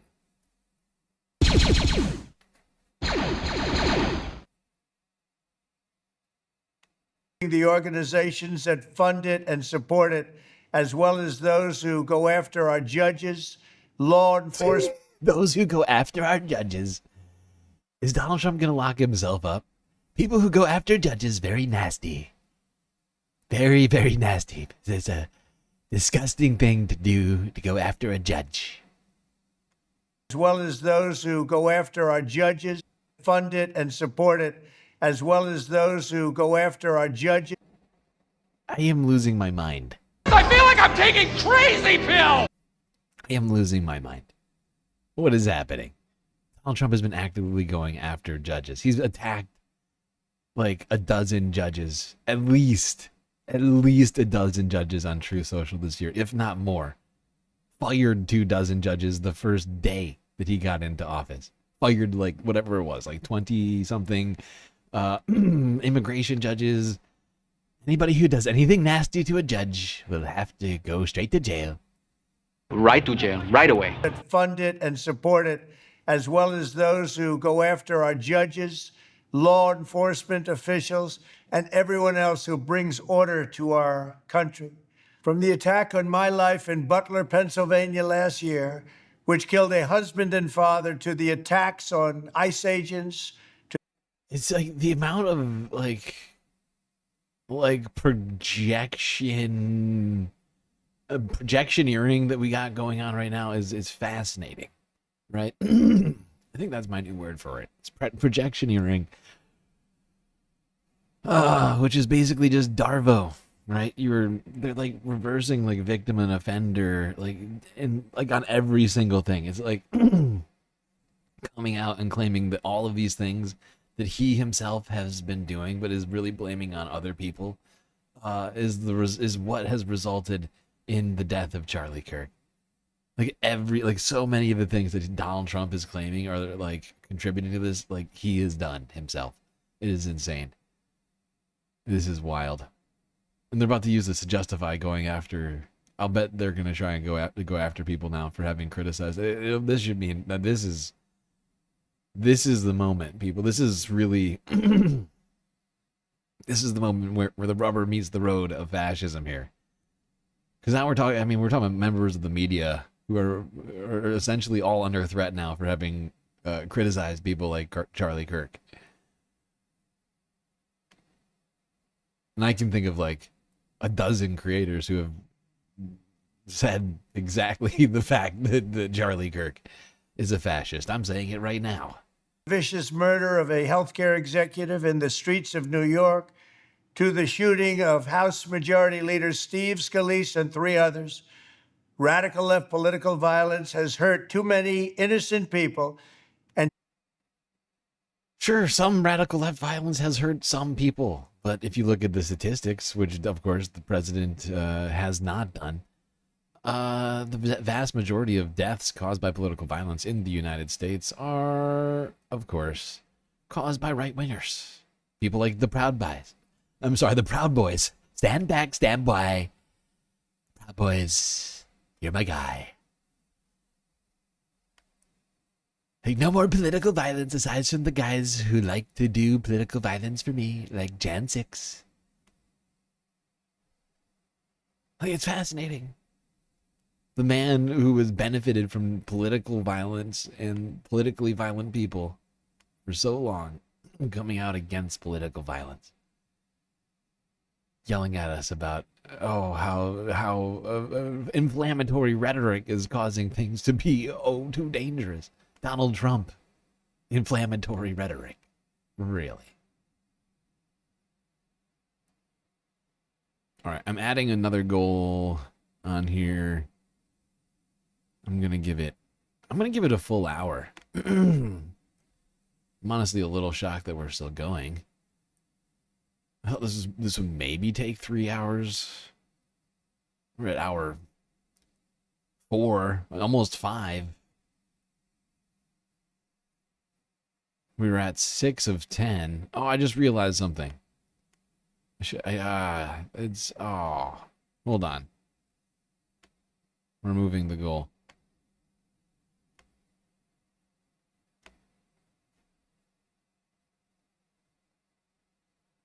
Sorry, I just realized I shouldn't have put it as 10. It should really be a 5 goal. It's the most sensible thing to put it at. I haven't checked Cash App or PayPal. Check those, make sure nobody donated over there. Oh, I did notice somebody became a patron, though. So I will count that towards it. Which means that we are at like... I think puts us at 7. So we're actually at 3 of 10 left needed. That should be really easy. Unfortunately, I can't make 3 of 10. I only have the options of 1, 5, 10, 15, 20, 30, or 50 for whatever reason.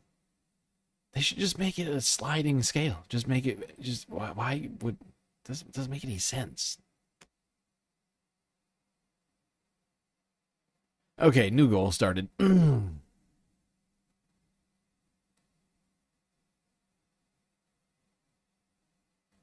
Let's go back to listening to the Orange Dictator talk about how everyone's making this moment too dangerous. A man who is literally sending the military to U.S. fucking cities, regardless of whether or not those cities or the governors of those states want them there, who is best known for inflammatory rhetoric.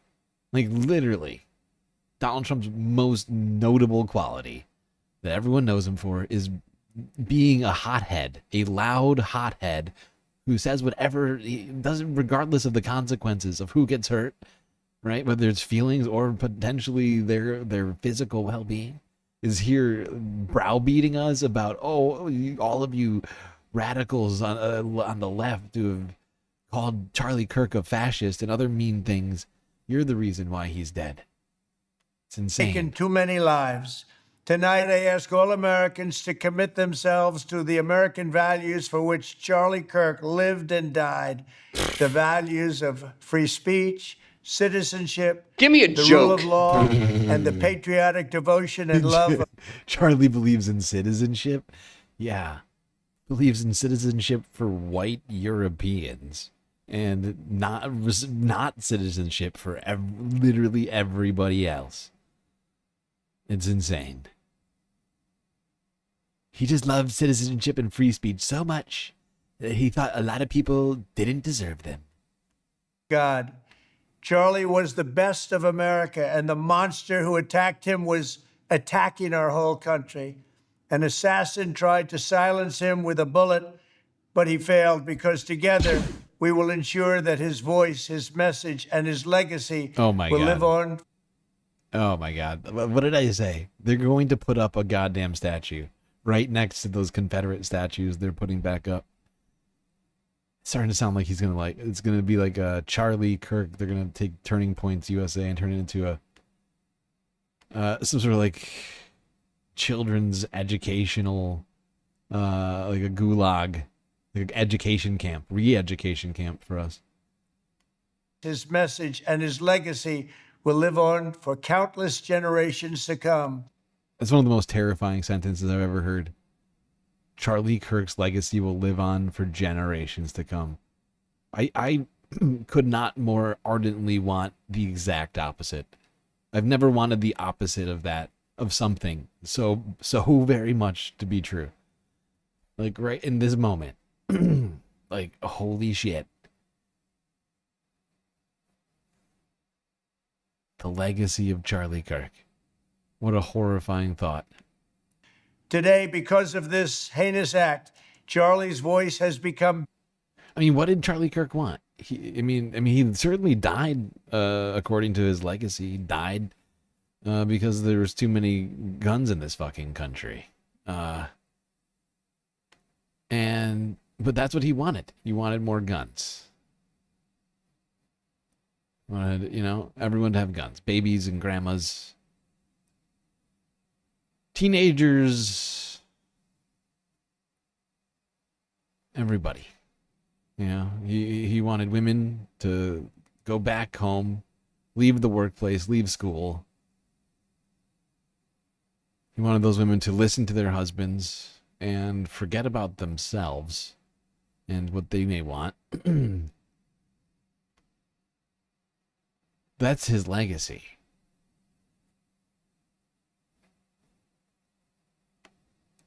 Bobby Carmody with a sweet, sweet super sticker, getting us to 7.5? 7.5, I believe.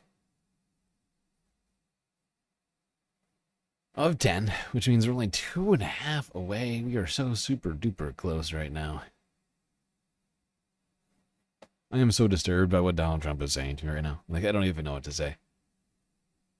Bigger and grander than ever before, and it's not even close. May God bless his memory. May God watch over his family. And may God bless the United States of America. Thank you. Thank you for your attention to this matter. Bendazole. Look at this. This is ridiculous. I cannot believe. Just like,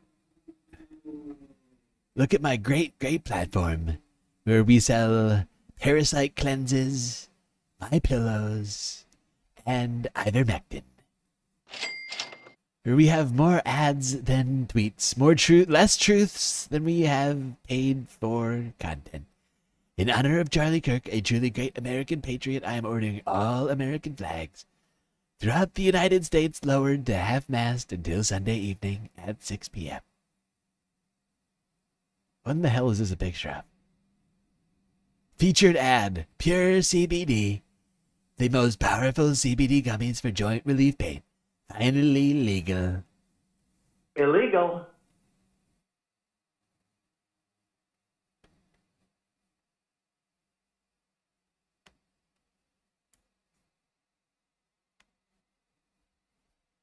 Morbius Dragon gifting a sweet galactic membership to the community. Mark Lender, the recipient of that galactic membership. Thank you, Morbius. That'll get us to 8 of 10. So close, you can almost taste it.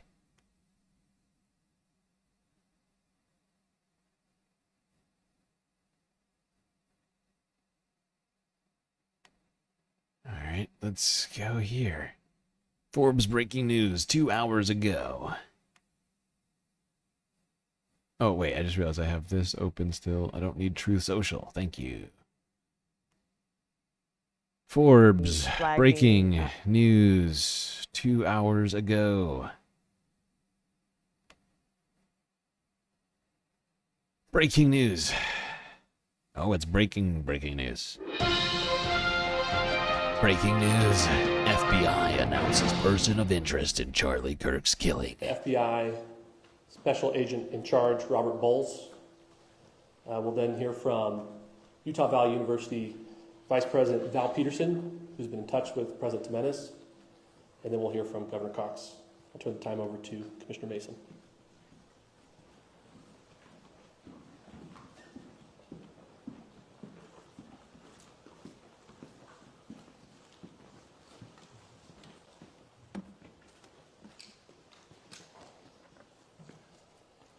Hello, everyone.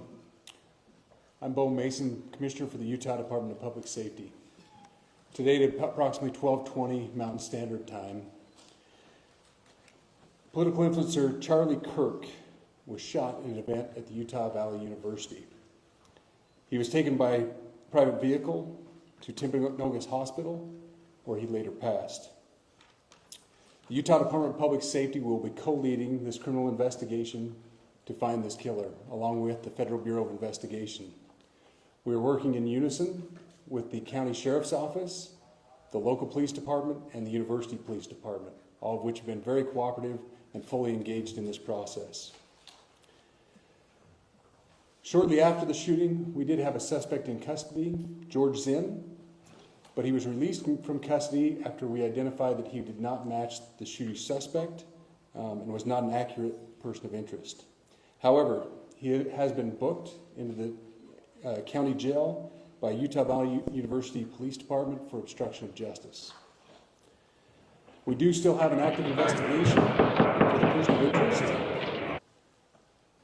This incident occurred with a large crowd around. There was one shot fired and one victim. While the suspect is at large, we believe this was a targeted attack towards one individual. This is a tragic moment in our state and in our country. As we we encourage everyone who is struggling with news of the incident to call 988, our state mental health crisis line. In addition to that, our partners with the FBI will also be discussing other ways we can communicate through the public for tips and other information. Thank you. Good afternoon. On behalf of the FBI, we extend our sincerest condolences to the family and friends of Charlie Kirk. Our thoughts are also with Yes, yes, Carl, I counted your Patreon membership towards the goal. the people.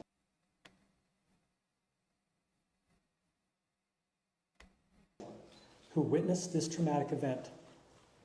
We know that what you experienced was very difficult. Our thoughts are with you as well. As soon as we heard about the shooting, special agents and personnel from the Salt Lake field office responded immediately. We have full resources devoted to this investigation, including tactical, operational, investigative, and intelligence. To be clear, the FBI will fully support and co-lead this investigation alongside with our partners. We are working on setting up a digital media tip line, and as soon as it's established, we'll get that information out to everyone. I know there's a lot of questions. This is very much an active case, and this investigation is in its early stages. We are following all the leads and all the evidence. If anyone has any information, please report it to the FBI or local law enforcement. Thank you. On behalf of President Tumenez, who we've been communicating with, and she's on her way back right now, I say that on behalf of Utah Valley University, we are shocked and saddened by the tragic passing of Charlie Kirk. We express our sincere condolences to the Kirk family. We grieve with our students, faculty, and staff who bore witness to this unspeakable tragedy. He was invited by the student group Turning Point USA to speak on our campus. He was invited by his own place to share ideas.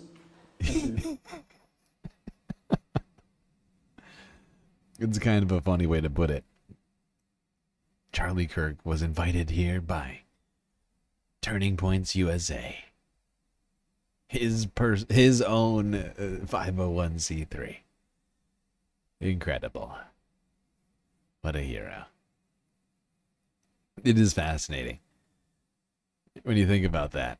Charlie Kirk was at an event hosted by his own 501c3 organization that invited him to an event to talk. It's like, it's so incestuous. Debate openly and respectfully. Any attempt to infringe on those rights has no place here.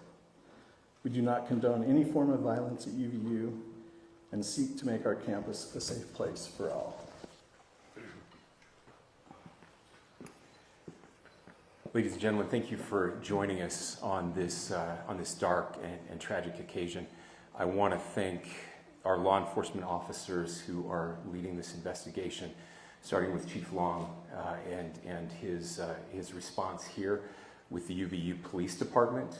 We're grateful for your leadership and Sorry, am I not taking this with enough seriousness right now? Have we not yet grieved enough as a nation over the great loss of Charlie Kirk?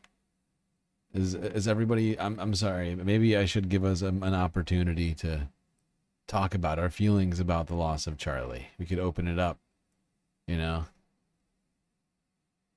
in the Discord or something. We can make a channel in the Discord server for people to you know, just sort of say some words about the life of Charlie Kirk.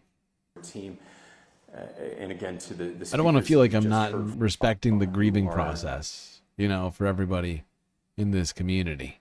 I want to ensure that, you know, that we have the resources and the opportunities for everyone to talk about this, you know, a safe environment. Co-leading this investigation.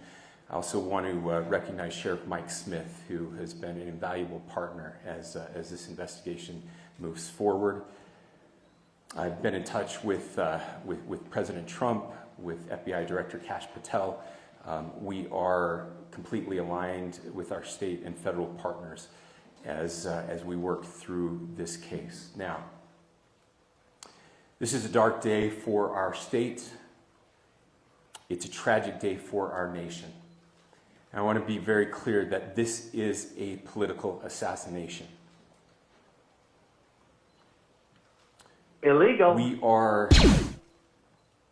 celebrating 250 years of the founding of this great nation.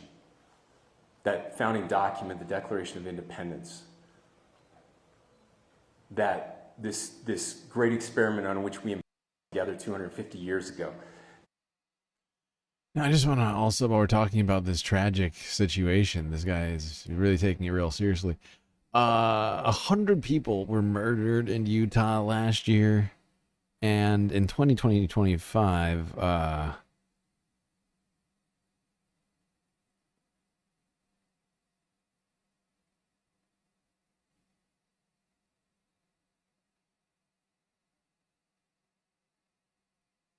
it's not clear. I don't think there's any data. Well, there is data, but it's not compiled. I would have to go pour through it. But yeah, suffice to say, people have been dying all year in Utah. But of course, Charlie Kirk dies. Oh God, that's the end of America is over now that Charlie is dead. We are endowed by our Creator with certain unalienable rights. The first one of those is life. And today, a life was taken. Charlie Kirk was first and foremost a husband and a dad to 2 young children.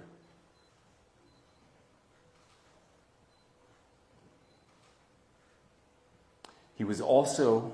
That's what everybody knew him for. Very... First and foremost. Usually when people say first and foremost, it's like, you know, it's like at a wake and, you know, like talking about their uncle or their brother. First and foremost, Dad was a father. He was a father to all of us kids. You know, whether it was barbecuing, you know, out in the patio or, you know what I mean? Like taking us fishing. He was the best. First and foremost, Charlie Kirk was known for being an annoying guy on the internet. Not as a dad. I doubt that he spent much time with those kids in the first place. Like, you know, get a few photos in there and go right back to annoying people at colleges and universities across the country. It's a busy guy. It's a busy guy. Making millions of dollars a year. Running a podcast in a 501c3 political action committee organization. Like, you know, he had a very full schedule. I would not say the first thing that comes to mind when it comes to Charlie Kirk is his kids and wife. I'm not saying that they you know, they don't exist. I'm not saying that they aren't sad. They're probably very sad. Probably having a very tough time with this. But to suggest that that's the first thing to think about with Charlie, it's just not. It's just not.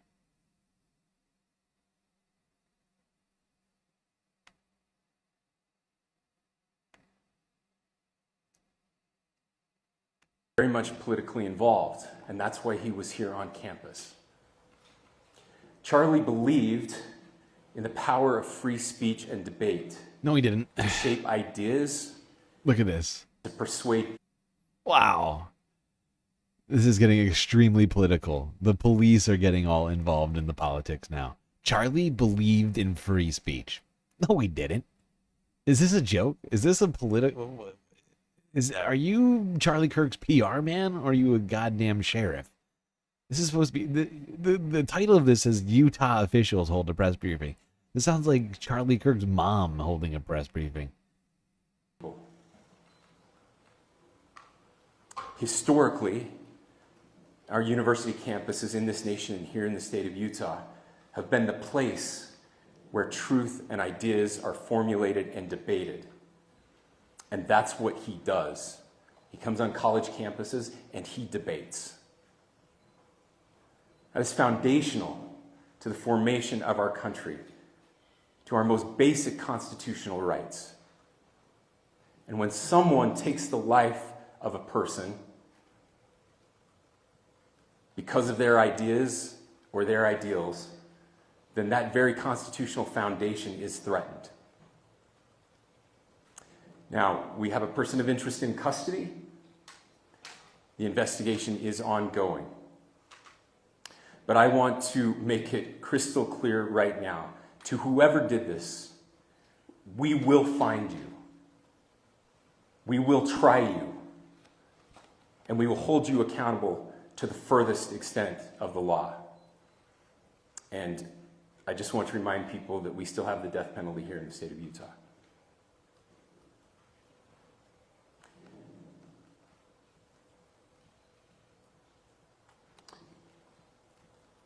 Our nation is broken. We've had... This is wild. Political assassinations. I cannot believe this is the police talking right now. This is this is a Utah official talking, and not, I don't know, Tucker Carlson. What is going on?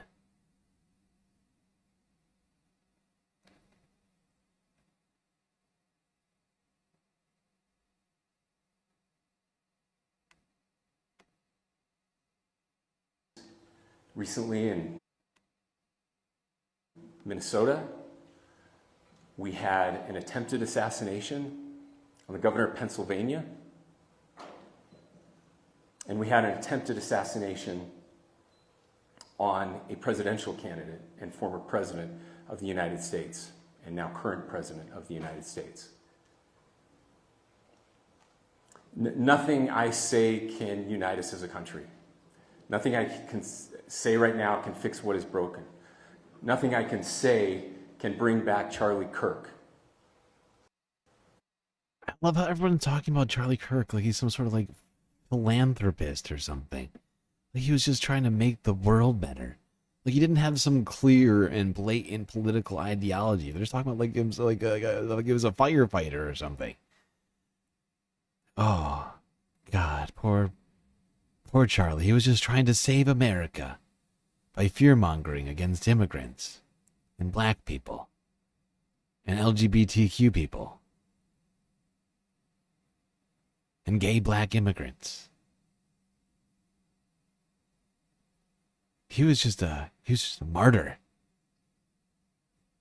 It's like what's her name? That nun. Gandhi's dead. Charlie Kirk murdered.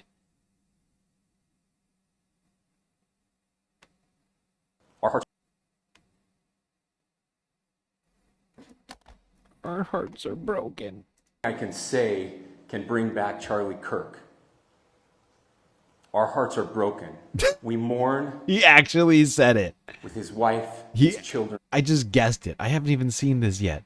I edited this during the stream. We've been going for so long, I've just been adding videos this whole time. Because the situation just keeps fucking developing. The more and more that I talk about this, the more and more that fucking comes up about this. I mean, the fact is people like myself have been following Charlie Kirk for a very long time. You know? Like that's just a fact.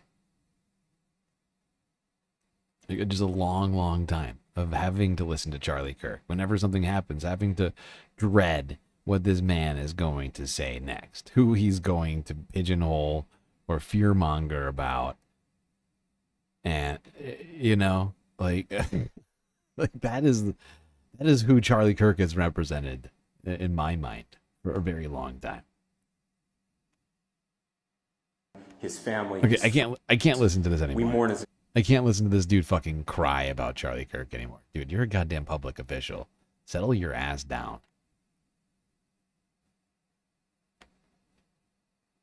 Seriously, we started off, like, when we first started the stream, I had like 20 videos on Charlie Kirk, and it has ballooned. It has ballooned to something like 50. It's out of control. That's too much, man! That's too much, man! Come on! But that's what happens in a situation. I mean, you know, it's a active situation. It's developing as we speak. I jumped into this, like, as it was all unfolding. All right, no more of that ridiculous press conference. This is shameful. This dude should be ashamed of himself. You should be ashamed of yourself for having that thought. Like, as a public official, like, come out and be real, but don't fawn over this man and his politics. Like, every single person that's saying that we shouldn't politicize this, like, there's another example of somebody politicizing it on the right. Right? We can assume that this man who had all these nice things to say about Charlie Kirk and his love of free speech watched Charlie Kirk. I can almost guarantee you, this guy subscribes to Charlie Kirk's channel. This police officer subscribes to Charlie Kirk, who is talking about all of his great deeds. You don't talk about all of Charlie Kirk's great deeds unless you know about them. You know? You really have to dig deep for those.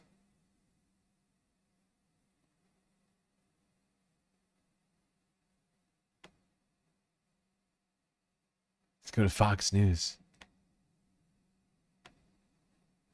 They were on the scene of this breaking press briefing from the Utah governor. Is this the guy, the governor? Ladies and gentlemen, thank you for joining us on this dark and tragic occasion.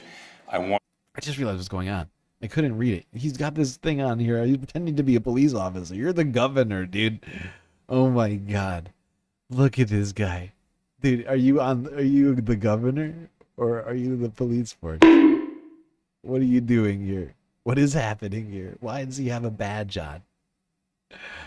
Oh my God.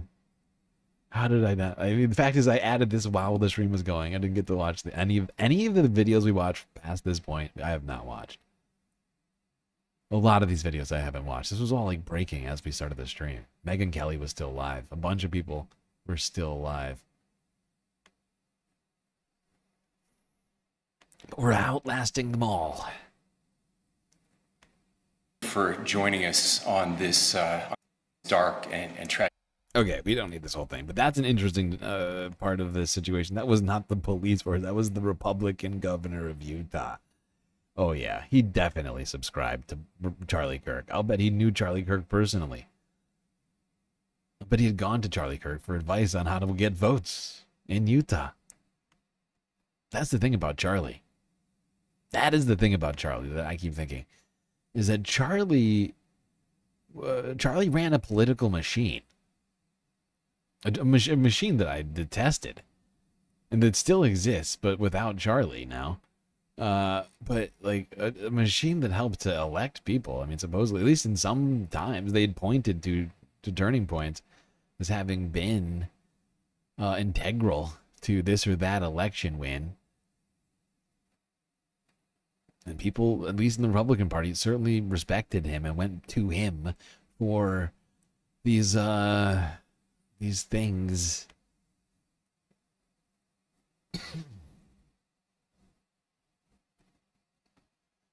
All right, let's go here. The Daily Wire. Daily Wire Plus. Streamed 3 hours ago. Who knew that there was another Daily Wire channel called Daily Wire Plus? What does the plus represent? I'm so very sorry to have to join everyone right now, unexpectedly, live. Oh, God. My friend Charlie Kirk, the leader.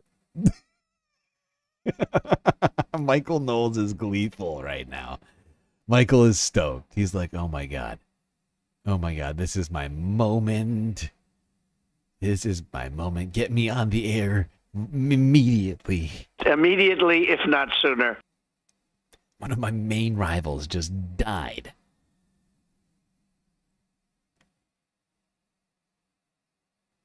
Leader of Young Conservatives in America, founder of TPUSA, one of the most important political voices in the country, certainly of his generation, probably the most important. The most important voice in he a was generation. Shot. Making event in Utah. The glazing is out of control. Holy cow.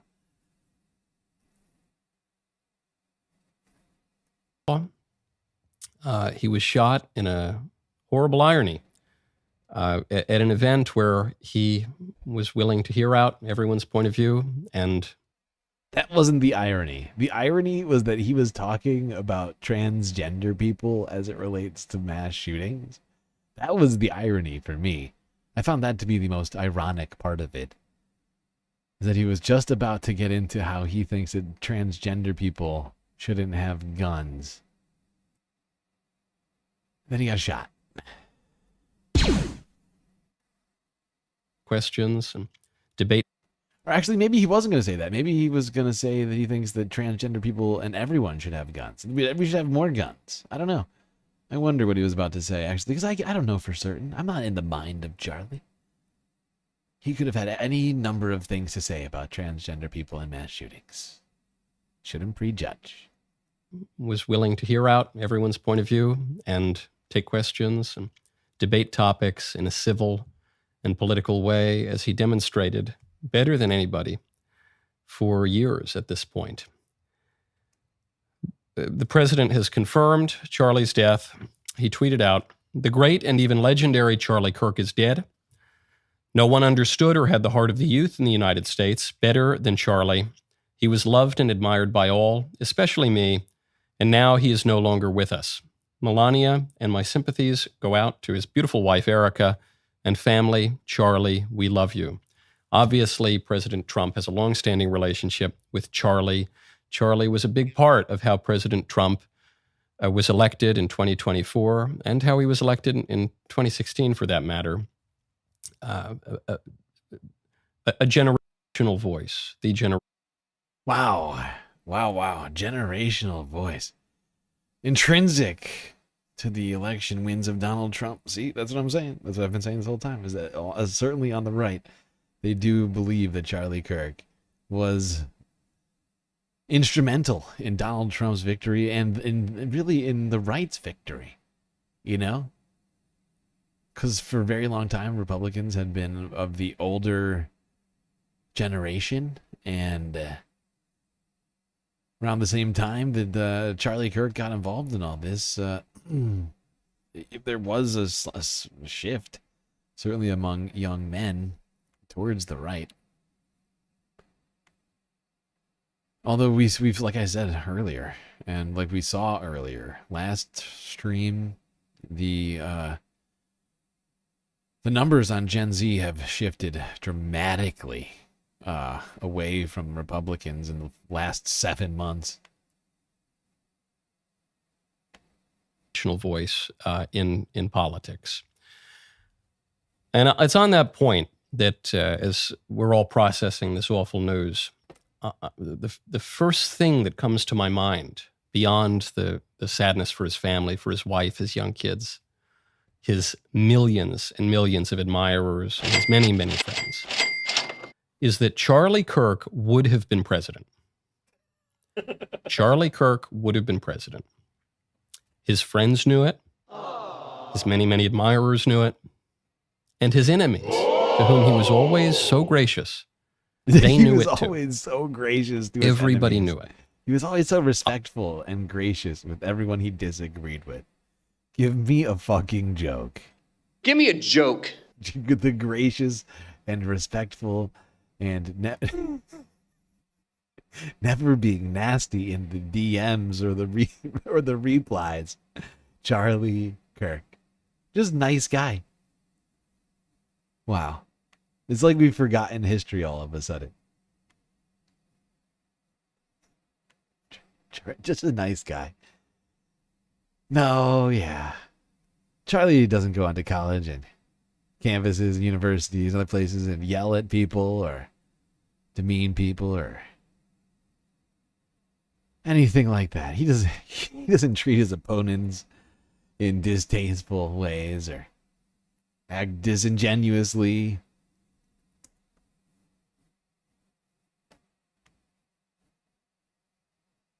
Remember actually, I think even before I first met Charlie, so now we're talking many, many years ago, people would joke. They'd say, well, we're all going to be working for Charlie Kirk someday. The first time I met Charlie was in a green room of a cable news outlet. I think we were in LA. It was for a morning show. So this was 4 o'clock or 5 o'clock in the morning. I lived in LA at the time. I was slumped over half asleep. Charlie, I don't know where he was living. Charlie lived on airplanes. And he shows up bouncing off the walls, full of energy, just wanted to talk about everything. And he, of course, was able to reach the very heights of media, of politics, of activism, of American public life. That's too And much, so man. then I think, all right, why did we all have such confidence that Charlie would be president? Well, he looked the part, very, very tall. I used to joke with him that he was descended from the Nephilim. Very tall, good-looking guy, extraordinarily articulate. That's part of it. Very, very sharp. So sharp that he dropped out of college. That's how you know that someone's very intelligent these days. Self-educated largely, but so unbelievably curious. So he would do fellowship programs. He would read books. He would ask for books to read. He would, and I think a lot of people think that when you look at someone in politics, especially at the height that Charlie was at, that all they ever want to do is talk about politics. And when they see, we would see each other, he'd see his other friends around the country. And that isn't true. He was much more interested in talking about the thing that you were interested in. And he was interested in it because he just wanted to get as much knowledge as he could from all of these experts around him and from all of the people who weren't expert but just had a special interest. And Charlie's interests were so varied. But is this the funeral already? Yep, they're already doing the obituary right now. This is the beginning of it. Of course, we're going to have flags at a half-mast till Sunday. So this is going to be a 5-day spiel. I'm fairly certain all banks are going to be closed for the rest of the week.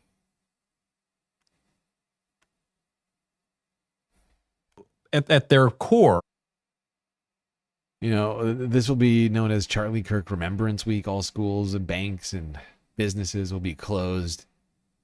And we will force women to carry, children to term, forced births, and what else are we gonna do?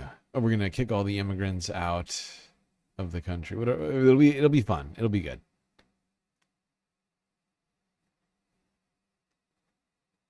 By the way, what ethnicity is Michael Knowles?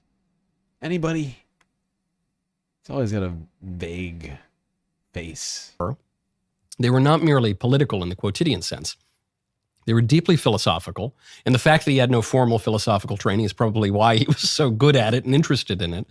And then ultimately it was religious. So I think why did we all think Charlie would be president? He looked the part. He was extremely effective at political organizing. He could raise money like nobody's business for a very good cause. He could persuade people through his extraordinary ability to articulate ideas. But I think really what it comes down to is his virtue. Oh. And I think this is why everyone knew. The virtue of Charlie Kirk. I see. Yes. The great virtue is Charlie Kirk. He looks good, and he looks hard. He looks good, and he looks hard. Aren't I a good guy? Great, great guy. Descended from the Nephilim, according to Michael Knowles. What else we got in here? Just going to go through some of this Daily Wire content. Jesus, Michael's face. Why do you look like that right now, Michael? Oh my God, this woman looks furious. She kind of looks like Caroline Levitt. Am I wrong? Does this woman not look like Caroline? Tell me that doesn't. That's like Caroline's twin. It's like Stephanie Levitt or something. Karen Levitt. Janine Levitt. Emily Levitt. She looks furious. How many hours does this go for? Oh, here we go. Okay, hold on. At some point, two great powers combine. Halfway through this puppy, 1 hour in, Michael Knowles passes it off. Somebody I'm sure people here are familiar with.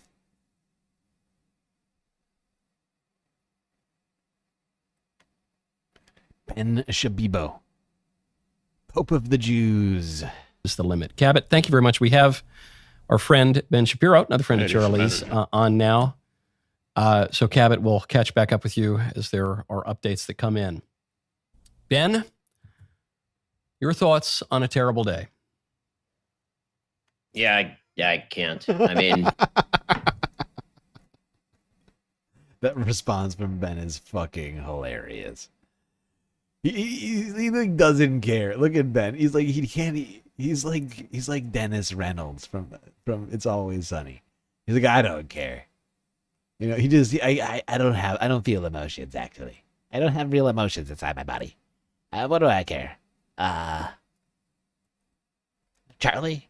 He was a guy. He lived and now he's dead. What am I supposed to say? He's dead. I'm supposed to care, but he's gone now. Come on. That come in. Ben, your thoughts on a terrible day? yeah, I can't. I mean, there's legit nothing to say. I mean, it's rare that there's nothing to say, but there's truly nothing to say. I mean, unthinkable, absolutely unthinkable. I mean, I've known Charlie Kirk since Charlie was 18 years old. I met Charlie when I was a significantly younger man. I was 13 years ago. So I was in my late 20s and I was working at the David Horowitz Freedom Center. I met Charlie Kirk when he was a fresh-faced, bushy-tailed youngster who's starting Turning Point USA legitimately right out of high school. And he'd already found a couple of seed founders, but he's kind of walking around the David Horowitz Freedom Center event looking for donors. And I started introducing him around to donors. And I remember turning to Jeremy Boring, co-founder here at Daily Wire, and turning to him at the time, because we both worked there, and saying, that kid is going to be the head of the RNC. Yeah. And I was wrong. Yeah, I remember. He wasn't the head of the RNC. He created his own organization that was significantly more important than the RNC, the most important conservative organization in the country. And Charlie was unendingly energetic, optimistic, a coalition builder, somebody who got better at everything that he did. Yeah. Truly. I mean, I watched him from his youngest days. He got better at speaking. He got better at debating. He got better at fundraising. He was great at all of these things. But the thing that there's so many kind of layers of horror here, so many layers of horror. Obviously, just as a human being, Charlie's a 31-year-old man who believed in God. As a Christian, he believed in Christ. He's with God now. He had a wife and two children, two very, very young children who will now grow up without a father. And when he was a young single guy, right? I mean, now he's a full-grown adult man with family, preaching in favor of marriage and family and religion and all the things that actually matter to all of us. And what does it mean for our country? Truly, what does it mean for our country when for the crime? Chat thinks that Ben Shapiro just got a Botox treatment. Yeah, there's very little movement going on above the eyebrow. Really at the eyebrow. Not a lot happening. And he is getting older. Could be vain. He could be incredibly vain, which would be funny when you think about it. But, media people often doing things to accentuate their, I want to say good looks, but that doesn't sound right. Of speaking freely, having normal debates in public, Charlie lost his life. Charlie was an unending well of energy, just endless energy, bundle of energy, like exhausting levels of energy, actually. And yet, and what stopped Charlie Kirk is a murderer's bullet, is an assassin's bullet. And we don't know who the assassin is yet. We don't know what the cause of the assassin was yet. I'm sure it will be political because it would be unthinkable for it not to be. But something has happened in our country that is so massively and unbelievably horrifying and dangerous. It's unbelievably horrifying and dangerous. I can't believe it's happened. So weird. Hard to understand it. Pitchfork Dragon with a galactic message highlight using those galactic membership benefits. Who won the gun debate, though? Question mark. Who did win the gun? What gun debate are we talking about? By the way, people, we are at... we have 15 minutes left to complete the goal. And that's with an added hour and a half already. Over the 4 hours. We're at 5.5 hours. We still haven't completed the goal. We're 2 away. We are 2 super chats, super stickers away from completing the goal, or like 4 galactic memberships, or like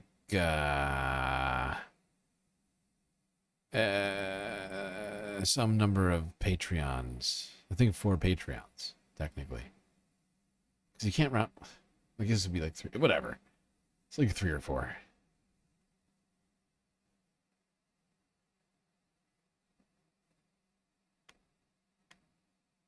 They just need murder of a young, beautiful person for the crime of speaking freely and passionately about the topic. Charlie Kirk is 31, was 31 years old. And beautiful? I mean, wow. I don't know. Is just, it's beyond me. It's beyond, I think, all of us. And it's a symptom of a broader ill in American society, an ill that says that politics are blood sport, that if you challenge ideas, that you're challenging somebody's existence, and therefore you are fair game to be murdered in cold blood, in public, in front of everyone. And we've seen so many instances of violence being excused and looked away, particularly by the political left these days. Oh, particularly by the political left. Really? It reminded me again, did the left storm the Capitol wearing military body armor, beating police officers, entering that Capitol, attempting to stop an election, put up a gallows in the middle of the streets, and then the political left then come out and defend that for oh wait, no, that's what the right did, and the political right did. The Republicans on the internet have been spending the last 5 years making excuses for those people who stormed the Capitol. Oh, but we have to stop with this violent moment where the political left is fomenting all of this hatred. And I fear that it's not going to end. I fear that it only gets worse from here. That's my fear. It's a moment for I think where we could, as a country, say no more of this. We've had periods in American history like the 19. I love how they have rushed to politicize this moment that they're saying shouldn't be politicized, right? It's like, look, the political left, they're politicizing this moment that I'm politicizing right now. I'm blaming it on them, and we just have to stop making politics so divisive. Sisyphean task with a sweet super sticker, getting us to 8.5. Count that as 8.5. How's it going? How's it going with you, Sisyphean task? I hope things are going well over there. I hope you're having a good day. It's weird that it's only 11 p.m. Eastern Standard Time. It's throwing me off. Very Twilight Zone.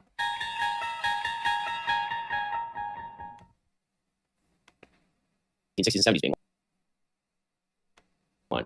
And at a certain point, Americans said, no, we're not doing this anymore. But I wonder if the American body politic has the immune response necessary to stop this massive evil from ever happening again in our country. But then after I have all those sort of political thoughts and all of that and kind of meander my way around, what I come back to is poor Charlie. That's really what I come back to. And I understand he's with God now. And I understand that for Christians, that's a cause for celebration. But I just have to say that in my own view of Charlie Kirk, is a person who... Exactly. This is just God's plan. Okay? God wanted Charlie to die. Okay? Okay, Christians, stop being so upset.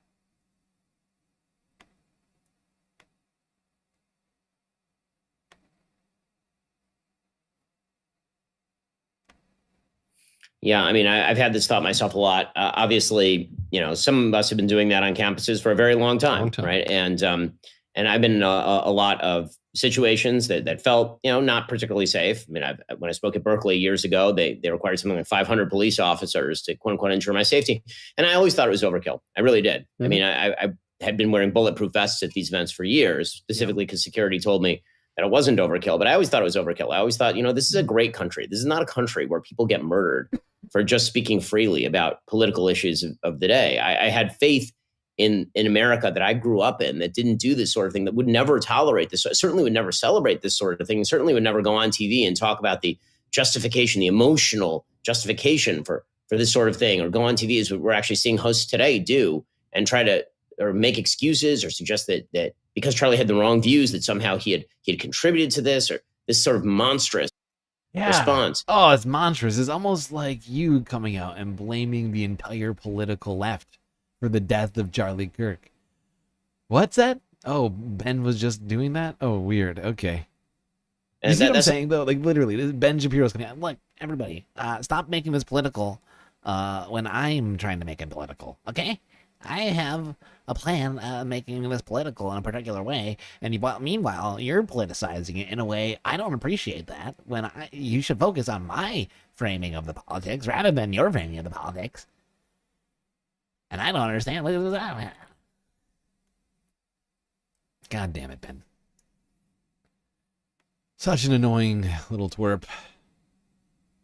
That's not the country that I grew up in. And so, Michael, you've done it too. Every time you go to a college campus, you'll have friends and family who will say things like, well, don't you feel unsafe? And my answer was always, no, I never felt unsafe. Yeah. Even if I had security, I said, I'm the safest guy in the building. I've got security. I've got a vest. Like, okay. Security. Like and even when people would, there have been a few instances. Wow. Ben Shapiro wears a bulletproof vest wherever he goes. Incredible. Good to know. Is where someone throws an explosive, or when someone busts open a door, something like that. And even then, I guess there's this sense of, well, look, it could never really go south. It couldn't. Come on, we're just debating ideas. Come on, we're just giving a college lecture or something. I mean, it's why even at this moment, I'm having trouble accepting processing this. Because it's so hard to process. Why would anybody listen to what we say when we go and give lectures at colleges about how xenophobia is a good thing, how LGBTQ people shouldn't exist, how women shouldn't have rights to vote or work, and should be at home making babies, forced to have those babies, and everyone should be forced to, have a small choice of religions. How could anybody get upset about that? It's so weird. I don't even get it why people are getting upset about things. And it's like all we're doing is giving college lectures on scientific things, like how women are just stupider than men and are scientifically created for men's sperm to create babies and should be their bodies should be legislated into bondage, servitude. Process. That's right. Yes. And now I will say that just on a public policy basis, this is the end of all outdoor public events. Like, they're done. I mean, in terms of political events, it's over. Yeah. Yeah. And we saw the president of the United States almost shot in the head during an outdoor public event. We saw Charlie Kirk murdered in front of all of us at an outdoor public event. That's over. And we're going to lose something with that. And we're going to lose something in losing debate. We're going to, something is broken in this country, deeply, deeply broken in this country, for somebody like Charlie Kirk to just be assassinated. Somebody like Charlie Kirk, just he's just Mother Teresa. He's got no political. He's got, it's like they're talking about a child. They don't talk about school shootings like this. Like, they don't come out and say, "Oh, this senseless shooting at school." Oh my God, the loss of life. How could people do this? How could this right-wing psychopath go into a school and blast it up? How could this racist go into this, Walmart and blast it up? No, none of that. But when one of their own gets shot, how could this happen? Oh, what could have led to this? Pervasive gun culture. And very polarizing rhetoric. No. It's not that. It's not us doing that. It's the left for pointing out the polarizing rhetoric and blaming us for it, for our polarizing rhetoric, right? Because that's the thing that they're complaining about, is people calling their fascist ideology fascist, for pointing out that they are pro-authoritarian, that they hate people, that they are hate mongers, right? They don't think women should have rights. They don't think immigrants should have rights. They don't think, certain ethnicities in this country should have the same rights that they do. The list goes on. And then they're like, why is the moment so polarized? Why are people so angry? It's like, dude, you're talking about disenfranchising people from their rights as if it's just another Tuesday. And it is. That's literally what they've been doing. You go through their fucking YouTube channels, and we're going to do that with Charlie Kirk at the end of this. I decided somewhere during the stream to start adding in some of Charlie Kirk's own words. Listen to this guy who just didn't deserve it. He probably didn't deserve to be shot, but he certainly said a lot of very hateful things online.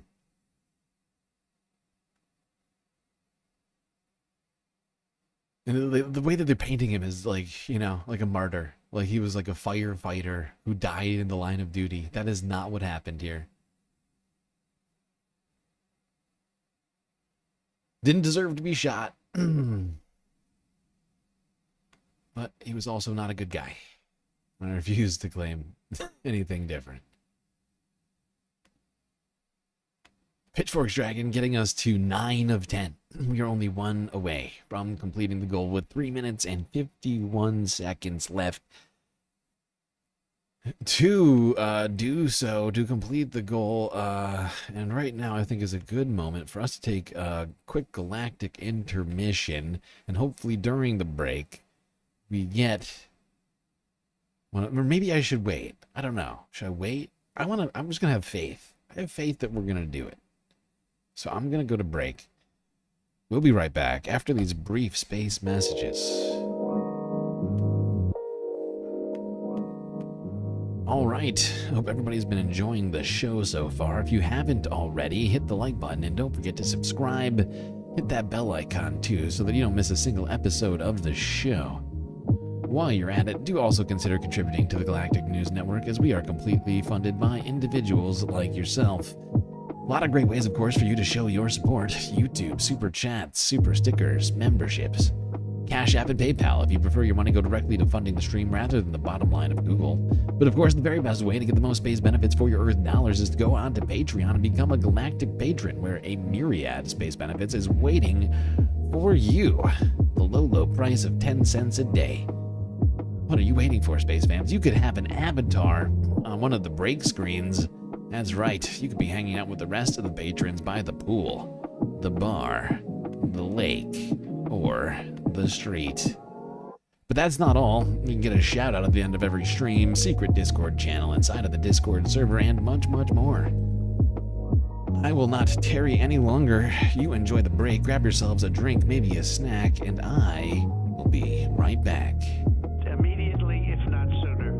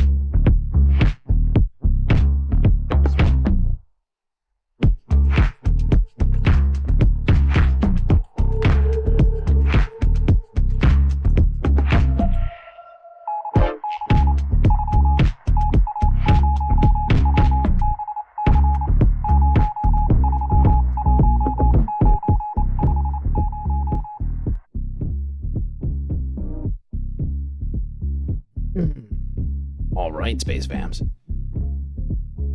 Yes, you're hearing my voice, and you just heard that sound. That familiar sound in your ears alerting you to the fact that the break is about to end. And the show is about to resume. That's right, the fourth half. About to begin immediately. Immediately, if not sooner.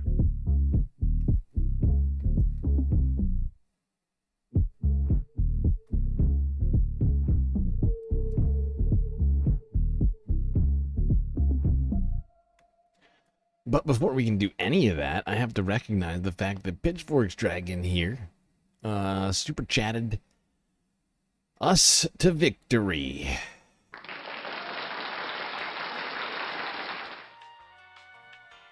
That's right, everyone. Bask in the glory. Another sweet, sweet confetti party.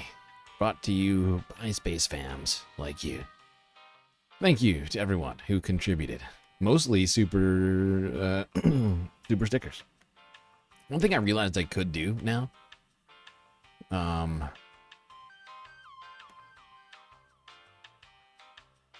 had never noticed before, is that I can look at all of the super chats after the fact, and by clicking this, I can say thank you to all of you who contributed. Pitchfork Dragon, Epi Mew, PB, Sisyphean Task, Mish, Sasha G, Bob Carmody. All of you have helped this happen.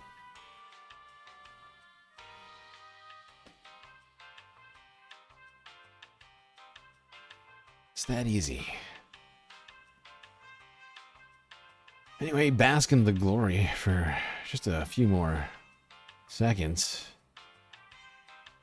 The glory brought to you by everyone who helped contribute to this goal, ensuring that we get all of the sweet, sweet content tonight.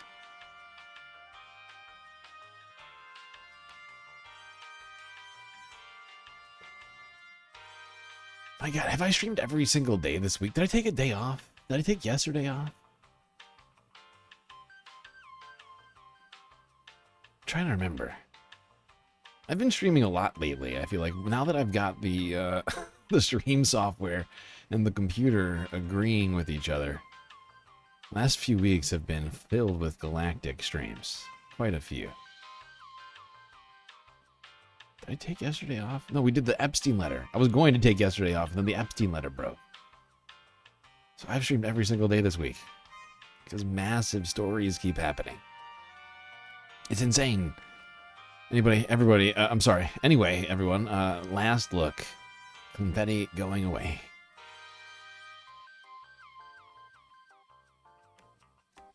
Okay.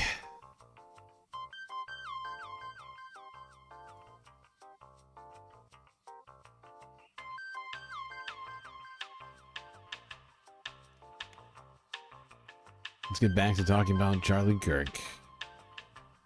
Thankfully, we have completed the goal, so we know we can get through all of this Charlie Kirk stuff. Because boy, oh boy, we have a lot of Charlie Kirk stuff left. Things have changed since we first started this stream.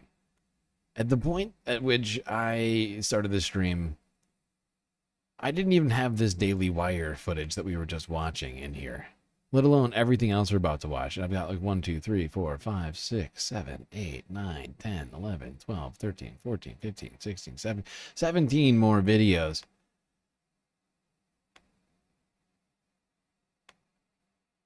Let's just go back to the Daily Wire, just to remind ourselves of what we left off with.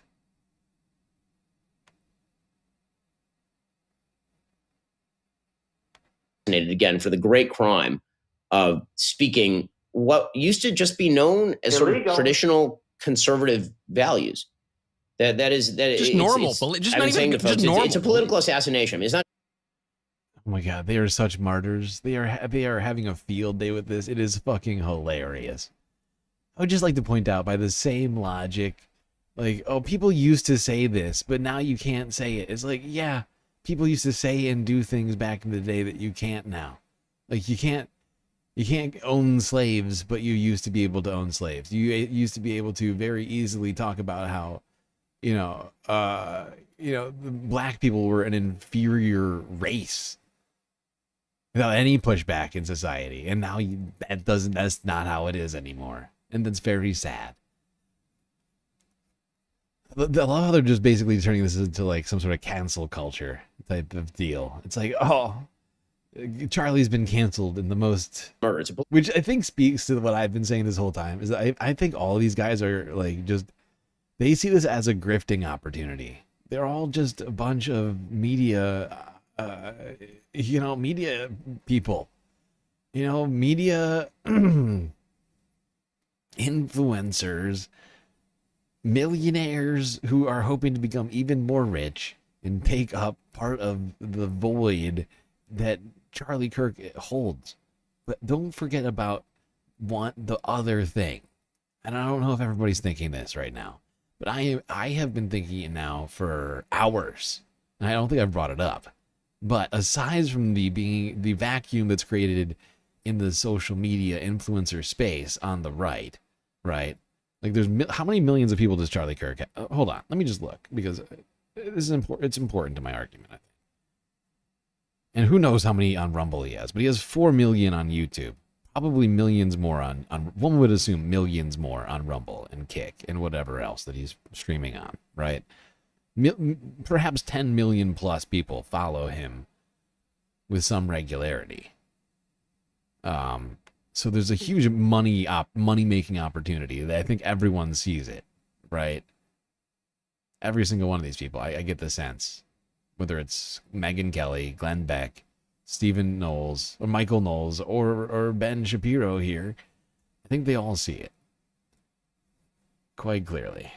And but there's one other thing that we're not thinking about, I think, right? It's not just the money-making opportunity with the media side. It's Turning Points USA.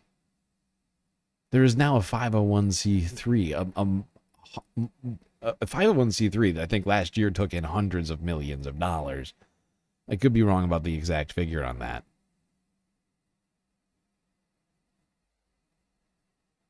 That is central to conservative thought, right? Think about that for 1 second. And Charlie was basically the host of the last one, and he's always hosting these things. Okay, it was $81 million in revenue in 2023. don't think they've reported for 2024 yet, which is interesting.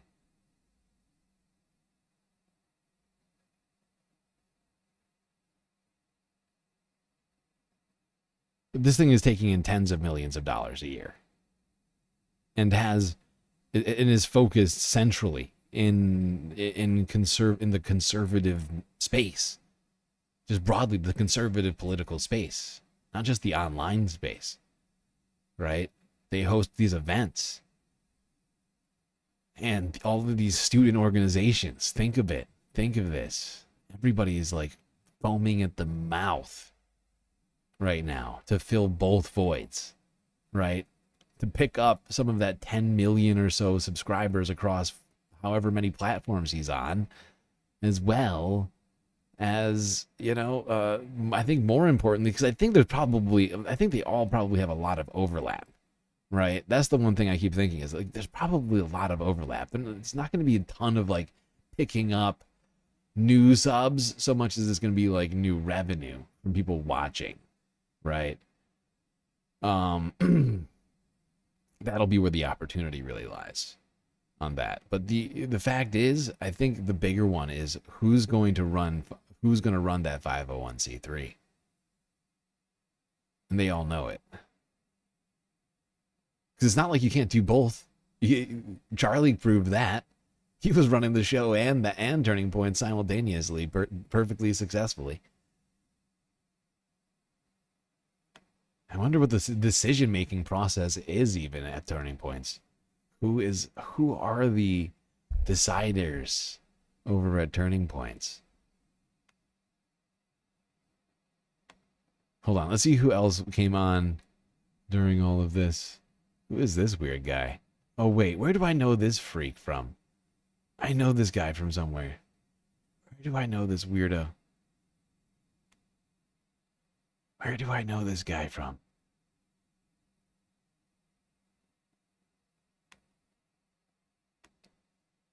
For Charlie. And at a certain point, Representative Lauren Boebert of Colorado called for a real life. And you had hateful people come in and hurt him. And what Charlie said to me was he was just trying to tune out the noise. And it's just really upsetting that this happened. And it's, I first met Charlie when I was a college student. He was one of the first people who I interacted with when I was getting into conservative politics. And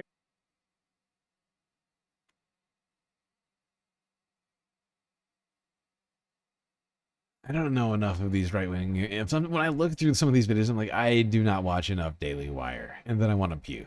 Because I watch too much. I already watched too much, I feel like.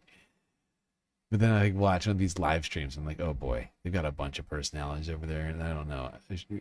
Fuck all about.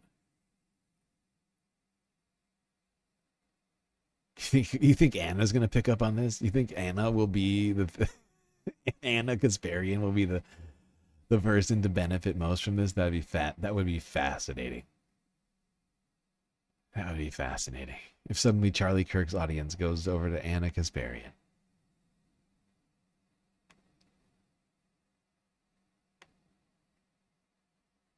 All right, let's go here to the left. The radical left is being blamed for the death of Charlie Kirk. Even though we still don't know anything about the shooter. It's the left's fault. I'd like to point that out to everyone, though. Like, is that one thing that's been consistent throughout all of this, from every single one of these people that have been talking this whole time, is that they've all been saying the same. They've been saying the same thing, that this is the fault of the left. This is the fault of all the extreme rhetoric, people calling Charlie a fascist and a Nazi and whatever else, saying he's a mean guy who says racist stuff. That's the fault. That's a fault. But we still have no evidence to that fact. It may be true. I mean, anything is possible right now because there's zero evidence. We don't even know who's done this thing yet. Matthew the Celt becoming a galactic contributor. It's a great life choice, Matthew. Much appreciated. I'm sure you're feeling a little bit more galactic already. And you have access to 18 sweet, sweet emotes. Trump announced his death. The great and even legendary Charlie Kirk is dead. No one understood or had the heart of the youth in the United States of America better than Charlie. He was loved and admired by all, especially me, and now he's no longer with us. That's as close to an official confirmation as you're going to get. He's dead. Disavow quickly and vehemently for your own safety? Yeah, no dude. What the do you mean? Of course. I don't think you guys understand. I was supposed to debate him in a public setting like a month from now. What the fuck is damn. happening? Mike Lee, I am tracking What? situation at Utah. Hassan was supposed to debate Charlie a month from. That would have been great content. I don't know why I'm talking about it like that. Valley University closely. Please join me in praying for Charlie Kirk and the students gathered there. How is this? How is it? Shots fired at Charlie Kirk event at Utah Valley University. Shots have been fired at Charlie Kirk event at Utah Valley University. Footage from the scene showed event goers screaming as shots rang out on Wednesday. People at the event took to social media to share details of the moment someone opened fire at the conservatives event. Kirk published a post on X just minutes before reports of the shooting emerged. What the fuck is going on? Before we had a flag and we had... He just got shot! Holy Holy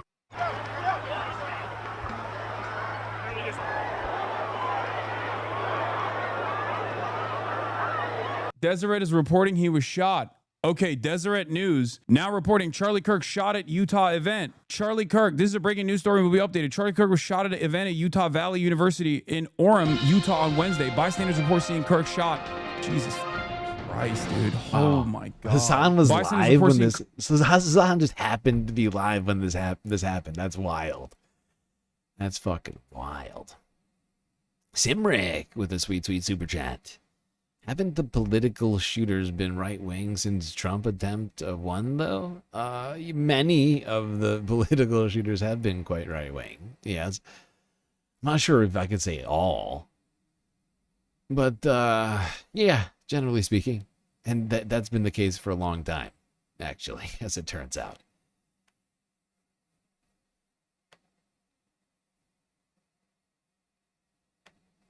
shot near his neck during a Q&A with students? What the f is happening, brother? Oh! Dude. My God. Oh, God. Hassan watched this shit live on stream. I wonder if he played the video on stream, and they cut it out for the clip vid, but I wonder if he was watching that. That shit was grotesque. You could clearly see that he was dead. Once I was, like I said before, I was researching this. I was preparing a list, ready to go live. Like, I was halfway through the list when I saw that video. I was like, okay, I'm just going live. Well, that was around the time I was still listening to like half watching as I was like doing the thumbnail and like preparing the video like frantically. But like I was like, oh my God. Once I saw that video, I was like, oh, this dude is gonna die. And while I was getting ready to go live, it was announced that Charlie was dead.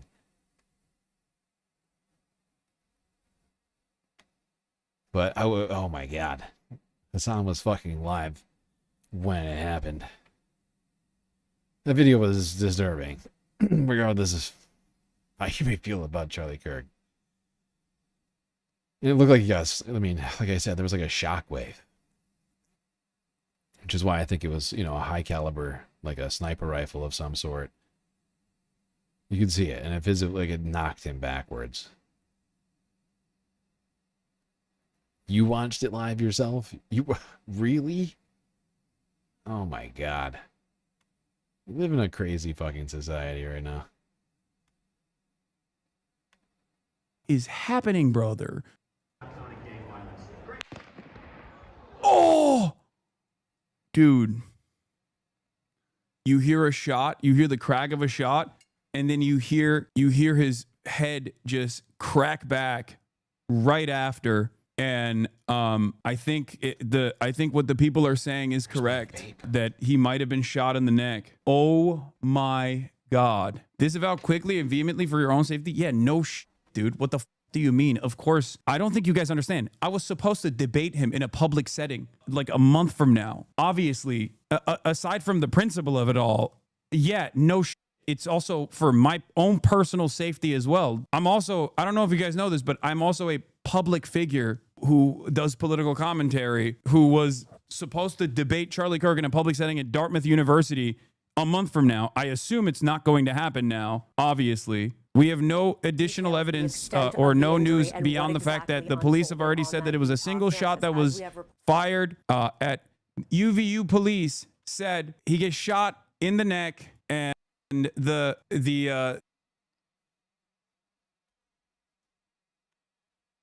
You watched it, according to early analysis, 200-yard shot in the neck. Whoever did it was a trained marksman. Yeah, that's what I was.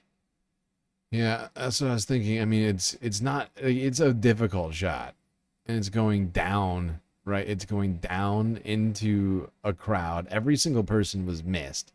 Right, where you have an amphitheater, a tiered amphitheater, where seating is going down into a pit, essentially, where Charlie was. Right. And you miss every single person in that crowd. That is a pretty, the more high powered the rifle is, the less good you need to be, technically, to some degree in that case, because of the speed of the projectile. But that's a pretty tough shot to make.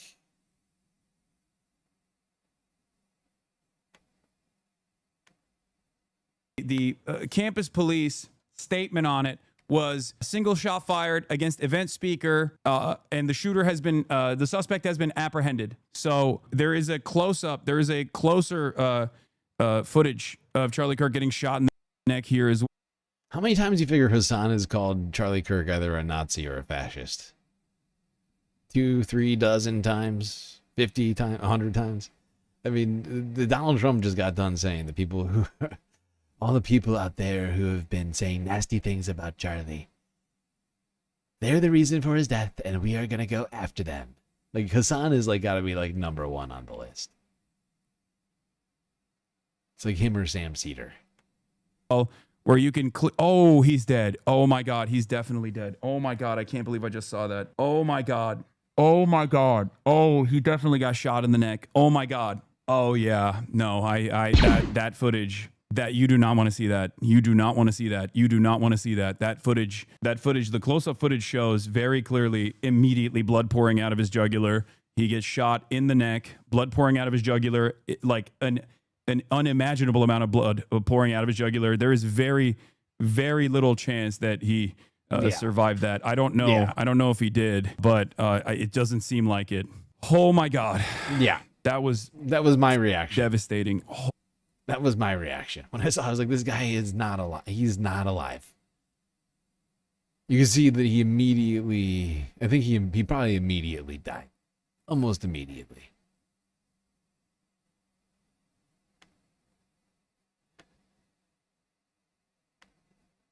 I don't know what to say. Oh my Lord. Oh, Jesus Christ. Holy America is so absolutely do not watch the video. If you have not seen the video, do not.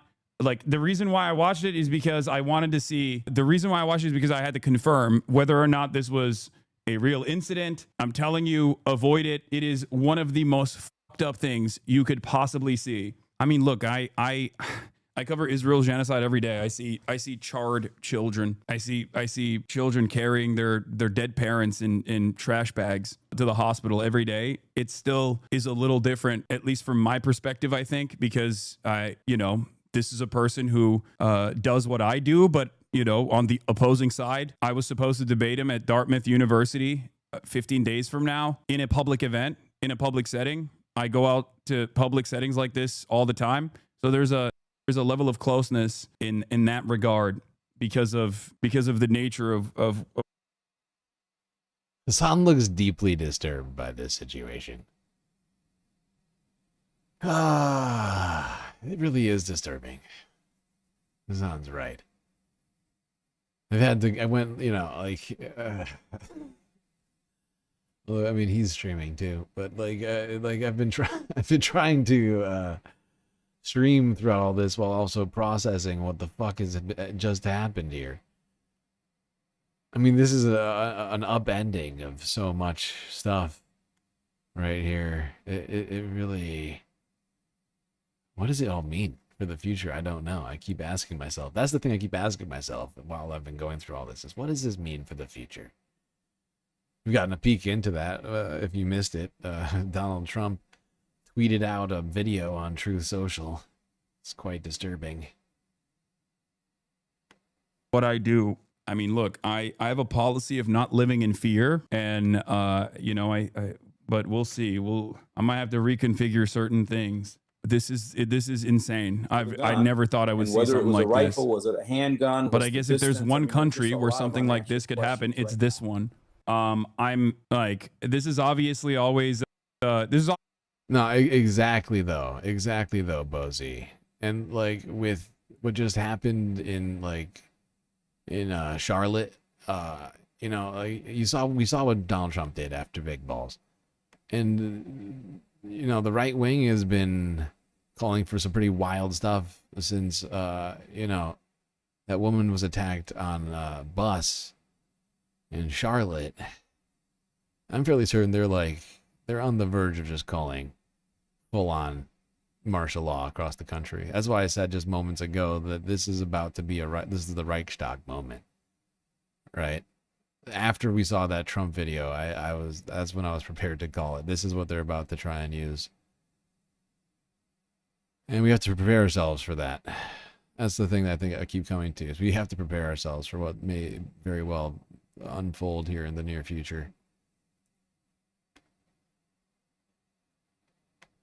See always a fear, especially in the United States of America. There is not. I mean, I don't know what the fuck to say, dude. I don't know what the fuck to say other than America is an incredibly violent country, and it's getting even more violent every day. It's one of the most insane. This is one of the most insane things I've seen. The scourge of gun violence and political violence must end. The shooting of Charlie Kirk is the latest incident of this chaos, and it must stop. We cannot go down this road. There's no place for it in America. We wish for his recovery. Why was Luigi's shooting celebrated, but this is tragic? Couple different reasons. I think there are a lot of people who have some semblance of like parasocial connection to Charlie Kirk, which is as weird as it sounds. It's a public event. It is at a school, and Charlie Kirk is not seen as someone who is like responsible for the social murder of tens of thousands of Americans. You know what I mean? So those are probably some of the reasons why. And for the record, there are a ton of people celebrating this as well. I'm not, for obvious reasons. I think people here have the capacity to understand why. It's just like, I'm gonna keep repeating this over and over again, but like, this is the ultimate fear. For a political commentator, this is it. This is the thing that you don't want happening. This is the thing that you never want happening. This is what a lot of people fantasize happening to me all the time and say they will do to me all the time. Obviously, especially because it's Charlie Kirk, someone who I know personally. I'm not, you know, fond of his worldview, obviously, but someone who I have debated in public settings on numerous occasions since 2015. I almost forgot about someone the who I was Wobegon slated to debates. debate at Dartmouth University 2 weeks from now. Somehow I almost forgot about those things. Do you understand? Trump announced his death. The great and even legendary Charlie Kirk is dead. No one understood or had the heart of the youth in the United States of America better than Charlie. He was loved and admired by all, especially me, and now he's no longer with us. Melania, and my sympathies go out to his beautiful wife, Erica, and family. Charlie, we love you. That's it. Trump had to be the one to announce this. That's as close to an official confirmation as you're going to get. He's dead. I want to show you there was a moment of silence on the House floor in Washington for Charlie Kirk just moments ago. Bipartisan calls to calm this down, to bring the rhetoric down in this country. Again, there was a moment of silence that came. Dude, by the way, right-wingers saying, oh, we got to tone down the rhetoric, once again, is an insane statement here, okay? It's like people who perhaps are most responsible for setting up an environment where violence and instability is the norm for everyday Americans. People who have set up an environment. I'm glad me and Hassan agree on this one, because this is like almost word for word, I feel like, what I just got done saying.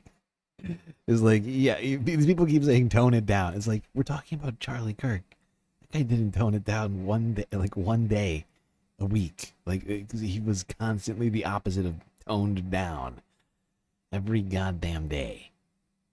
This guy was a scourge on toned down rhetoric, right? Just like come on. Violence and instability is the norm for everyday Americans. People who have set up an environment where there is just no solution to unlimited gun violence every single day, where parents send their children to school and... Isn't it up to me? Isn't what up to me? I don't know what this is referring to.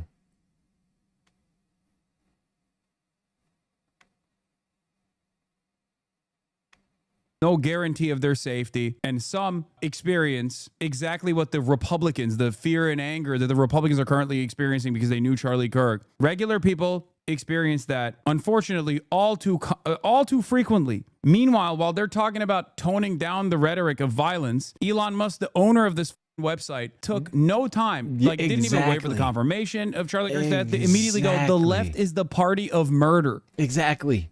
Before we know anything about the shooter, before the shooter is even in custody. People like Elon Musk saying the left is the party of murder. We listened to, before any information was out, I mean, this was like right after it broke, Glenn Beck blaming the left, blaming George Soros, blaming left money in political organizations and in colleges. Like, they jumped to all of these conclusions before there's any information about the shooter. It's pretty wild. And people are saying, oh, everybody tone down the rhetoric. Don't celebrate. I feel like I am being like pretty, I think I could go a lot harder than I am right now. 2 months ago, a psychopathic right-winger, a far-right evangelical Christian, had a hit list of numerous Democrat politicians. He went into the homes of Democrat politicians in the state of Minnesota, and he shot and killed 2, and he tried to kill more. And these guys immediately said, oh, he was a leftist. He was actually Tim Walz's guy. He was Tim Walz's top guy. Made no sense to what was literally a the assassination. This is beautiful. Yeah, this is literally what I did. This is literally what I was saying like 4 hours ago now. Oh my God. Have we really been going 6.5 hours on this goddamn thing?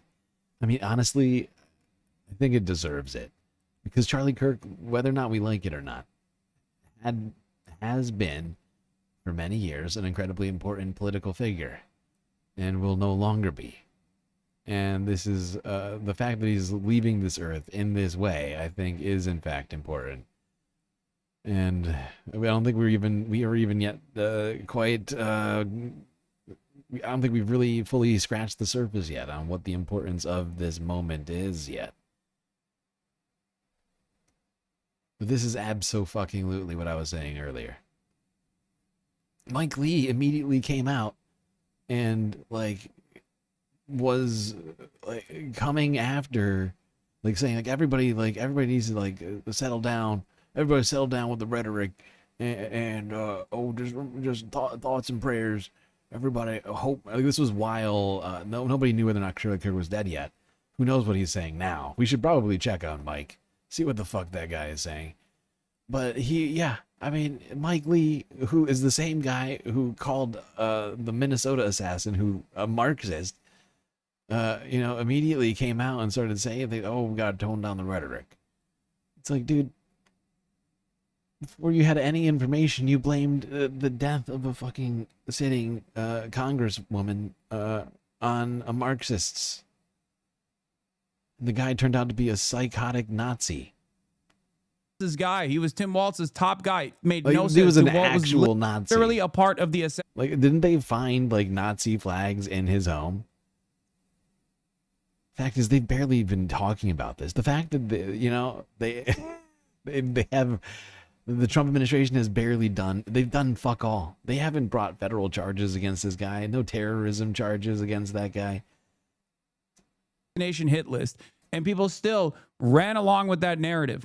There's no confirmation of the shooter's ideological background or whatever. None of that. But it doesn't stop these demons from immediately saying, oh, it's the left that's doing this. It's the left that's doing this. It must be a leftist that did this. So spare me the fucking bullshit about toning down the rhetoric when this is the common meta. It's so ridiculous, man. Yeah, there was just a story about an American-Israeli sniper admitting to killing multiple civilians in Gaza and no one cared. Yeah, dude from Naperville, Illinois, flew out, had his family fundraise so he could get weapons to kill children that he openly said he did in Gaza. Doesn't even reach a blip. That kind of violence, by the way, does inevitably come back here. That's my point. My point is, America is an incredibly violent nation all around the world. We are so violent. We're a constant presence, a constant force everywhere. That has a tendency to normalize these kinds of incidents here as well. Video posted on social media shows the moment Charlie Kirk was shot and the seconds leading to the incident, Kirk was being asked questions about mass shootings in America. Do you know how many mass shooters there have been in America in the last 10 years? A person asked, counting or not counting gang violence. Here's Mike Lee's Twitter. We don't know.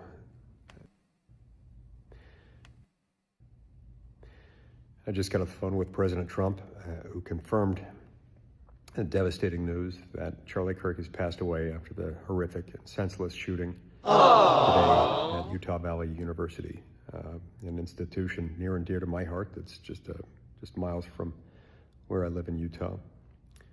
We don't know all the circumstances surrounding this, but whoever did this needs to be brought to justice. In the meantime, my thoughts and prayers.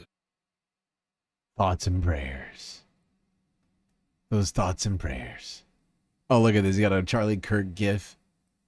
Is that a some people are already making AI Charlie Kirk gifs? Oh my fucking god. Look at this. This is an AI gif of Charlie Kirk.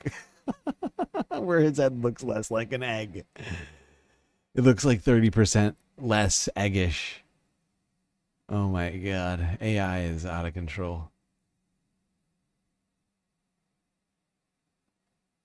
We can't bring Charlie Kirk back, nor can we clone him, but in a broader sense, we can replicate him by striving daily to emulate his unique style and infectious love for America and the Constitution.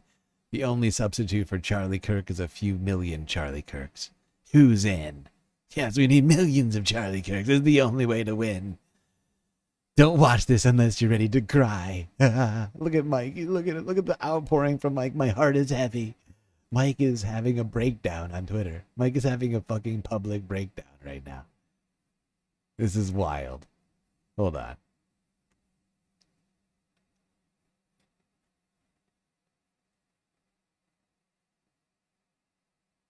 Same people who tried to bury Irina Sarutska's story are trying to disarm you. Get rid of the Second Amendment. This is why the media hates Elon Musk. Shots fired at Charlie. This is a good time to pray. Wait, why won't this let me? This is not letting me scroll it when it's over on that screen. What the fuck is going on? Anyway, Mike Lee having a full-on breakdown, full-on meltdown over Charlie Kirk's death on Twitter right now. Same guy who, rather than having a breakdown over the shooting of his colleagues, Kirk responds right before from Minnesota, took to Twitter earlier this year to claim it was the fault of Marxists. It's funny how things work like that. Is shot. That right there is America perfectly described. Because the irony, the dark irony of this sequence of events, it is that mentality that stops people from even seeking the truth about how, or seeking solutions on how we could stop gun violence in this goddamn country. And in the process of actively continuing to debate the importance of having every American be armed to the goddamn teeth, Charlie Kirk got shot by another American that was armed to the teeth, and now he's dead. It is pretty crazy, however, that yes, Charlie Kirk had on numerous occasions, not just in 2023, numerous occasions had said gun deaths are unfortunately worth it to keep the Second Amendment. The person who inevitably advocated for his own demise. I don't know if we'll ever actually get Republicans to understand this. I don't think they will. I don't think they'll understand it. They didn't understand it when Steve Scalise was shot at the congressional baseball game. They didn't care about it. Steve Scalise himself personally continued to be a strong advocate for freedom. We just needed more guns. We just needed more guns in that crowd. If everybody in that crowd had been armed, I'll tell you right now, it never would have happened. Never would have happened.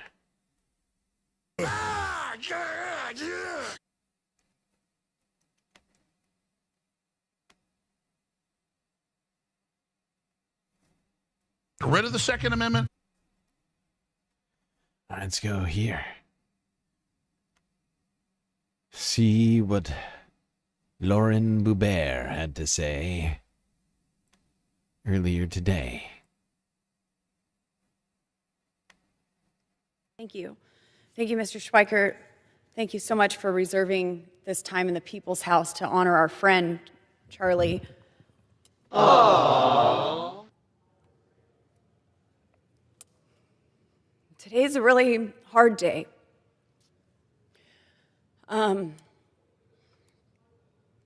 This is unexpected, obviously. Yes. Oh, yes. But the moment we heard that something had happened, I was able to get on the phone with faith leaders throughout the nation, and instantaneously, Immediately, if not sooner.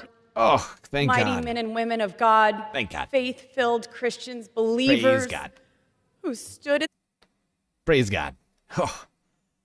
Phew. Oh. I am so glad that Lauren Boubert managed to get together a prayer group in time. That was close. Almost too close.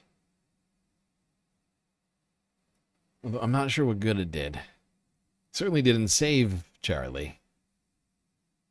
I guess maybe it'll help get him into heaven. I don't know. gap and interceded for my friend Charlie. Oh, Charlie. Oh, it's so I thank God for that faith.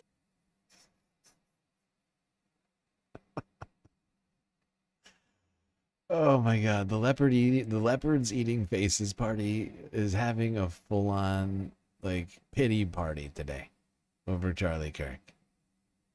Because I can't help but think, you know, maybe if we did in fact get rid of the Second Amendment, wouldn't have this problem. Of course, Republicans wouldn't do that. Not going to do it. Wouldn't be prudent at this juncture. The prayers were not in vain. God promises that His word will produce what it says it will. I do not believe that Charlie's life being stolen in this manner is in vain. Illegal. Charlie is a pioneer. A Greek word that God has brought to my remembrance each and every day for more than a decade. And the Greek word is archegos. And if you look it up in the Strong's Coordinates, it's word number 747. And in some way, God reminds me of this Greek word, archegos, on a daily basis. And even when I think I understand it, I still ask Him to give me deeper revelation. Oh, please, God. And I believe that today God highlighted exactly what it means. He personified this word, and it is pioneer in the English language. And it is one. Oh my pioneer. God. This is terrible. This is fucking terrible. Lauren is such an embarrassment. I can't listen to any more of this. Everybody's getting... I can't do this to the audience. I cannot knowingly make the audience dumber. I will not do that to you. Let's see what... There's other members of Congress out there. Let's see what AOC had to say. This is horrific. This is awful. And the assassination of Charlie Kirk risks an uncorking of political chaos. Are we going to do something, or are we going to argue over rhetoric? That is my question about this. We have to pass gun safety legislation and stop this. And remember, we're Americans, and you can disagree in a way that doesn't end in a horrible way today did. And it shouldn't matter what your political views are. You should be able to state in America whatever you feel. A couple Republicans just came down these steps and said that it's Democrats' fault that it has happened. Your response to that? I think on a day when this young man has lost his life and his family is grieving, to be talking about the politics of this is just so inappropriate. We should all resist the temptation just to point fingers. That takes us nowhere. We should be rejecting gun violence and political violence in all of their forms, regardless.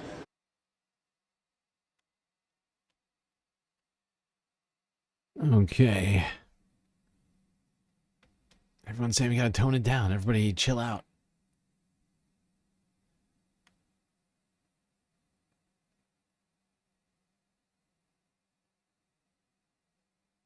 Charlie got paid 6 figures to go around yelling at college students. I honestly, is that true? Because I have no idea exactly how much he was getting paid by Turning Points, his own organization. I would point out. Right, just think about that. Yeah, I thought it was 7 figures, but okay, I'll grant you 6 figures.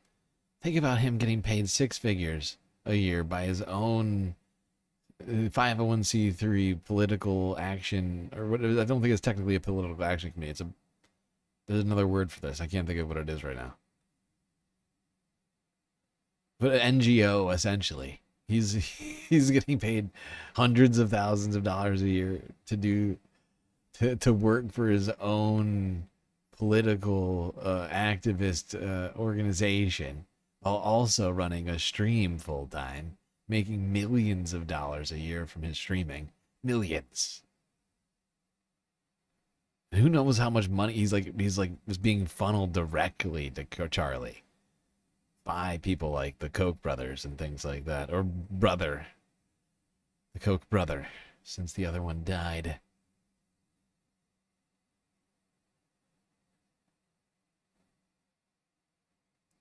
Is she trying to say? I have no idea what she's trying to say. I have no idea what Lauren Boebert doesn't even know what she's trying to say. Can't expect the rest of us to know what she's trying to say, too. That's not fair. Now, and she doesn't know. Okay, let's go here. NBC LA. Chilling clues into who may have gunned down Charlie Kirk. Uh-oh, clues. That breaking news out of Utah, that's where Charlie Kirk, a prominent conservative commentator, was shot and killed on a college campus tonight. One person is in custody. Good evening once again, everybody. I'm Michael Brownlee. And I'm Colleen Williams. Kirk's name so associated with conservative politics that President Trump announced his death on social media today. Kirk was killed during an event for his nonprofit, Turning Point USA, which advocates for conservative politics on high school and college campuses.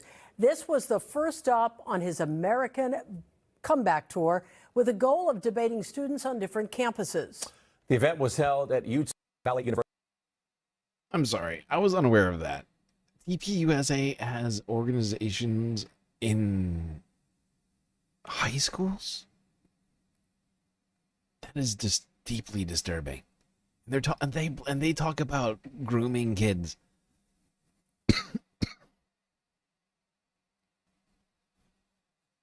Talk about grooming kids, and they have a right wing, a tax-free, it means a tax-free organization. I'll point that out. Whenever I say things like 501c3, that means they don't have to pay taxes. Tax exempt. Because they're doing things beneficial to society, like grooming children in high school. Goal of debating students on different campuses. The event was held at Utah Valley University. The school is about 40 miles south of Salt Lake City. Kirk was the only... Pitchfork Dragon with the sweet super chat. Charlie Kirk didn't tone it down for 1 second in his life. It's true. He didn't. He was not a guy who toned it down. Which is why I find it fascinating that people are saying that we should tone it down right now. Charlie wouldn't have toned it down. Name one time when Charlie decided, you know what, that's too much. Person shot at that event. NBC4's Conan Nolan joins us now. Conan, lawmakers really from across the aisle are protesting what they're hearing about this, calling it unspeakable political violence. And it was, evidently. Charlie Kirk was one of the most important figures in the conservative movement. People are really upset about this. All right, where is this new evidence I'm not watching this whole goddamn thing. Tell me about the new evidence. To say, the university says he has a First Amendment right. All right, more to come. Conan, we appreciate it. Thank you. And we've just learned the suspect has been released. A lot of criticism here tonight that there was just no security in place on this college campus during Charlie Kirk's event. Kirk often debates people, as we mentioned, face-to-face, tempers flare sometimes, but everyone walks away. And frankly, no one could have predicted something like this would happen today. Our investigative reporter Eric Leonard joins us live from the newsroom. Eric, outside of a political figure, no one gets any kind of extensive security detail. What do we know? We saw people on stage with him. Was there any kind of security out there today? Well, there was, but it was limited because, again, this is not a national security event like you would see if the president or a high elected official were to visit, and there would be a huge security bubble and restricted entrances. I mean, this was an open event, open to anybody. There were no choke points where people were required to pass through specific entrances and exits. There was no screening of the people that arrived there. We know that Charlie Kirk traveled with a small private security team, including a driver, a few other people. They met with the university's security, or the university's police department, in planning the event. The police department had about 6 officers there. But if you look at the video and the pictures we have from the scene, all of them are pretty much clustered around that main tent where he was speaking, and that's because. Love how it just proved me wrong around the whole ring of this thing. Seems like people got sick of that. Much clustered around that main tent where he was speaking, and that's because the thing they were most concerned about was somebody in the crowd jumping over a fence, grabbing him, tempers flaring during one of these heated exchanges that are always expected at his events. The idea that they would be able to secure hundreds of yards, quarter mile in every. What I find fascinating is that Charlie Kirk, among other influencers like him for years now, for at least the last 10 years since Charlie Kirk has been involved in politics, have been playing down mass shootings, or in some very specific instances attempting to utilize particular details about mass shootings to foment, push a particular narrative. A man who spent all of his time going on to college campuses, tell people that we need more guns. A place where, you know, in America, we have more school shootings than in any other country by leaps and bounds, unless you count Gaza. But, you know, pre-2023. And the fact is his life ended on a school campus, doing the same thing, quite literally. It's quite ironic when you think about it. Action like you see when the president visits somewhere where rooftops are cleared and observers are put in place is just not realistic. It doesn't happen. And yes, anyone could just walk up. Why is it so difficult to provide tighter security at larger events like this? I mean, I see a couple of the breaking dividers news? there from that main. Why is there not more security? On a whole other level, if you talk to people working the secret. I guess that's the breaking news, that there wasn't enough security there. Right. Okay. If you say so.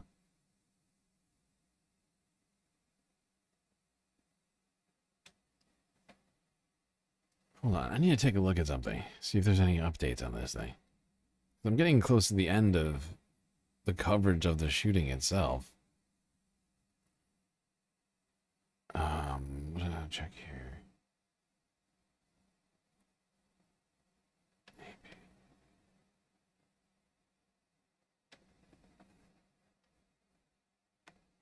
The footage isn't being published, but Charlie Kirk was defending school shootings and mass gun violence while he got shot. Yeah, no, that's what I'm saying. He was literally talking about. Yeah, I mean, it's insane. He was talking about trans people in school shootings at the very moment We saw it on the stream. Did they take it all down? They took it all down?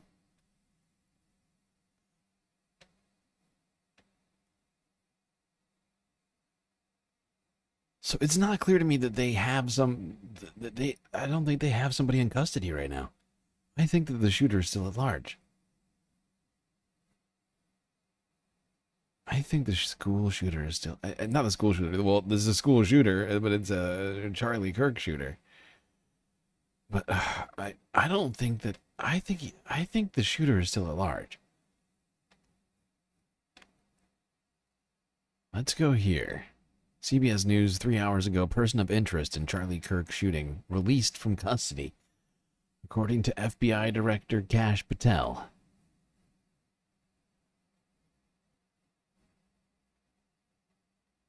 We're getting new information here at CBS News 24/7 Prime Time. I want to bring in Anna Schechter, senior producer at the CBS News Crime and Public Safety Unit.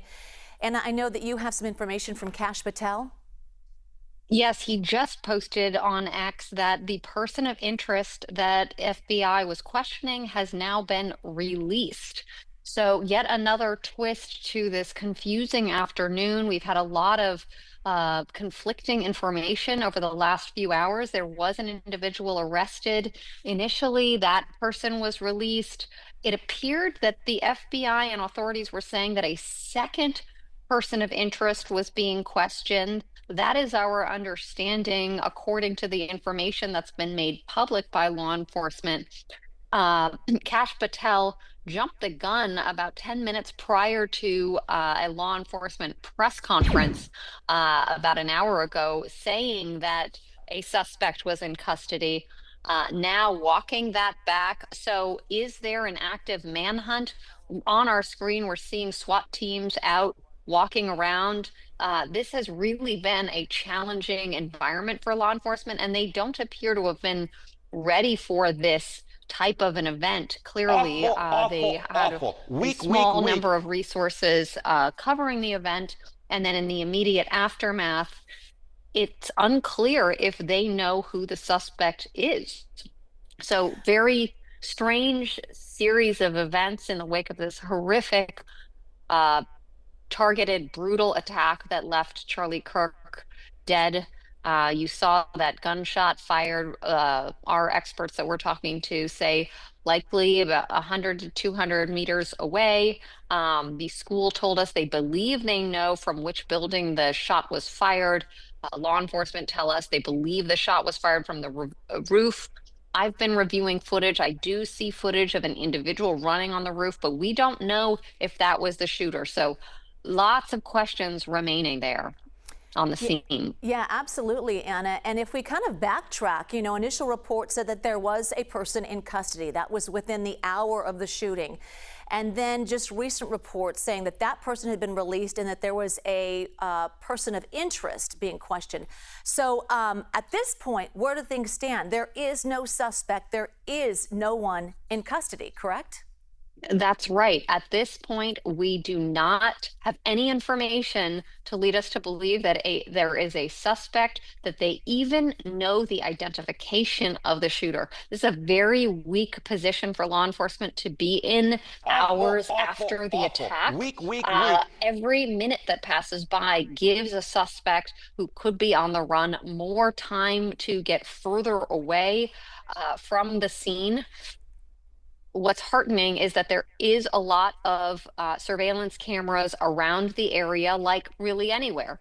And it just takes time for law enforcement to recover that footage, go through it. It's painstaking work. Of course, they're going to put every agent on it.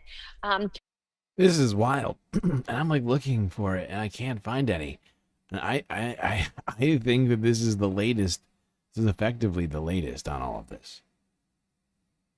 They do not have a suspect anymore. They have released the suspect that they had. Oh my God, Pete Hegseth led troops in prayer. For fuck's sake. We live in a theocracy. A theocracy that Charlie Kirk would have really would have really loved.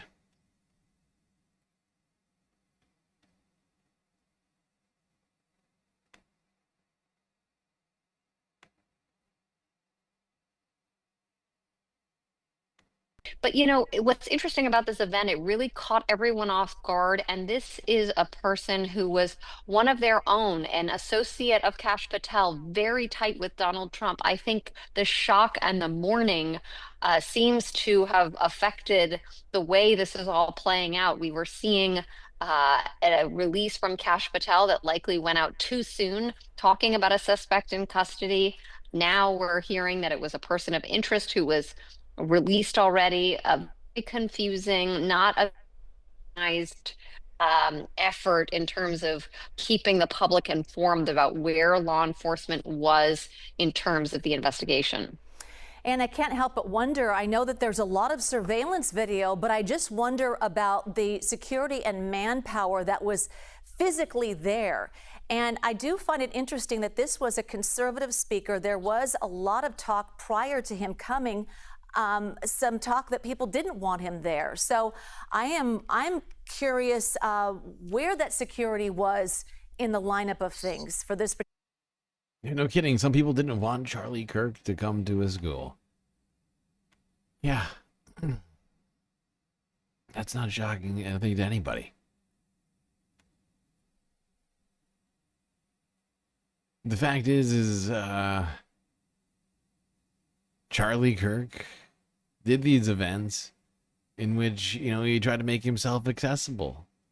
Where he's just a guy sitting at a table. Just sit down with me. Prove me wrong. Right? And that was literally what was on the banner of his tent that he died under. Sure, things had progressed in recent years. That's how it started. And he always stuck to that format. Didn't put a bulletproof barriers around him, because that would look weak.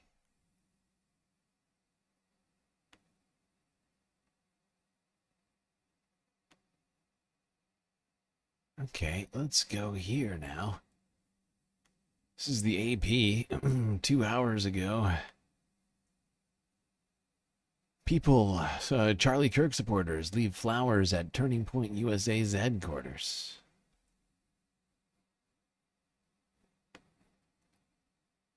I've always been a conservative, Republican, Trump supporter, but he really got me into paying attention to the election last year and what I wanted to vote for.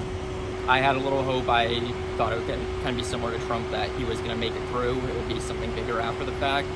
And then I saw the news break that he had died, and I felt devastated. I started shaking, honestly. If you are a lover of liberty, shaking. My God. And free speech, and they all wear the same outfit. It's dad hat and accompanying shirt.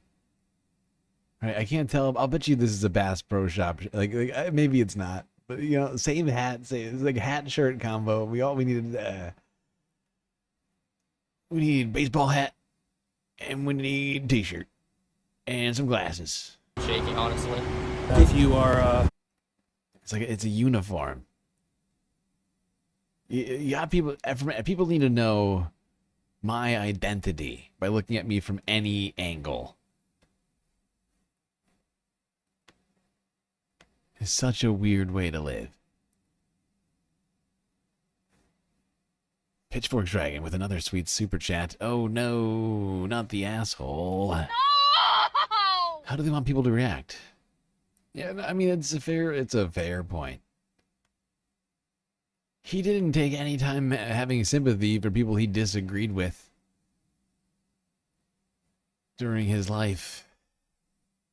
And yet now the entire media and even the government is coming out and telling us that we have to have sympathy for Charlie. lover of liberty and free speech and conservative values. He was one of ours. He was a champion of everything we believe. So it's a devastating day. It's a devastating loss, a huge loss, tragic loss. He was a father, young family. So it's very sad on that part. But also, there's no reason why things, won't continue as there are. There's lots of great people there. There's lots of people saying the same thing. And I have every confidence that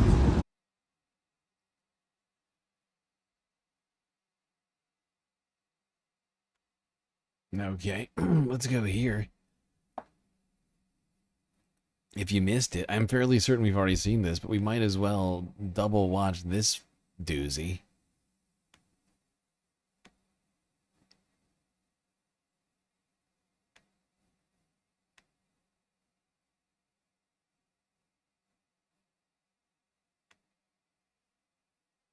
CNN from 2 hours ago. Donald Trump has made his first comments on the murder of Charlie Kirk. We talked about this like 5 hours ago. We were way ahead of CNN.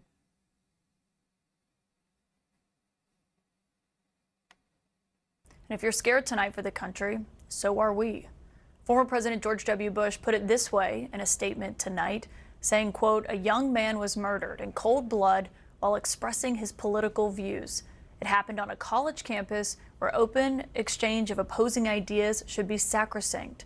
Violence and vitriol must be purged from the public square, and members of other political parties are not our enemies. They are our fellow citizens." May Charlie Kirk's memory be a blessing, and our prayers are with his family, his friends, and those who loved him tonight. And as we come on the air this evening, we're hearing from President Trump, who just posted a video recorded from the Oval Office tonight. To my great fellow Americans, I am filled with grief and anger at the heinous assassination of Charlie Kirk on a college campus in Utah. Charlie inspired millions, and tonight, all who knew him and loved him are united in shock and horror. Charlie was a patriot who devoted his life to the cause of open debate and the country that he loved so much, the United States of America. He fought for liberty, democracy, justice, and the American people. He's a martyr for truth and freedom, and there's never been anyone who was so respected by youth. Charlie was also a man of deep, deep faith, and we take comfort in the knowledge that he is now at peace with God in heaven. Our prayers are with his wife, Erica, the two young, beloved children, and his entire family, who he loved more than anything in the world. We ask God to watch over them in this terrible hour of heartache and pain. This is a dark moment for America. Charlie Kirk traveled the nation, joyfully engaging with everyone interested in good faith debate. Joyfully. His mission was to bring young people into the political process, which he did better than anybody ever, to share his love of country and to spread the simple words of common sense. On campuses nationwide, he championed his ideas with courage, logic, humor, and grace. It's a long past time for all Americans and the media to confront the fact that violence and murder are the tragic consequence of demonizing those with whom you disagree day after day, year after year, in the most hateful and despicable way possible. For years, those on the radical left have compared wonderful Americans like Charlie to Nazis and the world's worst mass murderers and criminals. This kind of rhetoric is directly responsible for the terrorism that we're seeing in our country today, and it must stop right now. My administration will find each and every one of those who contributed to this atrocity and to other political violence, including the organizations that fund it and support it, as well as those who go after our judges, law enforcement officials, and everyone else who brings order to our country. From the attack on my life in Butler, Anybody who goes after judges will be gone after. We're gonna go after the people who are going after the judges. They're very nasty. Like me, I am gonna go to jail immediately, if not sooner. Immediately, if not sooner.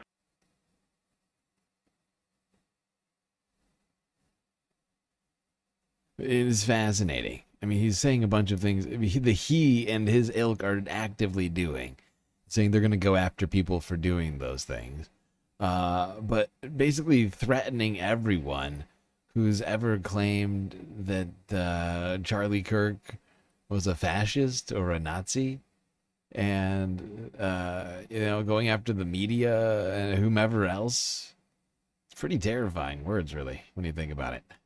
Pennsylvania last year, which killed a husband and father, to the attacks on ICE agents, to the vicious murder of a healthcare executive in the streets of New York, to the shooting of House Majority Leader Steve Scalise and 3 others. Radical left political violence has hurt too many innocent people and taken too many lives. Tonight, I ask all Americans to commit themselves to the American values for which Charlie Kirk lived and died. So we're going to get rid of the Second Amendment. Rid of the Second Amendment? Just for Democrats. If you're a registered Democrat, no more guns.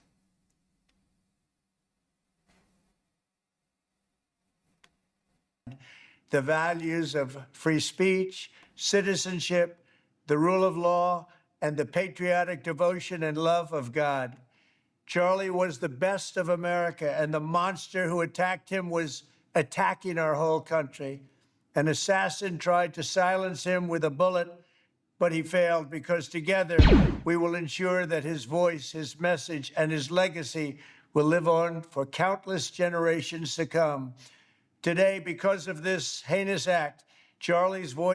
I'm not sure which one disturbs me more. Donald Trump saying that he's going to come after everybody who called Charlie Kirk a fascist or ever said anything mean about Charlie Kirk, or that he's going to do everything he can as the President of the United States to ensure that Charlie's message, legacy, lives on for generations. Both sound horrible. Just terrible. Has become bigger and grander than ever before, and it's not even close. May God bless his memory. May God watch over his family. And may God bless the United States of America. Thank you. Those are the words from President Trump on the murder of Charlie Kirk. To this matter.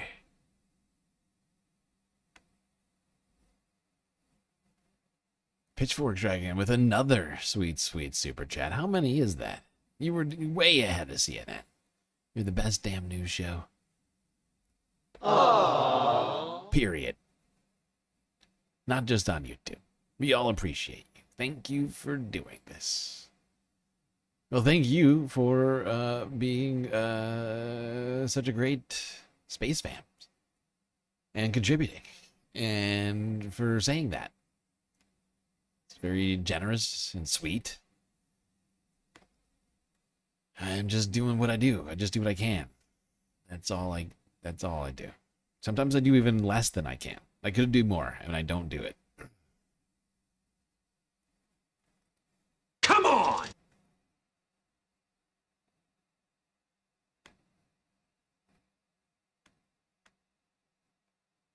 Okay, I'm sorry. I'm just refreshing because I keep been adding videos to this. Okay, we got one more. This posted 10 minutes ago from Forbes Breaking News. Republican from Florida, Representative Anna Paulina Luna.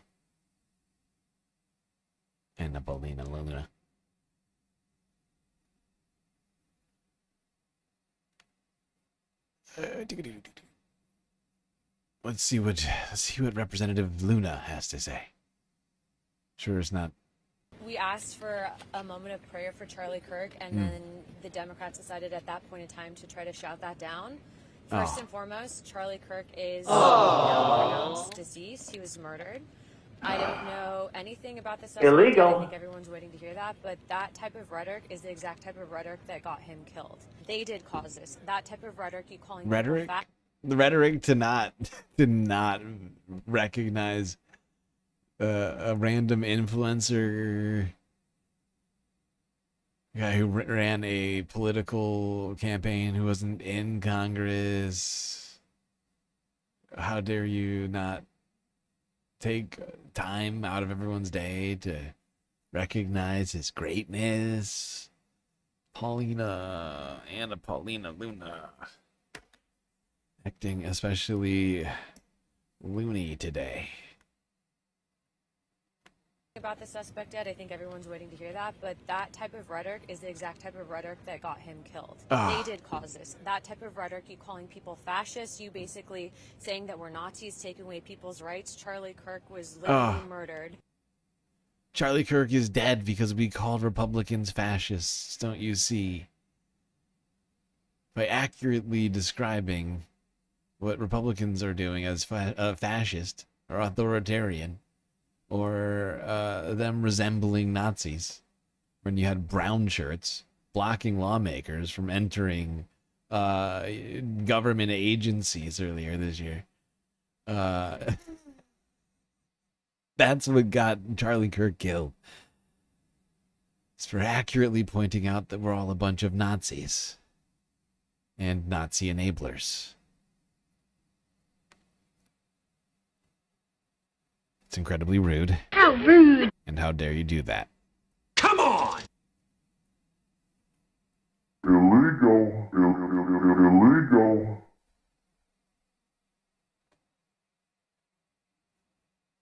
Okay. Now let's go to the man himself, Charlie Kirk. Let's remember Charlie Kirk with some of his own words. Over the last few months, honestly. That's all we need.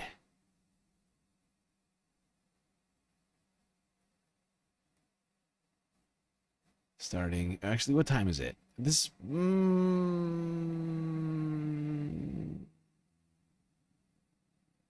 I think this might be a good time for us to take a break.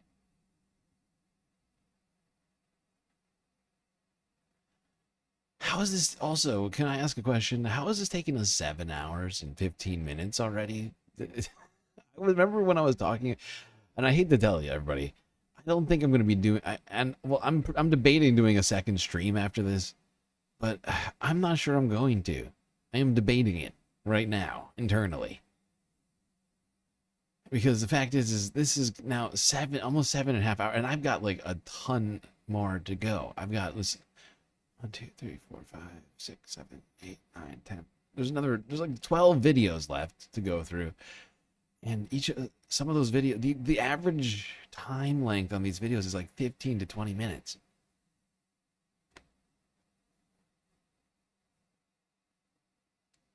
I'm starting to worry that at one point, I don't think it's going to come here, but at one point I was worrying that this was going to literally take like 12 hours. It's out of control.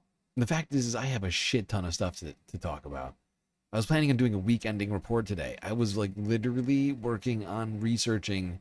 I'd already built a list for the midweek report. I was like, holy shit, this is a super long list. I got 140 videos. How are we going to get through this? Now that list is 200 videos long because it's got 60 Charlie Kirk videos.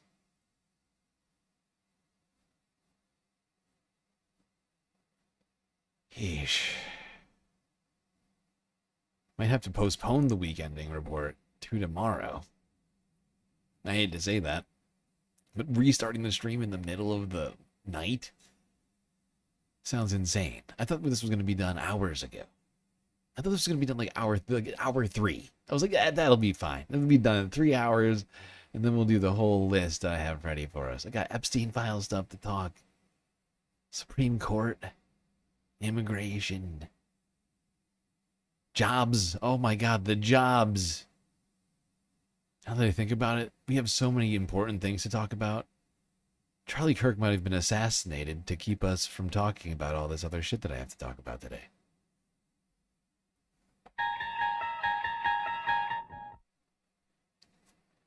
Jesus Christ. I already said it. I already said it. Too late. Too late. I've thought it. I've thought it multiple times during all of this. I think I said it at the very beginning. It's like,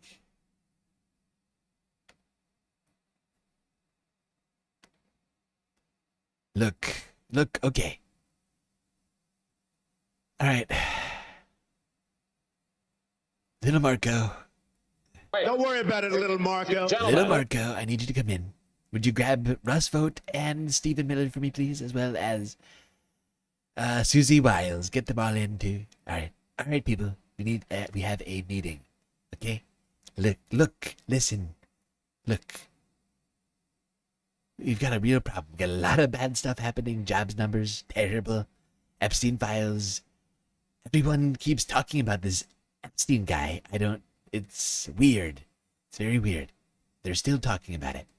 And I need us to talk about literally anything else. Who's got ideas? Who has got ideas? What's that? Oh, is there somebody knocking on the door? Who is that? Come in. Pete, what have you got for us, Pete?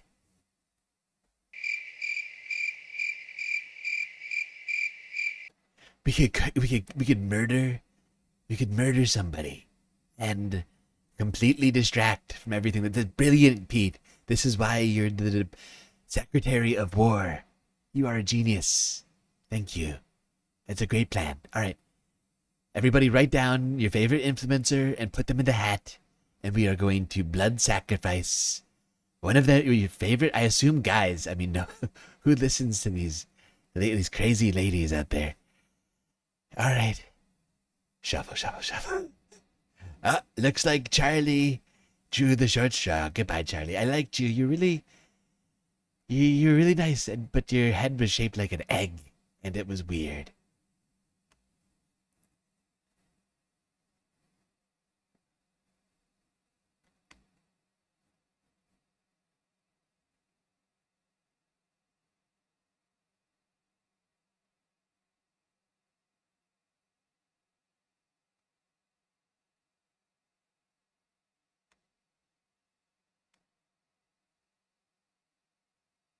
All right, let's talk the man, the marvel, the wonderkind.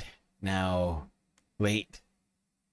Charlie Kirk, former head of Turning Points USA, 501c3 political action or organization, whatever you call it.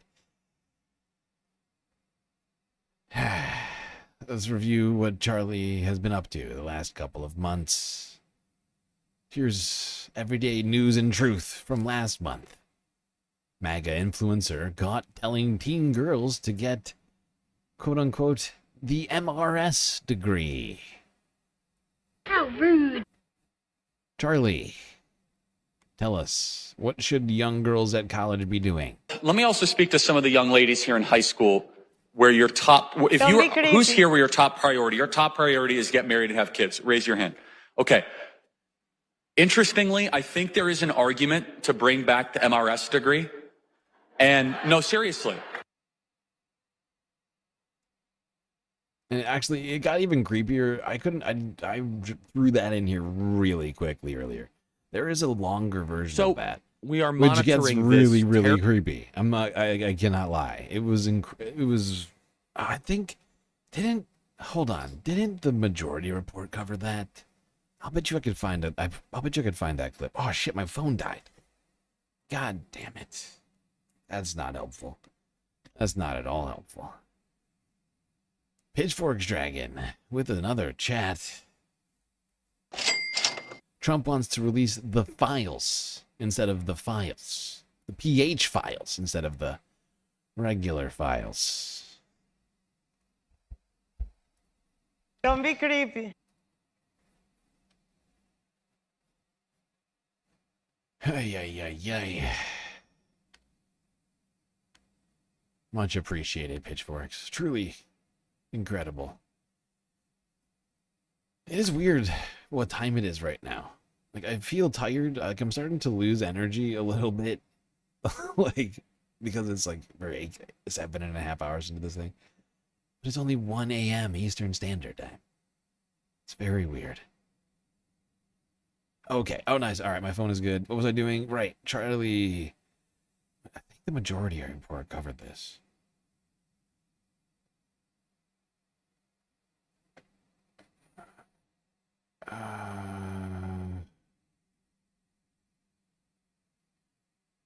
No. No, that's not the one either. Oh, God. Yeah, I'm fairly certain majority. Sam, Emma, Matt, they're all going to the gulag. They're all going. Right to jail, right away. They have so many Charlie. They have so many Charlie vids. Oh, God. I found it. I knew it. I called it. It was 2 months ago. I literally called it. I literally fucking called it. Honestly, like, I have been following Charlie's career for so long. He has made intentionally, I think, in many ways, made himself a lightning rod. He's made himself a very controversial person. He's always known, I think, intrinsically, that on some issues, if you take a certain path, it's just going to get people's interest. And that's 100% what he did in his lifetime. Hold on. I just want to watch this one. I just threw this in here. Charlie Kirk's Turning Points USA has been hosting these young women's leadership summits. Really what it's about is telling women to get back in the kitchen. Don't be creepy. Kirk basically says it here. He says in this clip where he thinks that women or young girls, he's talking to a girl who, I don't know how old she is. She's 13, 14. No, Ew. she has braces. I'm sorry, what event is this? It's the Turning Points leadership, Young Women's Leadership Summit. I thought that was for like college ladies, but they seem to be getting younger each year. Maybe she's not. Maybe she's in college. And maybe I'm just getting older and everyone looks younger. No. I'm fairly certain this girl was in high school. And let's not forget that Turning Point USA was not just Turning Point is not just a college organization. Like we just went over earlier, they have high school chapters too. They're indoctrinating minors, children in high school. Susceptible young minds being formed by Turning Points. Me? That happens. Maybe? I don't know though. Okay, we'll just play it. People can decide. Either way, just listen to this advice that he gives her. Hi, Charlie. I'm Addie, and I'm 14. I'm a freshman. Okay. I wasn't making it up. Exactly. She says that she's a freshman in high school. High school. Where are the parents at? I mean, come on. I'm not okay with this. To be fair, from what we wouldn't understand, consult she is unlike maybe young white men. She would be an out here because we know that young girls. I feel like I'm taking crazy pills. Young women, even that as young, the upcoming generations of young women are not all Charlie Kirk fans. No, but she's a minor that's at the Turning Points USA Young Women's Leadership Conference. My guess is she's got some parents that have some right-wing beliefs. Who knows? Either way, this is not about her. It's about his response. Hi, Charlie. I'm Addie, and I'm 14. I'm a freshman in high school, and I was wondering, as someone who has a different opinion on college, what would you say the pros and cons are? Because I'm interested in political journalism, and what would your advice be? Yes. Can you pause it right let me there? also speak to some of the young ladies here in high. Just for a sec. Okay, so this is when you're going to a leadership conference, this is a normal question to ask. This is a subject I'm interested in. This is presenting itself as something to empower women. How you say that college is a scam? He will repeat that in just a second. But how can I become a political journalist if you're saying that you? And that is what is so depressing and just horrifying about these events. You know, is these young girls are coming for advice, and for at least to some degree to look up to somebody, because in comparison to a 14-year-old girl, Charlie's a grown-ass man. No matter how much of a child he seems, he was a 31-year-old man speaking to a 14-year-old girl, who is, of course, very susceptible. All children are susceptible to suggestion and to adults, people of authority, telling them things. And rather than giving her, a reasonable, well-balanced perspective on her options in the world, Charlie Kirk gives her a horrifying partisan one that basically precludes her having rights and say in what happens in her life with her husband, right? Essentially, it's disgusting. You should be ashamed of yourself for having that thought. Different opinion on college. What are your thoughts? And just a reminder, Charlie Kirk didn't go to college because a billionaire, I think Bill Montgomery, a guy who later died from COVID, I think that's the one who convinced him to forego college and become a propagandist for billionaires to get their taxes down. Right. This is his reaction to that question.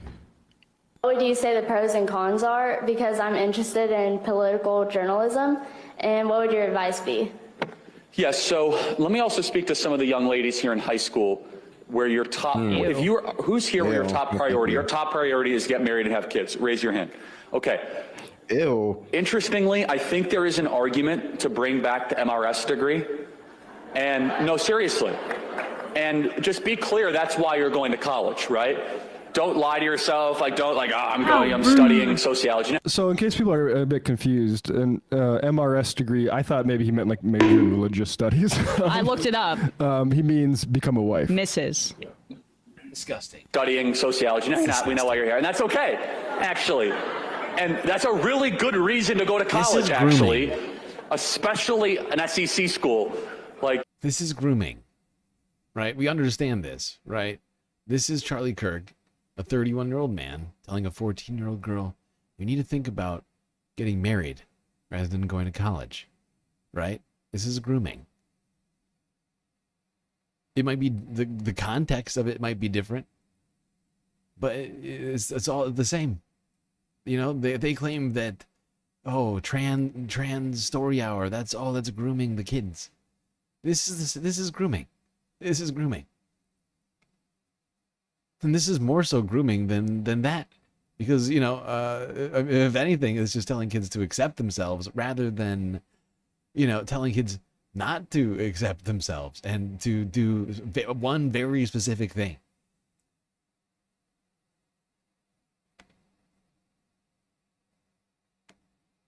You will find a husband if you have the intent to find a husband at Ole Miss. It's just going to happen, okay?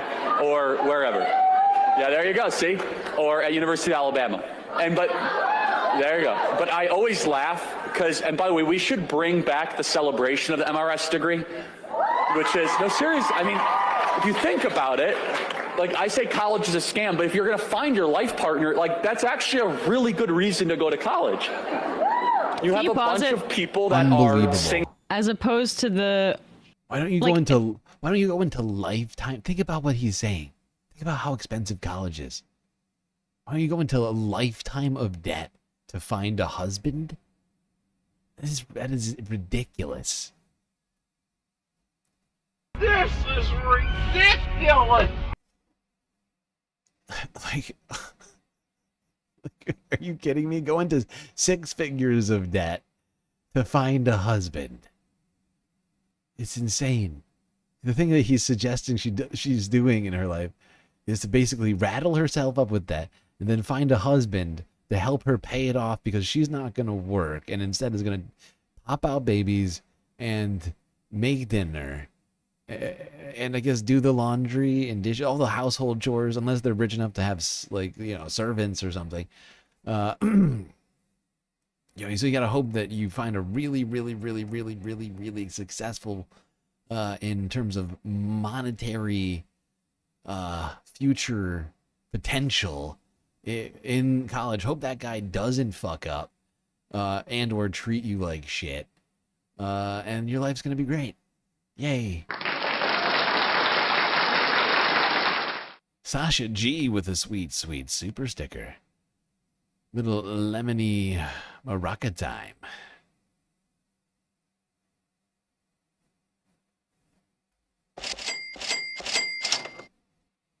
Much appreciated, Sasha.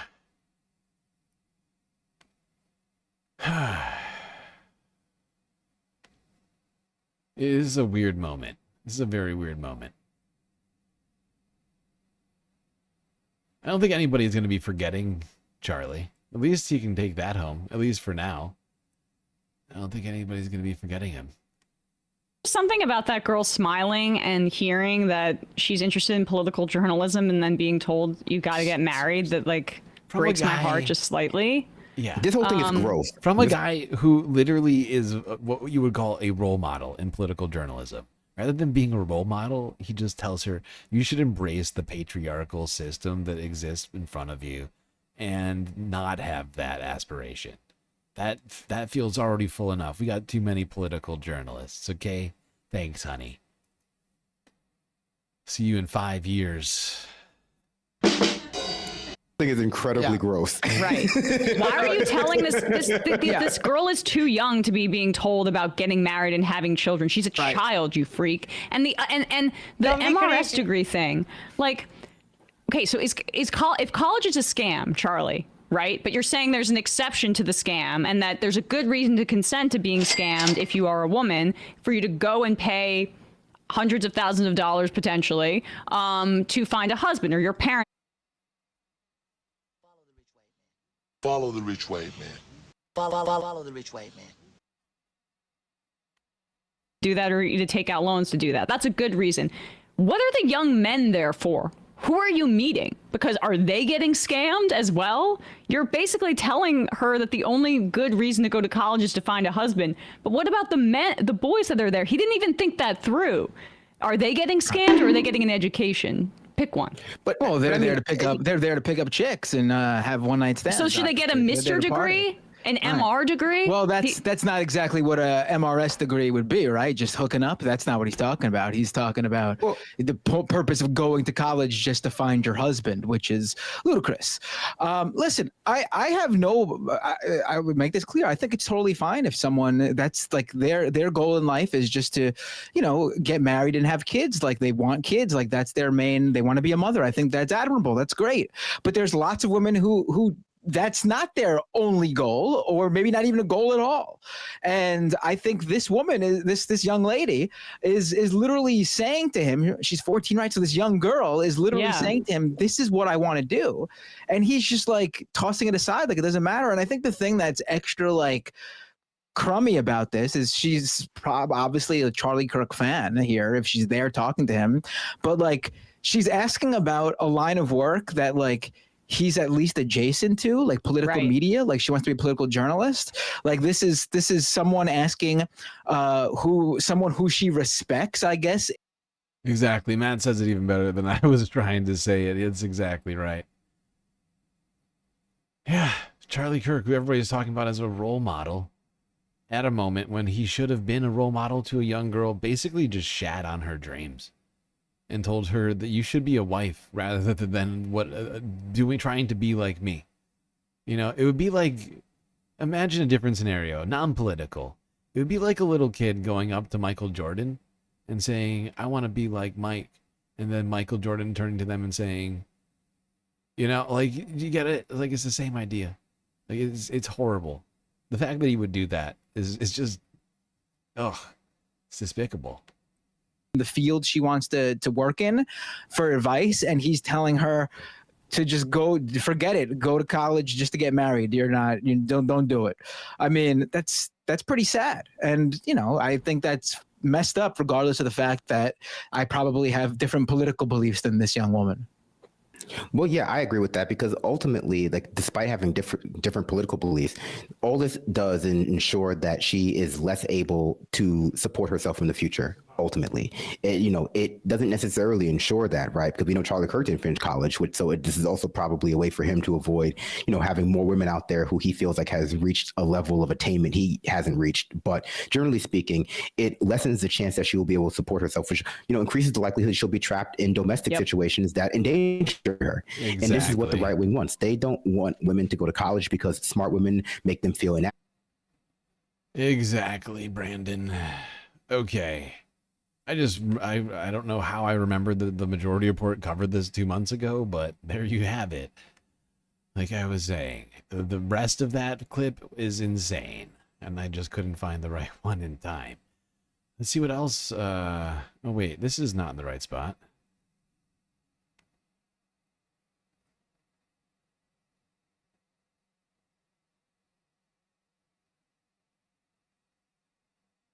Hold on. Let me refresh this. Let me refresh this list.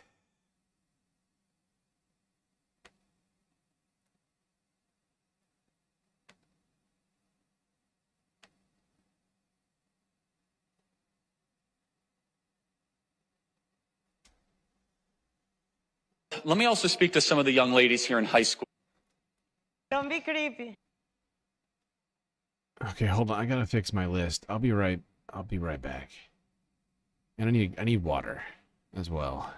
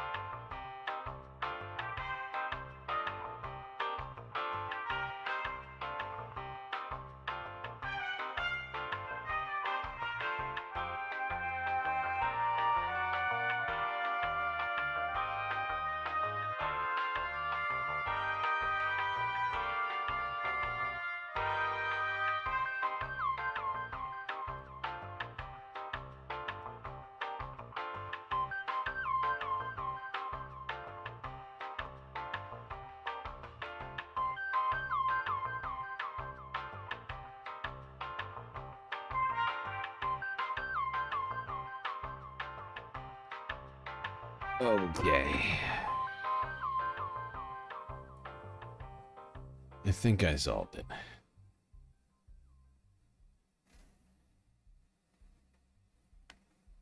Let's go to some more of Charlie Kirk's takes from the last couple months. This is from 12 days ago. Charlie Kirk. Burn the flag? Question mark.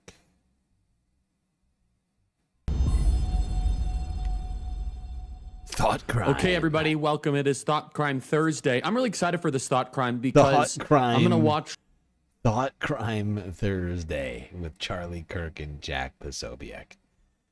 Oh my god. The branding is fucking hilarious. Thought Crime. Meanwhile, complete silence from these guys on Donald Trump going after Palestinian protesters for writing op-eds or participating in activism. Thought crime.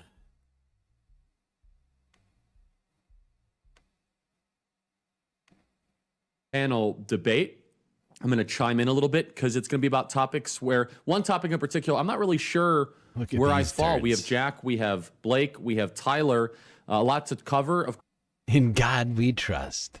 Aww. So cute.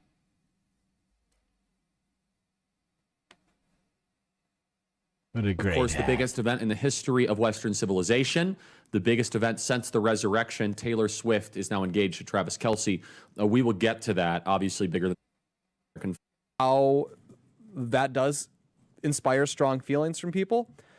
My take, I'm a free speech absolutist. I think the vast majority of things that can be interpreted as speech should be allowed to be interpreted as speech, and we should not go around saying that means of expressing yourself are criminal acts, not the least because I think we already know the direction that's headed, which is, I mean, right, obviously across the U.S., we have decided that if you burn the real national flag, the gay flag, you go to jail. Or in the UK right now, there's a guy jail, who right away. burned a Quran outside an embassy. He got prosecuted and fined. I think there was even...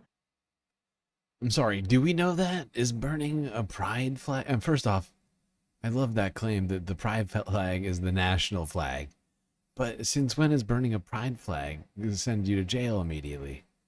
Right to jail, right away. That's the first time I'm hearing that. Okay. All these people going to jail for burning pride flags. Someone somewhere burned a Quran and got stabbed, and then they were basically indicted for inciting a stabbing of themselves. I can't remember where that was, though. Okay, this is on Charlie's program, but we're not going to listen to this guy. I don't know who the fuck this guy is. And I don't care what he has to say right now. Today is about Charlie. Specifically. It'll probably be the one and only day that we ever talk about Charlie in such detail.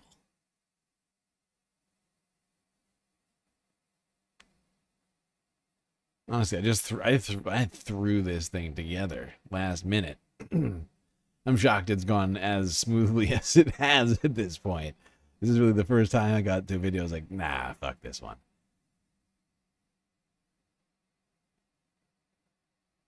Let's go here. Talk about birthright citizenship. I visit hundreds of campuses every year, and I see it everywhere. Kids are struggling to deal with their emotions, and it's taking a serious toll on their mental health. That's why I'm excited about Angel Studios' newest family film, Sketch.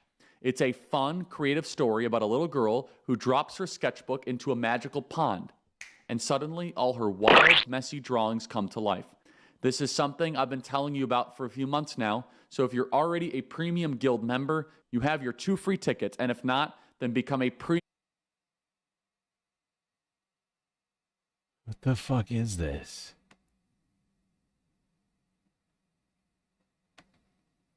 Got ads over here. Oh, he's gonna argue with the 15-year-old boy. Nice. Nice. How you doing this afternoon? I am proud to be conservative. I'm proud to be an American, and I think we would agree on most things. Oh, he's not. But one thing that I'm here to speak on is Israel. Trump's executive order to overturn birthright citizenship. Oh, okay. Which you posted on X 2 months ago that the Supreme Court has never reviewed the 14th Amendment regarding birthright citizenship. Not correctly, yeah. Have you heard of Wong versus Kim Hark? Yeah, or it's a versus BS. America. What about I'm drawing from a lot of memory on this, so I'm gonna have to plead a little bit of That's fine. memory erosion. I have a shallow understanding. But both of those cases ruled that regardless of national origin, the children of immigrants will become U.S. citizens. It's not just the children of immigrants. It's not just that. It's the exception for diplomats. The children of visitors become U.S. citizens. Right, and so for example, Yes, Charlie. Anybody born on U.S. soil becomes a U.S. citizen. That's the Bill of Rights for you. Or, well, yeah. I mean, what are we talking about here? That is the Constitution. A pregnant woman can leave China who's 8 months pregnant, get a 90-day visitor visa, and then her baby becomes a U.S. citizen. How is it being implemented now? If you come here illegally, your children are what? What are they? They become U.S. citizens. And that's the Supreme Court precedent. So the executive order to overturn it is illegal. No, it's very much legal. It's challenging the prior Supreme Court decision. But let's go back to my example. You can fly to China and literally just come here as a visitor, show up at the hospital, and There's another word for challenging Supreme Court precedent coming from the from the executive branch. It's called violating it. Illegal. It's called violating it. Will give you a U.S. passport and your kid becomes U.S. citizen. Here's my question: how do you do this? How do you do this format with Charlie Kirk in a bulletproof box? I think it'd be really tough. I think it would look really weird. I think if they had been doing these in sort of like a plexiglass cage for Charlie, like it would be really off-putting. Understand, we are one of the only countries in the industrialized world that has birthright citizenship. And I'm proud to be that. We are a country of immigrants. See, no, we're not. No. We're a country of settlers, not of immigrants. Okay. That's a big distinction. Let me tell you the difference. Wrong. Settlers are No, we are a country of settlers and immigrants. Settlers were the colonialists who came from Europe and stole the land from Native Americans. And then the immigrants are the people who came after that. And there's the vast majority of people here in this country are the descendants of those people and not of the settlers that came over on the Mayflower. It's a ridiculous claim to suggest anything else, but I'll bet you money Charlie's about to say just that. People that build a new country that was barren, immigrants come to a country already built. Oh, it was the barren. people who built this country, they went west to barren. unconquered, barren. It was barren. There was nobody here. There's nobody here in America. Completely empty land. They just showed up. They're like, oh, look at this empty land. Nobody here. Tree and built a new society. Immigrants helped enrich it. They helped. This is Charlie Kirk for you. I mean, this is who he is.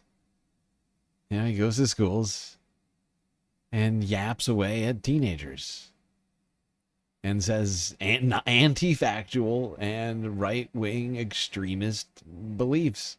And he has millions of dollars funneled to his 501c3 organization to continue doing that. That is who Charlie is. This was his life, was being a liar, a political liar who had a political agenda, one which was extremist and disenfranchised millions of people from all sorts of shit. Their ancestral history, like Native Americans or women from their dreams.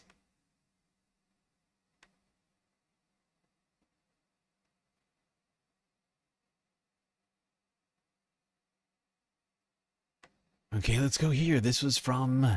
Sorry, we've been going in order, time-wise. So the first video we watched with that 14-year-old girl, that was 2 months ago. The Burn the Flag one was from 12 days ago. Then we skip past that to that one, which was from 8 days ago. This next one is from 7 days ago. Charlie Kirk, the argument for Trump to take over Chicago. Illegal. Great. Charlie's going to give us the argument for martial law in Chicago. Why Donald Trump should do it. Of course he is. Pitchfork Dragon with another sweet super chat. I can't say one less in chat without a super chat. You're beautiful. You're beautiful, man. Pitchforks, and I appreciate you. Really helped fund this stream today. Been doing a lot of super chats over there, pal.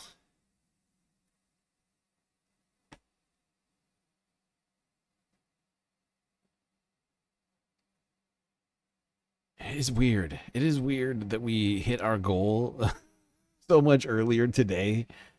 Like that, you know, like it was so long ago. And we've been going for over 8 hours. Not quite, not over 8 hours, but we're getting close. We're getting super close.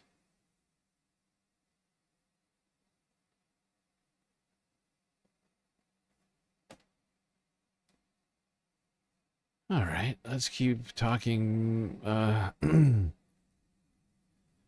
Charlie Kirk. The argument for Trump's takeover of Chicago. Come on! What a fun Honor framing. to be with you as always here in the Bitcoin.com studio. That is the Bitcoin.com studio. Much to cover this weekend. I hope you guys had a wonderful Labor Day week. You can email. How much money was Charlie Kirk making? It's in the millions. I know that much for sure. But it must have been something just unbelievable. Bitcoin.com studio. He renamed his studio after. But how much money did he take in for that one? Oh my God! Everybody's taking crypto money. I'm going to rename the studio. I'll use your name at the very beginning of every show. Sasha G with a sweet, sweet super sticker.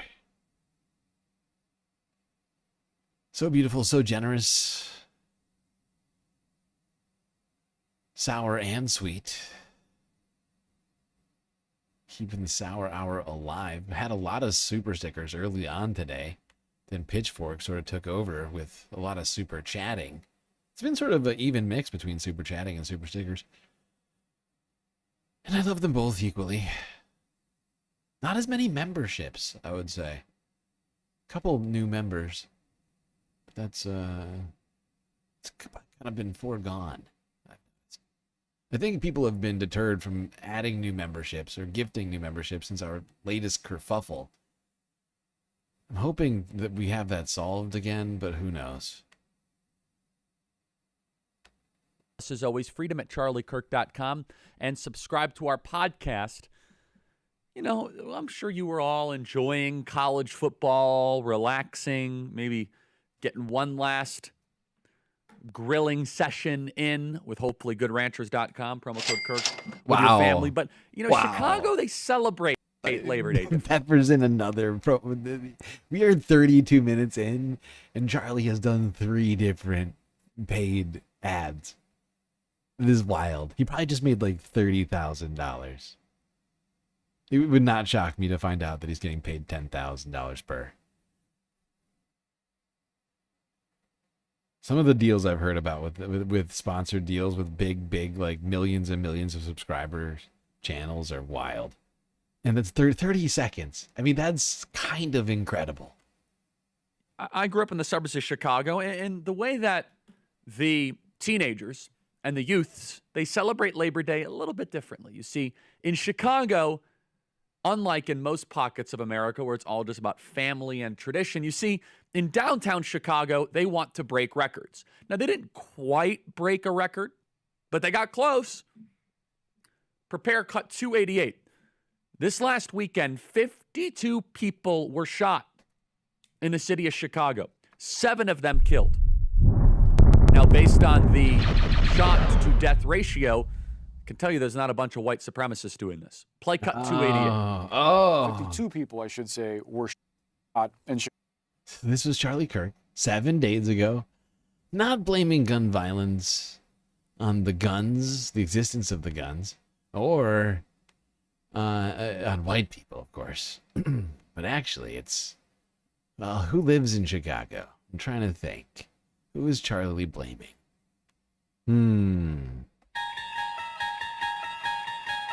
30 different shootings over the holiday weekend, 7 people killed. Aren't numbers like that still a problem that your city needs to address? What more can be done to address that?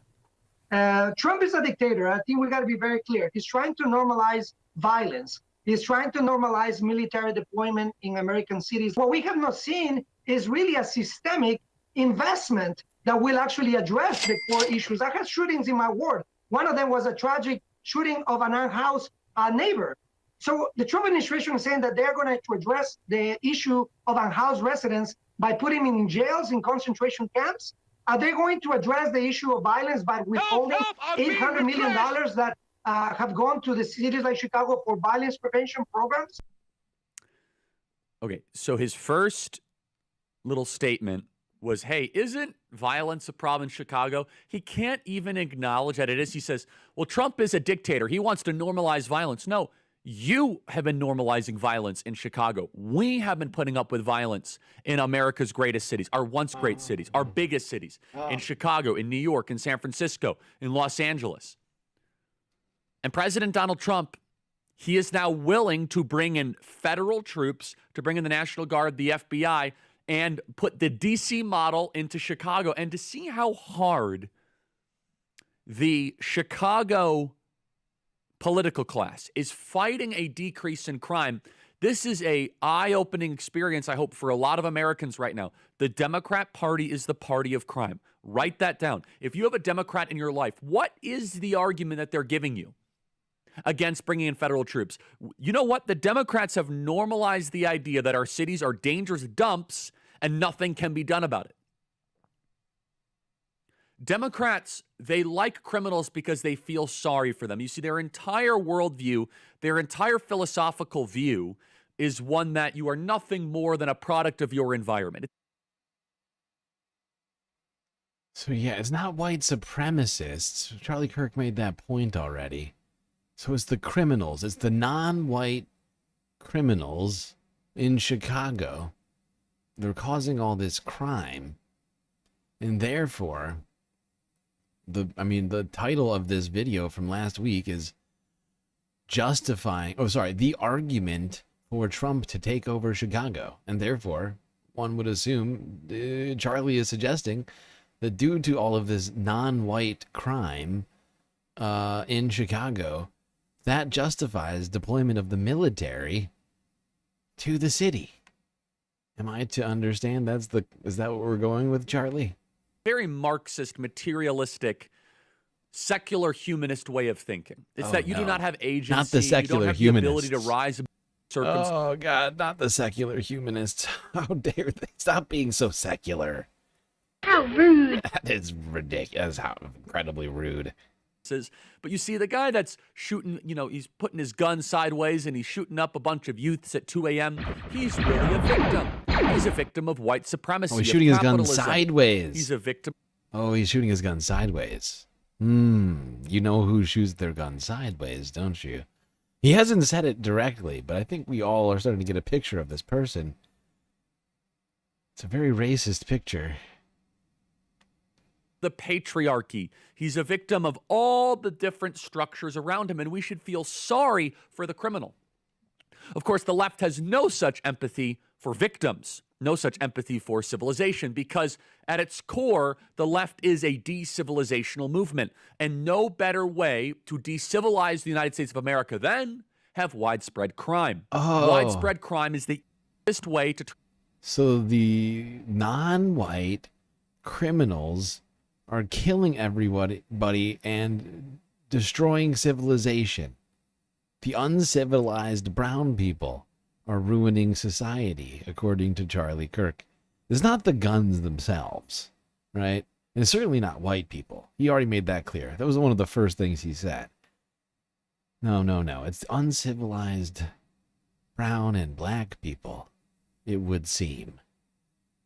It would seem. Ethnic minorities, if you will. The non-whites. First world nation into a third world nation. The entire Democrat Party project is how quickly can we turn America into a third world hellhole. And you see this on full display. This is why my advice to the president, both privately and publicly, my advice to the White House, both privately and publicly, as I'm talking to them, go all in on Chicago. This is a perfect Immediately, step if not sooner. And to their credit, they proved it instead. I mean, this is fascist talk. People who are upset about people calling Charlie a fascist, just listen to what he's saying. He's talking about military dictatorship. This is the very definition of totalitarianism. Right to jail, right away. Here are the numbers. This is cut 281. I can't wait till I get back on campus because they're going to be so mad about this. Oh, really? In D.C., oh, God, robberies are down 71%. Oh, God, I have to switch videos. I can't wait until the next time I get on campus.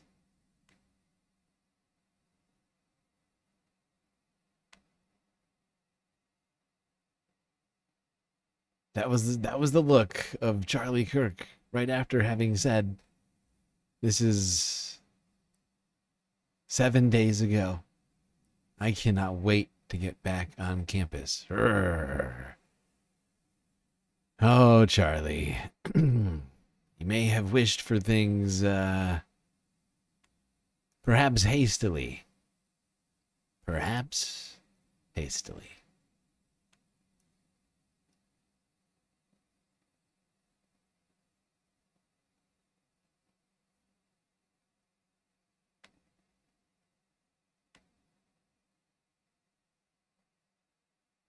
Now, some people told me that I needed to see this.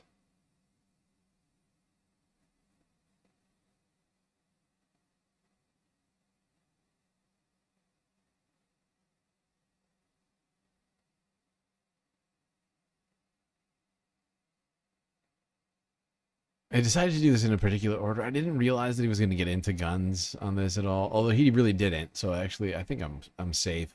on that to some degree, although we kind of went into that territory a little bit just now. But somebody told me that I needed to see this. So I broke this up into talking about like just some cultural issues to switching over to talking about guns, because his channel is littered with videos about guns and the Second Amendment. I'm trying to do them chronologically. This is from last week. Huge Epstein bombshell.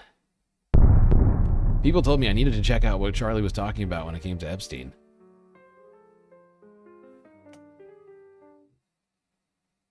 Okay, everybody, we're here at the Bitcoin.com studio. That is the Bitcoin.com studio. Oh my God. Every time. So it's been, every time he says that, think of thousands of dollars funneling their way into fucking Charlie's bank account. Studio. So it's been, say, a week or two, probably, since we've covered the Epstein situation. We were covering a lot of other stories. And the media, they were waiting for this. You see, Congress, they brought in a lot of the Epstein victims, and it's undoubtedly terrible what Epstein did to the underage high school girls and groomed them and sexually abused them. They're bringing in all of these Epstein victims. Interestingly, one of them is a man, so that's breaking news, at least to me. I don't quite know all the details surrounding that. And but NBC News thought they had their moment. It is the media, they want nothing more than to be able to tie this to Donald Trump. They bring all of these Epstein victims, one after the other, and they have their big moment. The media is just waiting for a metaphorical kill shot on Donald Trump. Amazingly, of all the questions they could ask, this is the one. But in some ways, I'm kind of glad they asked it. In kind of a sick and twisted way, I'm glad they did. I'm glad they were able to air it out, because this was a swing and a miss and a media loss right here. And this kind of goes to show that there's a lot of misinformation and half-truths that are circulating around this entire thing, especially in the proximity of President Trump, especially. So here it is, NBC News. Ready to go. Try to get Donald Trump. We got him dead to rights. We got the panel. We got them all lined up. This is going to be it. The NBC producers, they're waiting and they're waiting. We're going to have our moment. We're going to play cut 400. I do have to ask, and I know, and it's just something that I think we're compelled to at this moment, with the attention on President Trump, with these questions around a pardon. Did anybody see or hear of the president himself doing anything inappropriate as it related to Jeffrey Epstein? No. No. No. The answer is no. No, President Donald Trump was not involved in any of that stuff. Period. Hard stop. So anticlimactic. No. No. This is cut 401. This is another. Well, I guess that's it. There's nothing else to see there, huh? Although we have seen a hell of a lot of other people, because of course there's thousands of Jeffrey Epstein victims who have come out and said that they have seen Donald Trump behave in ways that are untoward and were inappropriate and or creepy.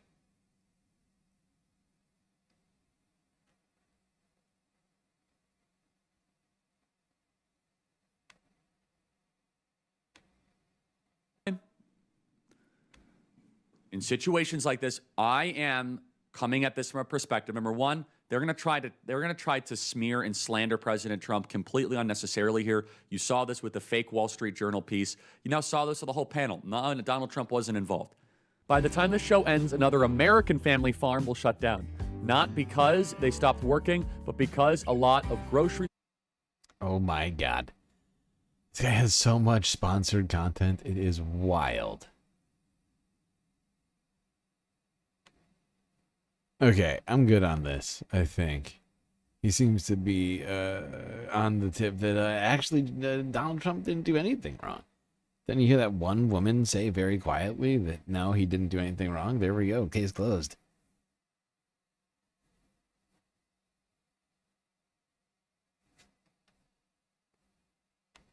Meanwhile, in Poland, yeah. I know, that's the thing. Is like I had a really packed show already today.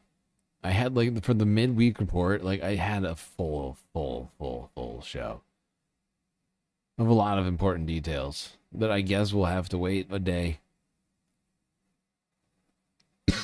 because I just don't know how I'm going to be able to get through any of that, considering how long this is all taken.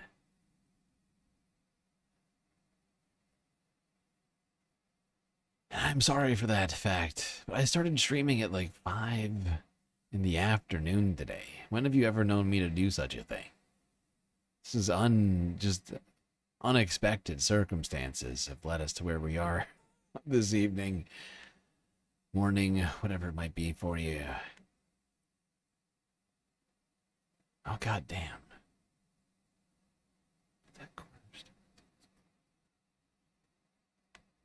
Okay, let's move on to talking about gun violence in America with none other than Charlie Kirk.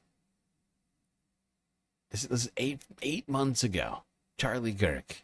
This dude openly admits he wants to overturn the Second Amendment. Get rid of the Second Amendment? Okay.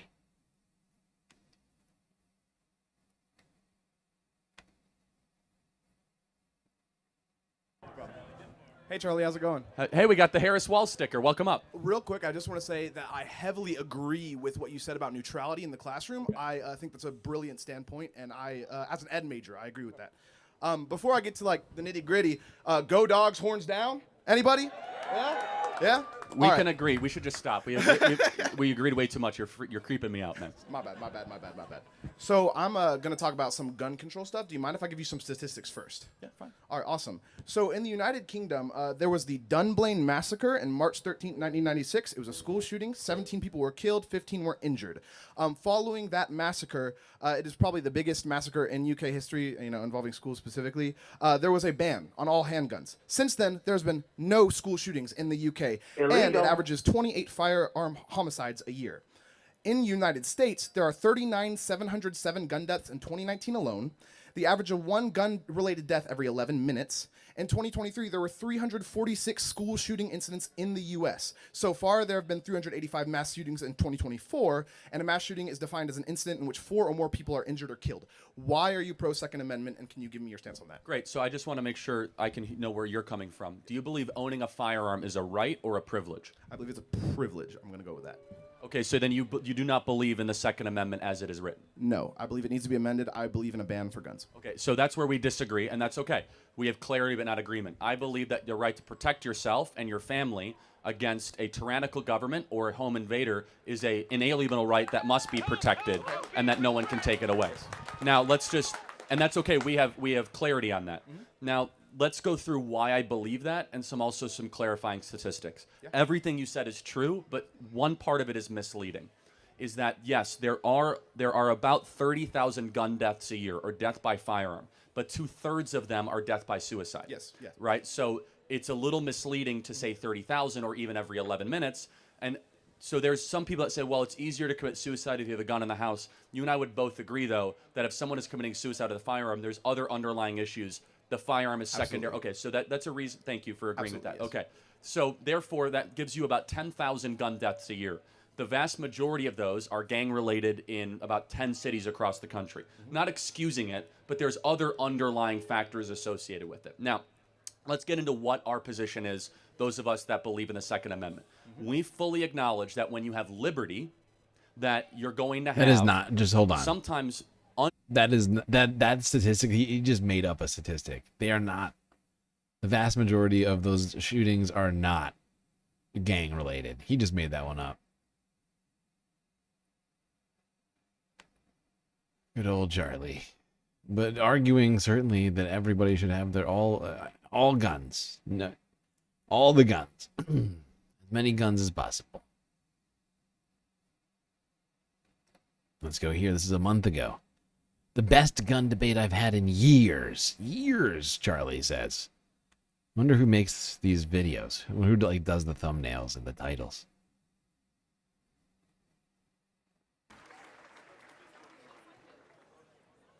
Hey, Charlie, how are you? So I just had a question on your thoughts on if we need more gun control in the country or not. You know, I'm very pro protecting America and the citizens that live in it. And so I think that we should have more gun control because there's a lot of school shootings that happen, as we mentioned. And, you know, I just think it would do a lot to protect people. And I think the Second Amendment also qualifies that we should have regulations for guns. I wanted to know your thoughts on that. Sure. Do you think gun ownership is a right or a privilege? I think it's a right, but it comes with responsibilities. Okay, tell me more. Well, I think that there should be things in place, you know, things like red flag laws and things like that. You know, the AG just approved Mel Gibson to get his gun rights back, even though he had a domestic violence charge. Look at all these so, kids. You know, I don't think the people that commit these violent crimes should be able to buy guns. Look at all these kids. There's like literally just children all over the place at this. They're all like young kids. Just wearing MAGA hats. Everybody's wearing MAGA hats out here. 47. We are politicizing children super young in this country. And yet Republicans keep claiming that Democrats are the groomers. But look how many kids are at this. I mean, it's wild. Like that, and I think we should have red flag laws in place to make sure that those violent criminals aren't getting guns. Okay, so let's go. So tell me, in your perfect world, what would constitute a red flag? I mean, just things like, you know, we can look into any kind of medication and things like that that can affect someone's... That could be dangerous, right? I mean, that could be I mean, there's a lot of vets that come home from war and that are on a lot of medication. A lot of vets could have their weapons taken away. Well, I'm not necessarily saying... Bless you. Bless you. Thank you. It's the pollen or something. Thank you. Yeah, I don't think that's a good thing to use as a, like, oh, let's go through all of your prescriptions and decide whether or not you, like, I think that's a bad way to go. I think we just... Rid of the Second Amendment? You know, I think that's a weird decision. I mean, I'm not necessarily saying, like, it's mainly to prevent, you know, future shootings and things like that, and also... you know, putting in place things like a federal registry so that we know, you know, the types of guns that people have. And, you know, it would just essentially be a federal registry that shows these are the guns that this person has, you know, in case a cop has to go on something like a domestic call. That's the most dangerous call they can go on. So, yeah, I could see you're coming after this from a good perspective. Let me ask one other question. What would you say is the ultimate and final purpose of the Second Amendment? I think it's self-defense against a tyrannical government, which... We agree. Sure. Great. Keep going. Well, but I think within the Second Amendment, it also implies that we have high regulations in the first four words. Sort of. Of it. Well-regulated militia right. actually meant well-armed, but that's a separate issue. But like, well, how do you know? You're interpreting what the Founding Fathers well, put they in. said it in the Federalist Papers, right? So it's not just me, but also in the Heller decision, in the 5-4 decision, that said that gun ownership was a right. The Federalist Papers weren't written by all of the Founding Fathers. Like, that's just not true. Alexander Hamilton, James Madison. I don't think there were any others involved. Hold on. Yeah, it's not all the Founding Fathers. No, it's just Alexander, James Madison, and John Jay. Who the fuck? You somebody in chat tell me who John Jay is real quick. Those are all of the Founding Fathers. The two ones that I want to quote right now. Says Charlie. This was a hotly debated thing. But do you disagree? Sorry, I didn't mean to interrupt you. Do you like disagree with the idea of like a federal registry like that? Oh, without a doubt. The only reason you'd want to register the guns is if you want to confiscate them. Well, or to make sure that people like officers of the law are protected and know what they're going into. I mean, a domestic. That's a good argument. Right. To your credit, I will try to make a better argument where the problem of the government knowing where every gun is would then lead itself towards mass confiscation. And I would agree with you, a well-armed citizenry is the greatest protectorate of liberty and freedom in this country. Even though the Army has things like drones and tanks and things like that out-arm, you know, citizens that have yes and no. I mean, gun. we've seen it in several instances where at least a citizen, that's a good argument, but I would say a little flawed, where the citizens are able to protect themselves in some ways. It's a much harder population. So yeah, according to Charlie Kirk, we need the guns for armed insurrection. You know, we'll find ways to protect ourselves from all the drones and the tanks and the nuclear weapons and the bombs and everything else.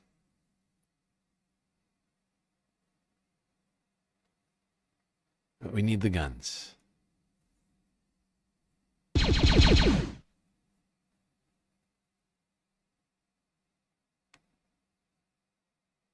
That was Charlie Kirk, the best gun debate he'd had in years. I can't watch all of these videos. I'm gonna go through them all, but I can't like watch the whole thing of each of them. I am beat. I am beat. Which is weird. Probably because I wasn't expecting to stream so early.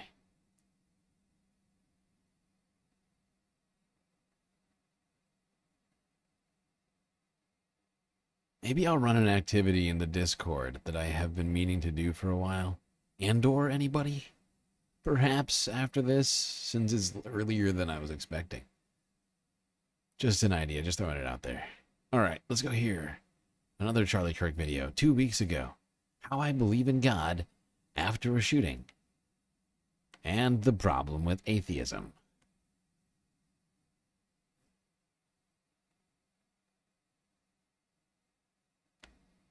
So we are monitoring this terrible situation in Minneapolis and trying to monitor the...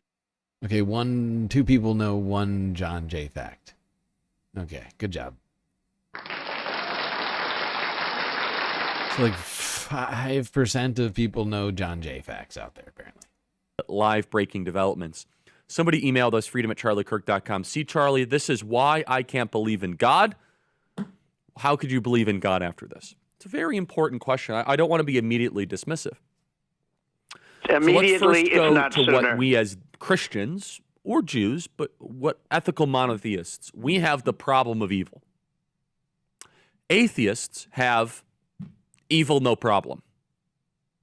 You see, on the atheist side, they can say atheists love evil, as it turns out, according to Charlie. That evil actually exists, because without God, if God does not exist, then we are nothing more than just a clump of cells, and there is no such... Yeah, but I think we're a very, very complex clump of cells with the ability to reason and to determine what is good and evil. You don't need a God to tell you what is good and evil. That's a very cocked way of thinking. As evil. You only know something is evil if you have good to compare it to. You only know something is right because you have a standard of right. For example, if I have a piece of paper... Which, once again, does not have to be derived from a God, unless you're totally cucked and you need some overarching patriarchal figure to tell you what is right and wrong. I'm fairly certain that you are capable. 99.99% of people on the planet are capable of determining what is right and what is wrong. And even though people may do wrong things, I think they know intrinsically, to some degree, when they are doing wrong things. You don't need a God to tell you, you know? It's ridiculous.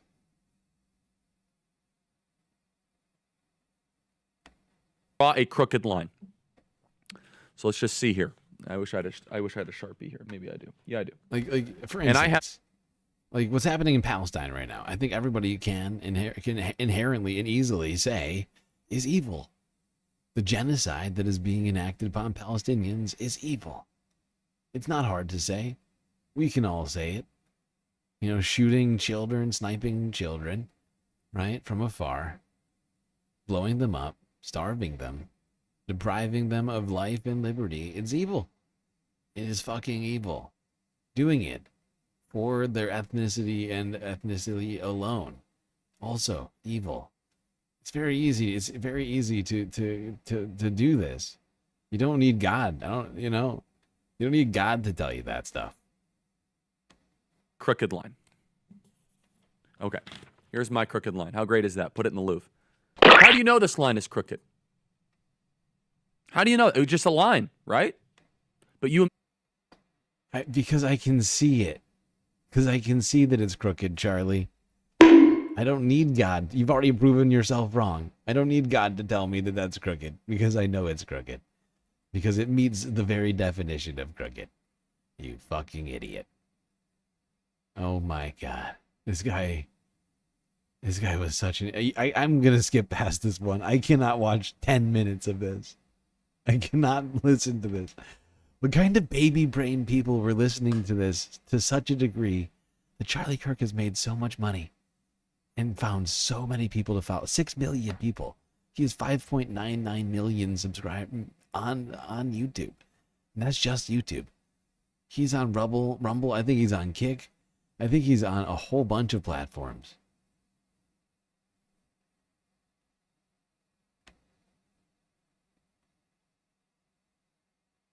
I just can't. I'm sorry. I just can't.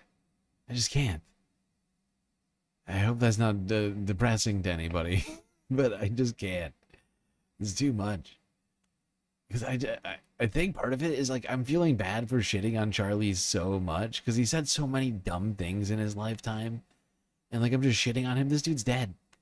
This dude is dead. Yeah, damn. He just said so many heinous things in his life.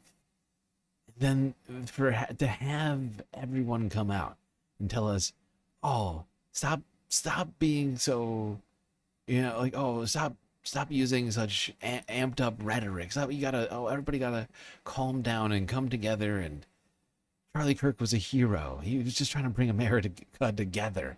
It's ridiculous. He was not trying to bring America together.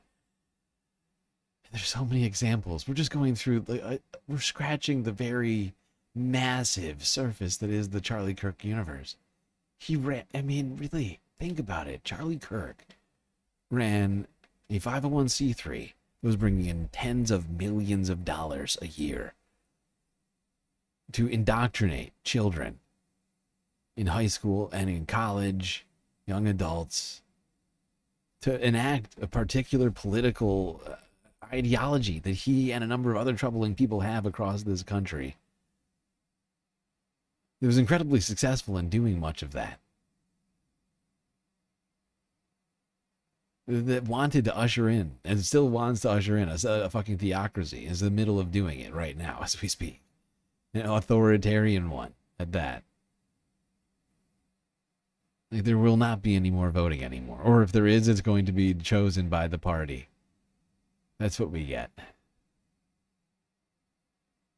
We'll have a one-party system. Democrats about to be outlawed. Donald Trump, Glenn Beck talk about going after Democrats, Democrat groups. Glenn Beck saying we need to go after George Soros and all of these other organizations.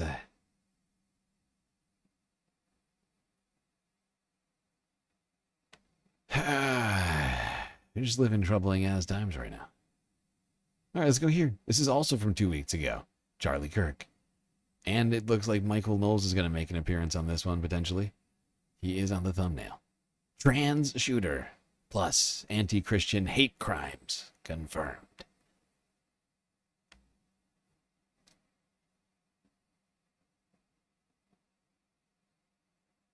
Welcome back, everybody. Email us, as always, freedom@charliekirk.com, and subscribe to our podcast. That is the Charlie Kirk Show podcast page. We have a great guest right now and a wonderful friend, Michael Knowles. Michael Knowles is with us. Michael, it is a very disturbing day here as we learn of what has happened in Minneapolis. People are saying it's confirmed, and I think that's right, of the Catholic school shooter is transgender, which does matter, by the way, as we're talking about the broader policy implications of this. Michael, you are Mr. Catholic. You are Catholic #1 on our guest roster here. It's fascinating. Charlie Kirk saying it does matter that being trans, when he for years had been saying, stop bringing up the fact that, he didn't quite say it like this, but stop bringing up the uncomfortable fact that so many of America's shooters are white supremacists. People who go and shoot up churches and schools, high likelihood of being white. Charlie wants to say, even though I've said for years that's not fair, other people do crimes too. Wants to point out to all of us that this shooter's trans. Okay. Your reaction? This is a terrible day and obviously a demonic and spiritual attack against these now young martyrs of the church. Well, obviously, the first thing we all do is pray, of course. As opposed to Christian hate crimes? Yes, exactly. Yes. There's anti-Christian hate crimes, and then there's pro-Christian hate crimes. They both exist. These guys are big time influencers in the pro-Christian hate crime space. Strange coincidence here. I was on a conference call with a Catholic organization when this news broke. I wasn't following the news. I checked my email, and I got an email through my personal website from a guy, and he said, hey, I'm in Minneapolis. I'm law enforcement, military. There's been a shooting at this Catholic school during Mass, and the shooter was trans and killed himself. He said, can you please talk about this? I did not run with that, and I don't even mean to say that as though it... I think they already misgendered this person, if they are in fact. The fact is, I have not spent enough time on this particular story. But if they are in fact trans, I'm fairly certain that Michael Knowles just misgendered them a minute and a half in. Okay. A confirmed fact now on your show, because I just said I don't know, and this is before any of this was really being reported. Now you're seeing this start to come out, possible identity of the shooter, possible video of the shooter, possible manifesto of the shooter. I watched what is purportedly the video released by the shooter, and the first reaction is it seems so clearly demonic. The kind of language that's being used, the way that it's being spoken.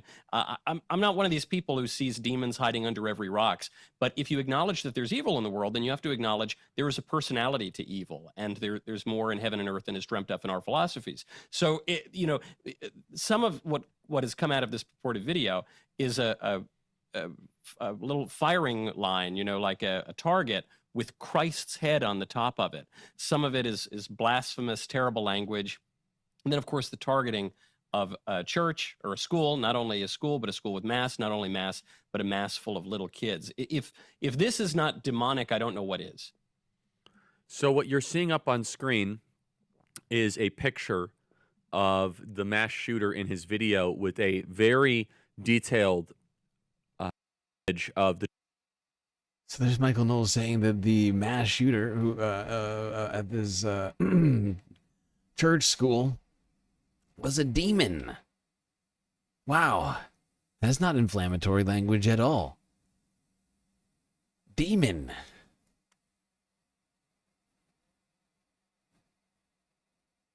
The church and a knife over it. He intentionally targeted a Catholic church. He intentionally targeted kids at Mass. He intentionally targeted young kids that were Catholic and Christian. Michael, I mean, this is an attack on Christianity. The media likely will just kind of glaze over that and make it all about guns. What is your take on this deliberate, yet another Christian hate crime? And I don't like using that. Yeah, everybody wanted to make it out about guns. Yes, okay. So everybody wanted to make it out about guns, but maybe Michael has a different take. Michael? We are in the midst of a spiritual war. Oh, Michael does. You can tell. Look at the look on Michael's face. He's got a different take. Guns? No. Yes. A line that I don't really like using, but is apt, is that it's always the ones you most expect. It's always the ones you most expect. So in this case, Christians are being targeted while they're at prayer, while they're the most innocent people, while they're little kids who don't have personal sin. That in itself is horrifying, but you expect it in the sense that all sin is a turning away from God. All crime, all violations of the moral order are expressing a contempt for God and a self-deification. President Trump makes healthcare affordable again. His 2017 executive order. So I guess that's suggesting, well, it's actually, this is because the shooter is trans and they turned away from God. Is that essentially what he's saying? That's what he's trying to say, right? This is, I think, the mayor or some leadership saying no more prayers. By the way, this is what the left is saying. I want you to respond to this. They said, if prayers worked, these kids would not be dead. This is the Democrat mayor of Minneapolis, Jacob Frey, or Free. Play cut 410. And don't just say this is about thoughts and prayers right now. These kids were literally praying. It was the first week of school. They were in a church. These are kids that should be learning with their friends. They should be playing on the playground. They should be able to go to school or church in peace without the fear or risk of violence, and their parents should have the same kind of assurance. Don't just pray, they say. And I get that he's upset, but Brian Krasenstein, a leading Democrat influencer, says, quote, praying is the problem here, not the solution. People use prayer instead of action. If prayer worked, a house of prayer wouldn't have just experienced this tragedy. That is the modern left. I want you guys to read that, saying that prayer is the problem. By the way, prayer leads you to action, but prayer is not a guarantee of a covering. Prayer is first and foremost an act of worship and an act of contrition to an almighty God that is the author of life. Michael Knowles. But both statements are absolutely vomit-inducing. These people, if they weren't so profoundly ignorant, would merit even more of our anger. But let's just follow their ideas to their conclusion. What they're saying is, don't pray. Prayer is stupid. Let's make fun of these dead Christian kids and their families for praying. What idiots they are. That is not what he is saying. What's the alternative? Well, the alternative, that is not what he's saying. Nor is that what the mayor of Minneapolis is saying. This guy is fucking pissed off. I dare Michael Knowles to go to his face and say that. Oh my God. Quite clearly, is that we just need to elect progressive politicians and enact progressive policies, because that's going to lead to progressive action to solve all of these problems and to prevent mass shootings. He's a Democrat mayor. They're in a Democrat state. There's a Democrat governor. They're full of Democrat legislators. They have all of that. How come they didn't fix it? Huh? You know, if the point is that you're wasting all your time praying when instead you should be electing Democrats so that we can implement our wise policies, well, you know what? You all were elected, and you didn't figure it out either. And this is one of the errors of liberalism. You know, liberalism says no gods, no kings, only men. We are going to, through our rationality, create a perfect society. We're going to ignore original sin. Original sin is not real. We're going to live in this perfected utopia. That hasn't worked out very well. And the evidence is we live in a largely secular society, an extremely liberal society, a society where we're highly technocratic, and we implement all sorts of wonky policies. And guess what? They still haven't extirpated original sin. So what the Christians say is, they recognize rightly, we can't save ourselves. You know, that's an ancient heresy. It's called Pelagianism, and it's reified in modernity in liberalism. But it's not going to work. You're not going to create a utopia here on earth because we're falling into concupiscence, and evil just exists. Okay, so in addition to doing what we can, taking appropriate and prudent political actions, we're going to pray to God, because God made us, God sustains us, God is being himself, God saves us if we are to be saved, and so we're going to rely on him.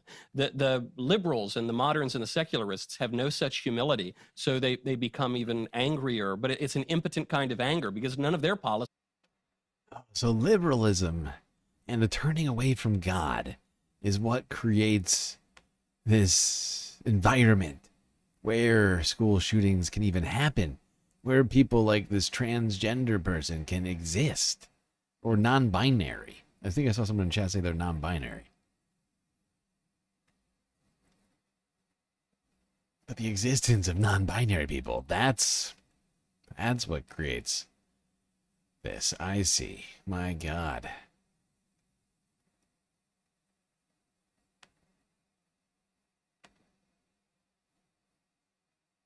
Policies work either. And let me just say that if I were to go, I would love to go praying. Praying is one of the highest acts. I mean, these kids should still be alive. I'm not trivializing their death. Oh my God. Oh, if I were to go, I would want to go praying. Well, Charlie, it didn't quite go that way. Jesus Christ. This is the second time where Charlie mentioned in one of these videos about him going or dying. It's kind of weird that in the last month, Charlie has posted multiple videos where he's talked about him personally dying. It's very strange. Okay, that's it of the Charlie Kirk videos, but it's not quite the end of the stream. I got 2 more for you. Let's go here to Denver. 7 from 7 hours ago. At the exact same time. Almost. I'm sorry, this is the first one. I'm going the wrong way. How did I do that? How did I do that? Should be this one. This one, 9 hours ago. At almost the exact same time when Charlie Kirk was shot and killed. So this happened. We are monitoring in Colorado.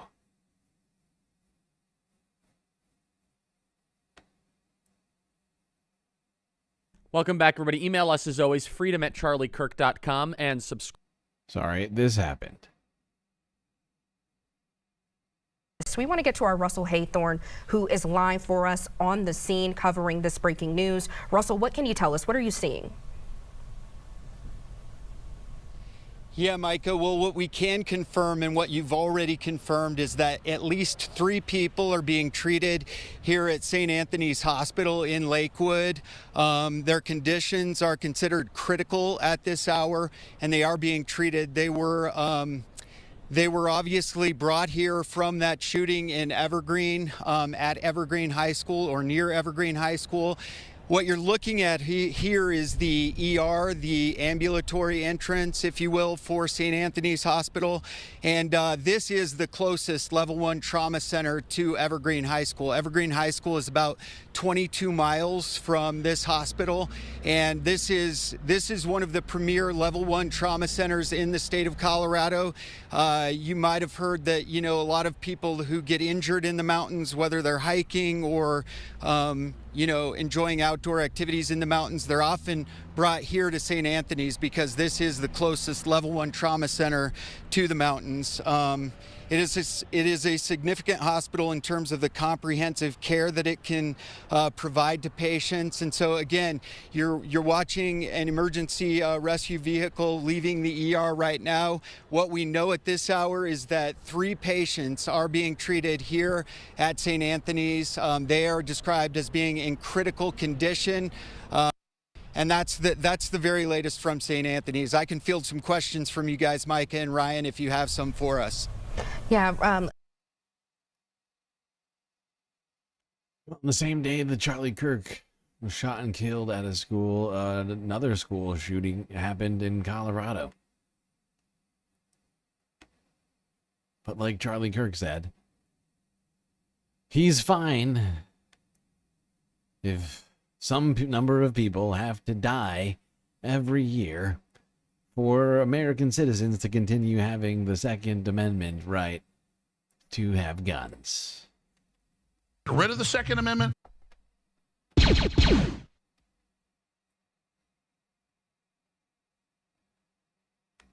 Here's Ring doorbell footage showing children running at noon Mountain Time today, trying to get into this home. Trying to avoid getting blasted like Charlie did earlier today. I'm not throwing.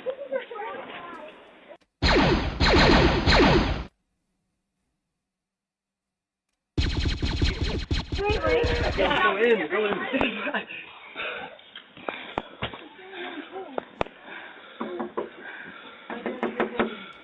But the fact is this got almost no coverage from the media because the death of Charlie Kirk made the entire internet melt down around the country.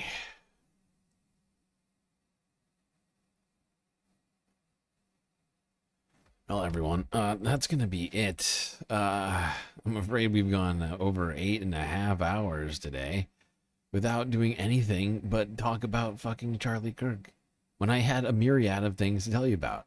And I think the only way for me to end this show without being, like, upset about that is to at least mention the things that I was going to talk about. We're going to talk about how Donald Trump's poll numbers are plummeting in new polls.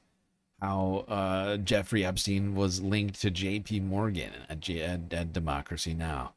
Bunch of new revelations, honestly, around the Epstein situation, as well as Caroline Leavitt sort of hyperventilating as she tries to explain how Donald Trump is actually not involved in any of that, even though the evidence is just piling up over there. And the sort of freak out that's happening over in the White House over this whole situation. I was going to talk about how another Epstein survivor has claimed that the birthday book shows a pattern of decades of behavior that had existed well before any of this was in the public eye. We were going to talk about police violence a little bit. We were going to talk about the takeover of cities by the federal government and a military crackdown on the people. And how Republicans actually like being tread on. Don't tread on me? No. Tread on me. Tread all over me, baby. Don't be creepy. We were going to talk about RFK and the troubling things that he had to say, including the fact that they were... one thing they were going to do was study possible causes of gun violence yesterday. Fascinating stuff there. We were going to talk about religion a little bit. How religions, this sort of ethno-theocratic nationalist, I don't know what to call it, trend in this country is getting out of control. Talk about the economy and how the jobs numbers are looking worse and worse around here. We were going to talk about a whole bunch of different things, including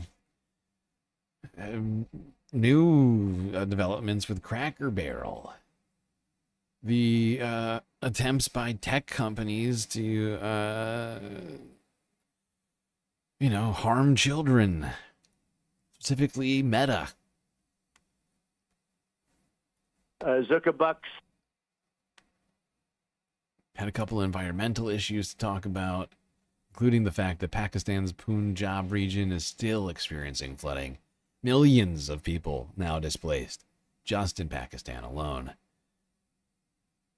The collapse of the French government and what is about to happen in France, as well as a number of other things. I had a bunch of French news today, actually. I had Poland. We were going to talk about how Poland has accused Moscow of sending drones over its sovereign airspace and was forced to shoot down multiple drones over the last 24 hours. We were going to talk about Gaza and the aid flotilla and how the Gaza aid flotilla has been getting attacked multiple times at this point. They were in Tunisia, in the Mediterranean, heading in this direction, and were struck multiple times now in the last 24 hours. We were talking about Qatar and how Israel struck Qatar, attempting to kill a leader of Hamas, and according to Qatar and Hamas, they didn't succeed, but they did in fact do a strike in a completely illegal fashion. We were going to talk about how pro-Palestinian protesters interrupted Trump during a dinner in D.C. when he was gloating about how safe it was. Pitchfork striking with a sweet super chat. Save it for tomorrow, GNN. Don't worry. I'm going to save it. I'm going to save the list, but I feel necessary to at least inform people to the tiniest degree of what it was that we were going to talk about today. Of which, as you can tell, there was quite a lot. We're also probably going to touch on what's been happening in Indonesia once again, as well as the Murdoch succession race, and Nepal. Oh, almost forgotten about Nepal. Jesus Christ. So much is going on in here. And yet we just spent the entire night talking about Charlie Kirk. This is ridiculous. R.I.P. Charlie. R.I.P.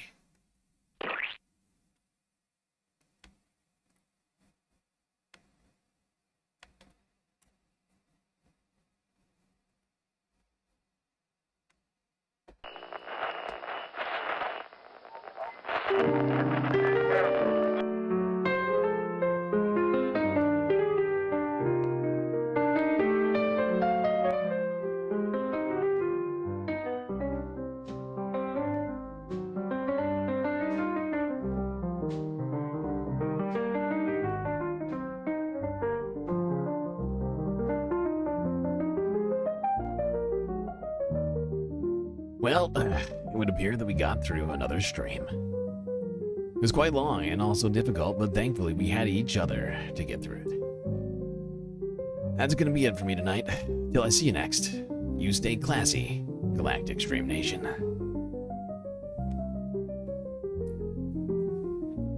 Can't forget this. These are your galactic patrons. Gabby, Goth Dogs, Aaron W, Schmeckley, PB, Mitty, Afroponics, Gnarl by Nature, Interplanet Janet, Godcat, Robot Cat, Disco Wolf, Kelly Braiding, Sammy, Geodragon, The Anti-Corporatist, Obsessive Audio, Moanoa, Nadia, Choki, Scouts, Selena, Mrs. Jen, Omega Star, Sasha G, Pitchforks Dragon, Vincent Morales, Donald James X, Evan from Portland, Lovely Pariah, Mish, Becky, Decipher, Icebreaker, Columbia Rican, New York, Will in Detroit, Sisyphean Task, BC, Free Palestine, Hermeteorologist, and HBX. That's right, all of these people here have helped produce the show which your eyes and ears just got done enjoying. You can do for just a few US dollars a month on Patreon.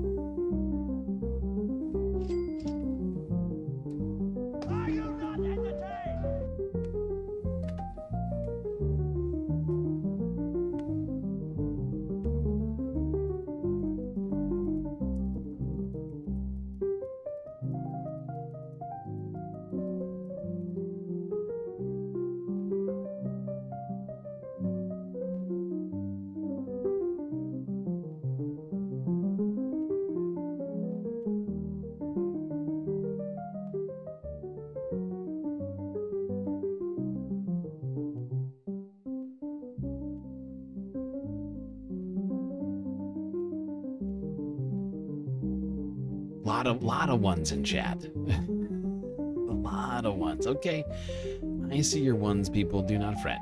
Do not frown. Let me turn those frowns upside down. Bring to you another super secret late night after hours galactic chill stream. Yeah, this feels like the right music for tonight.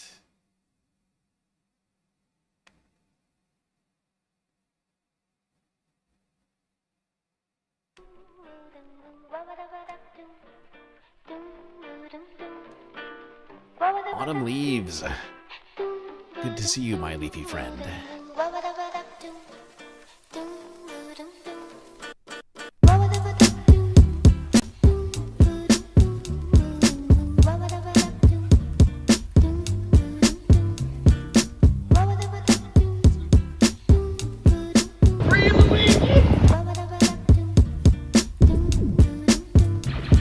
Illegal.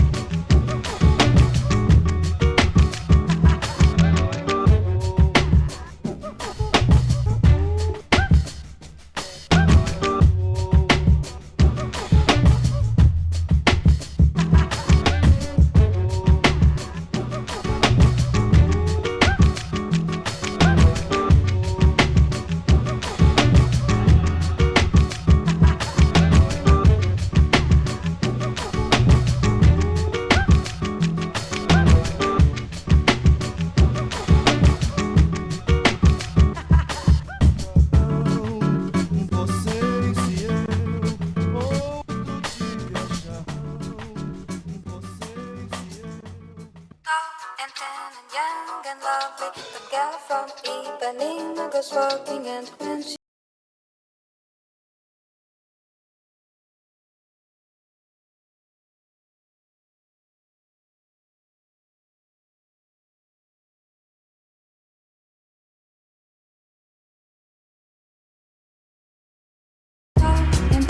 young and lovely, the girl from Ipanema goes walking, and when she passes, each when she passes goes when she walks, she's like a samba that swings so cool and sways so gently, that when she passes, each when she passes goes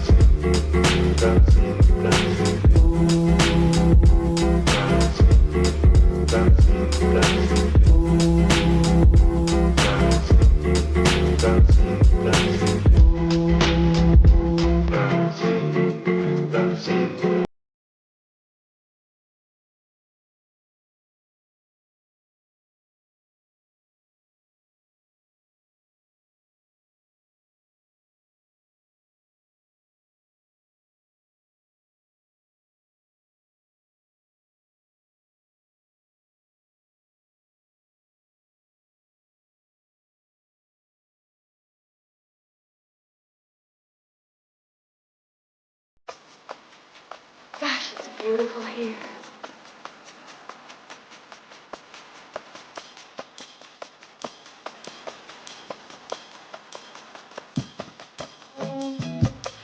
Just look at that yellow sky. And way off in the distance, those lovely little white clouds. Get a drink, have a good time now. Go to paradise, paradise. Você me vê sorrindo à toa. Se você me vê sorrindo à toa.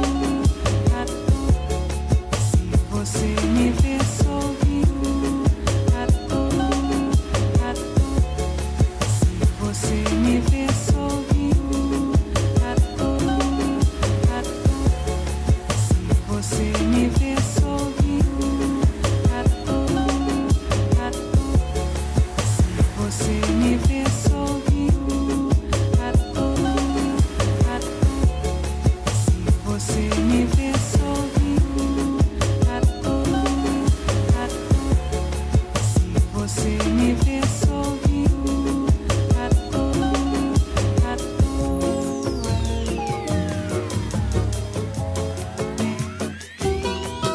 Yeah.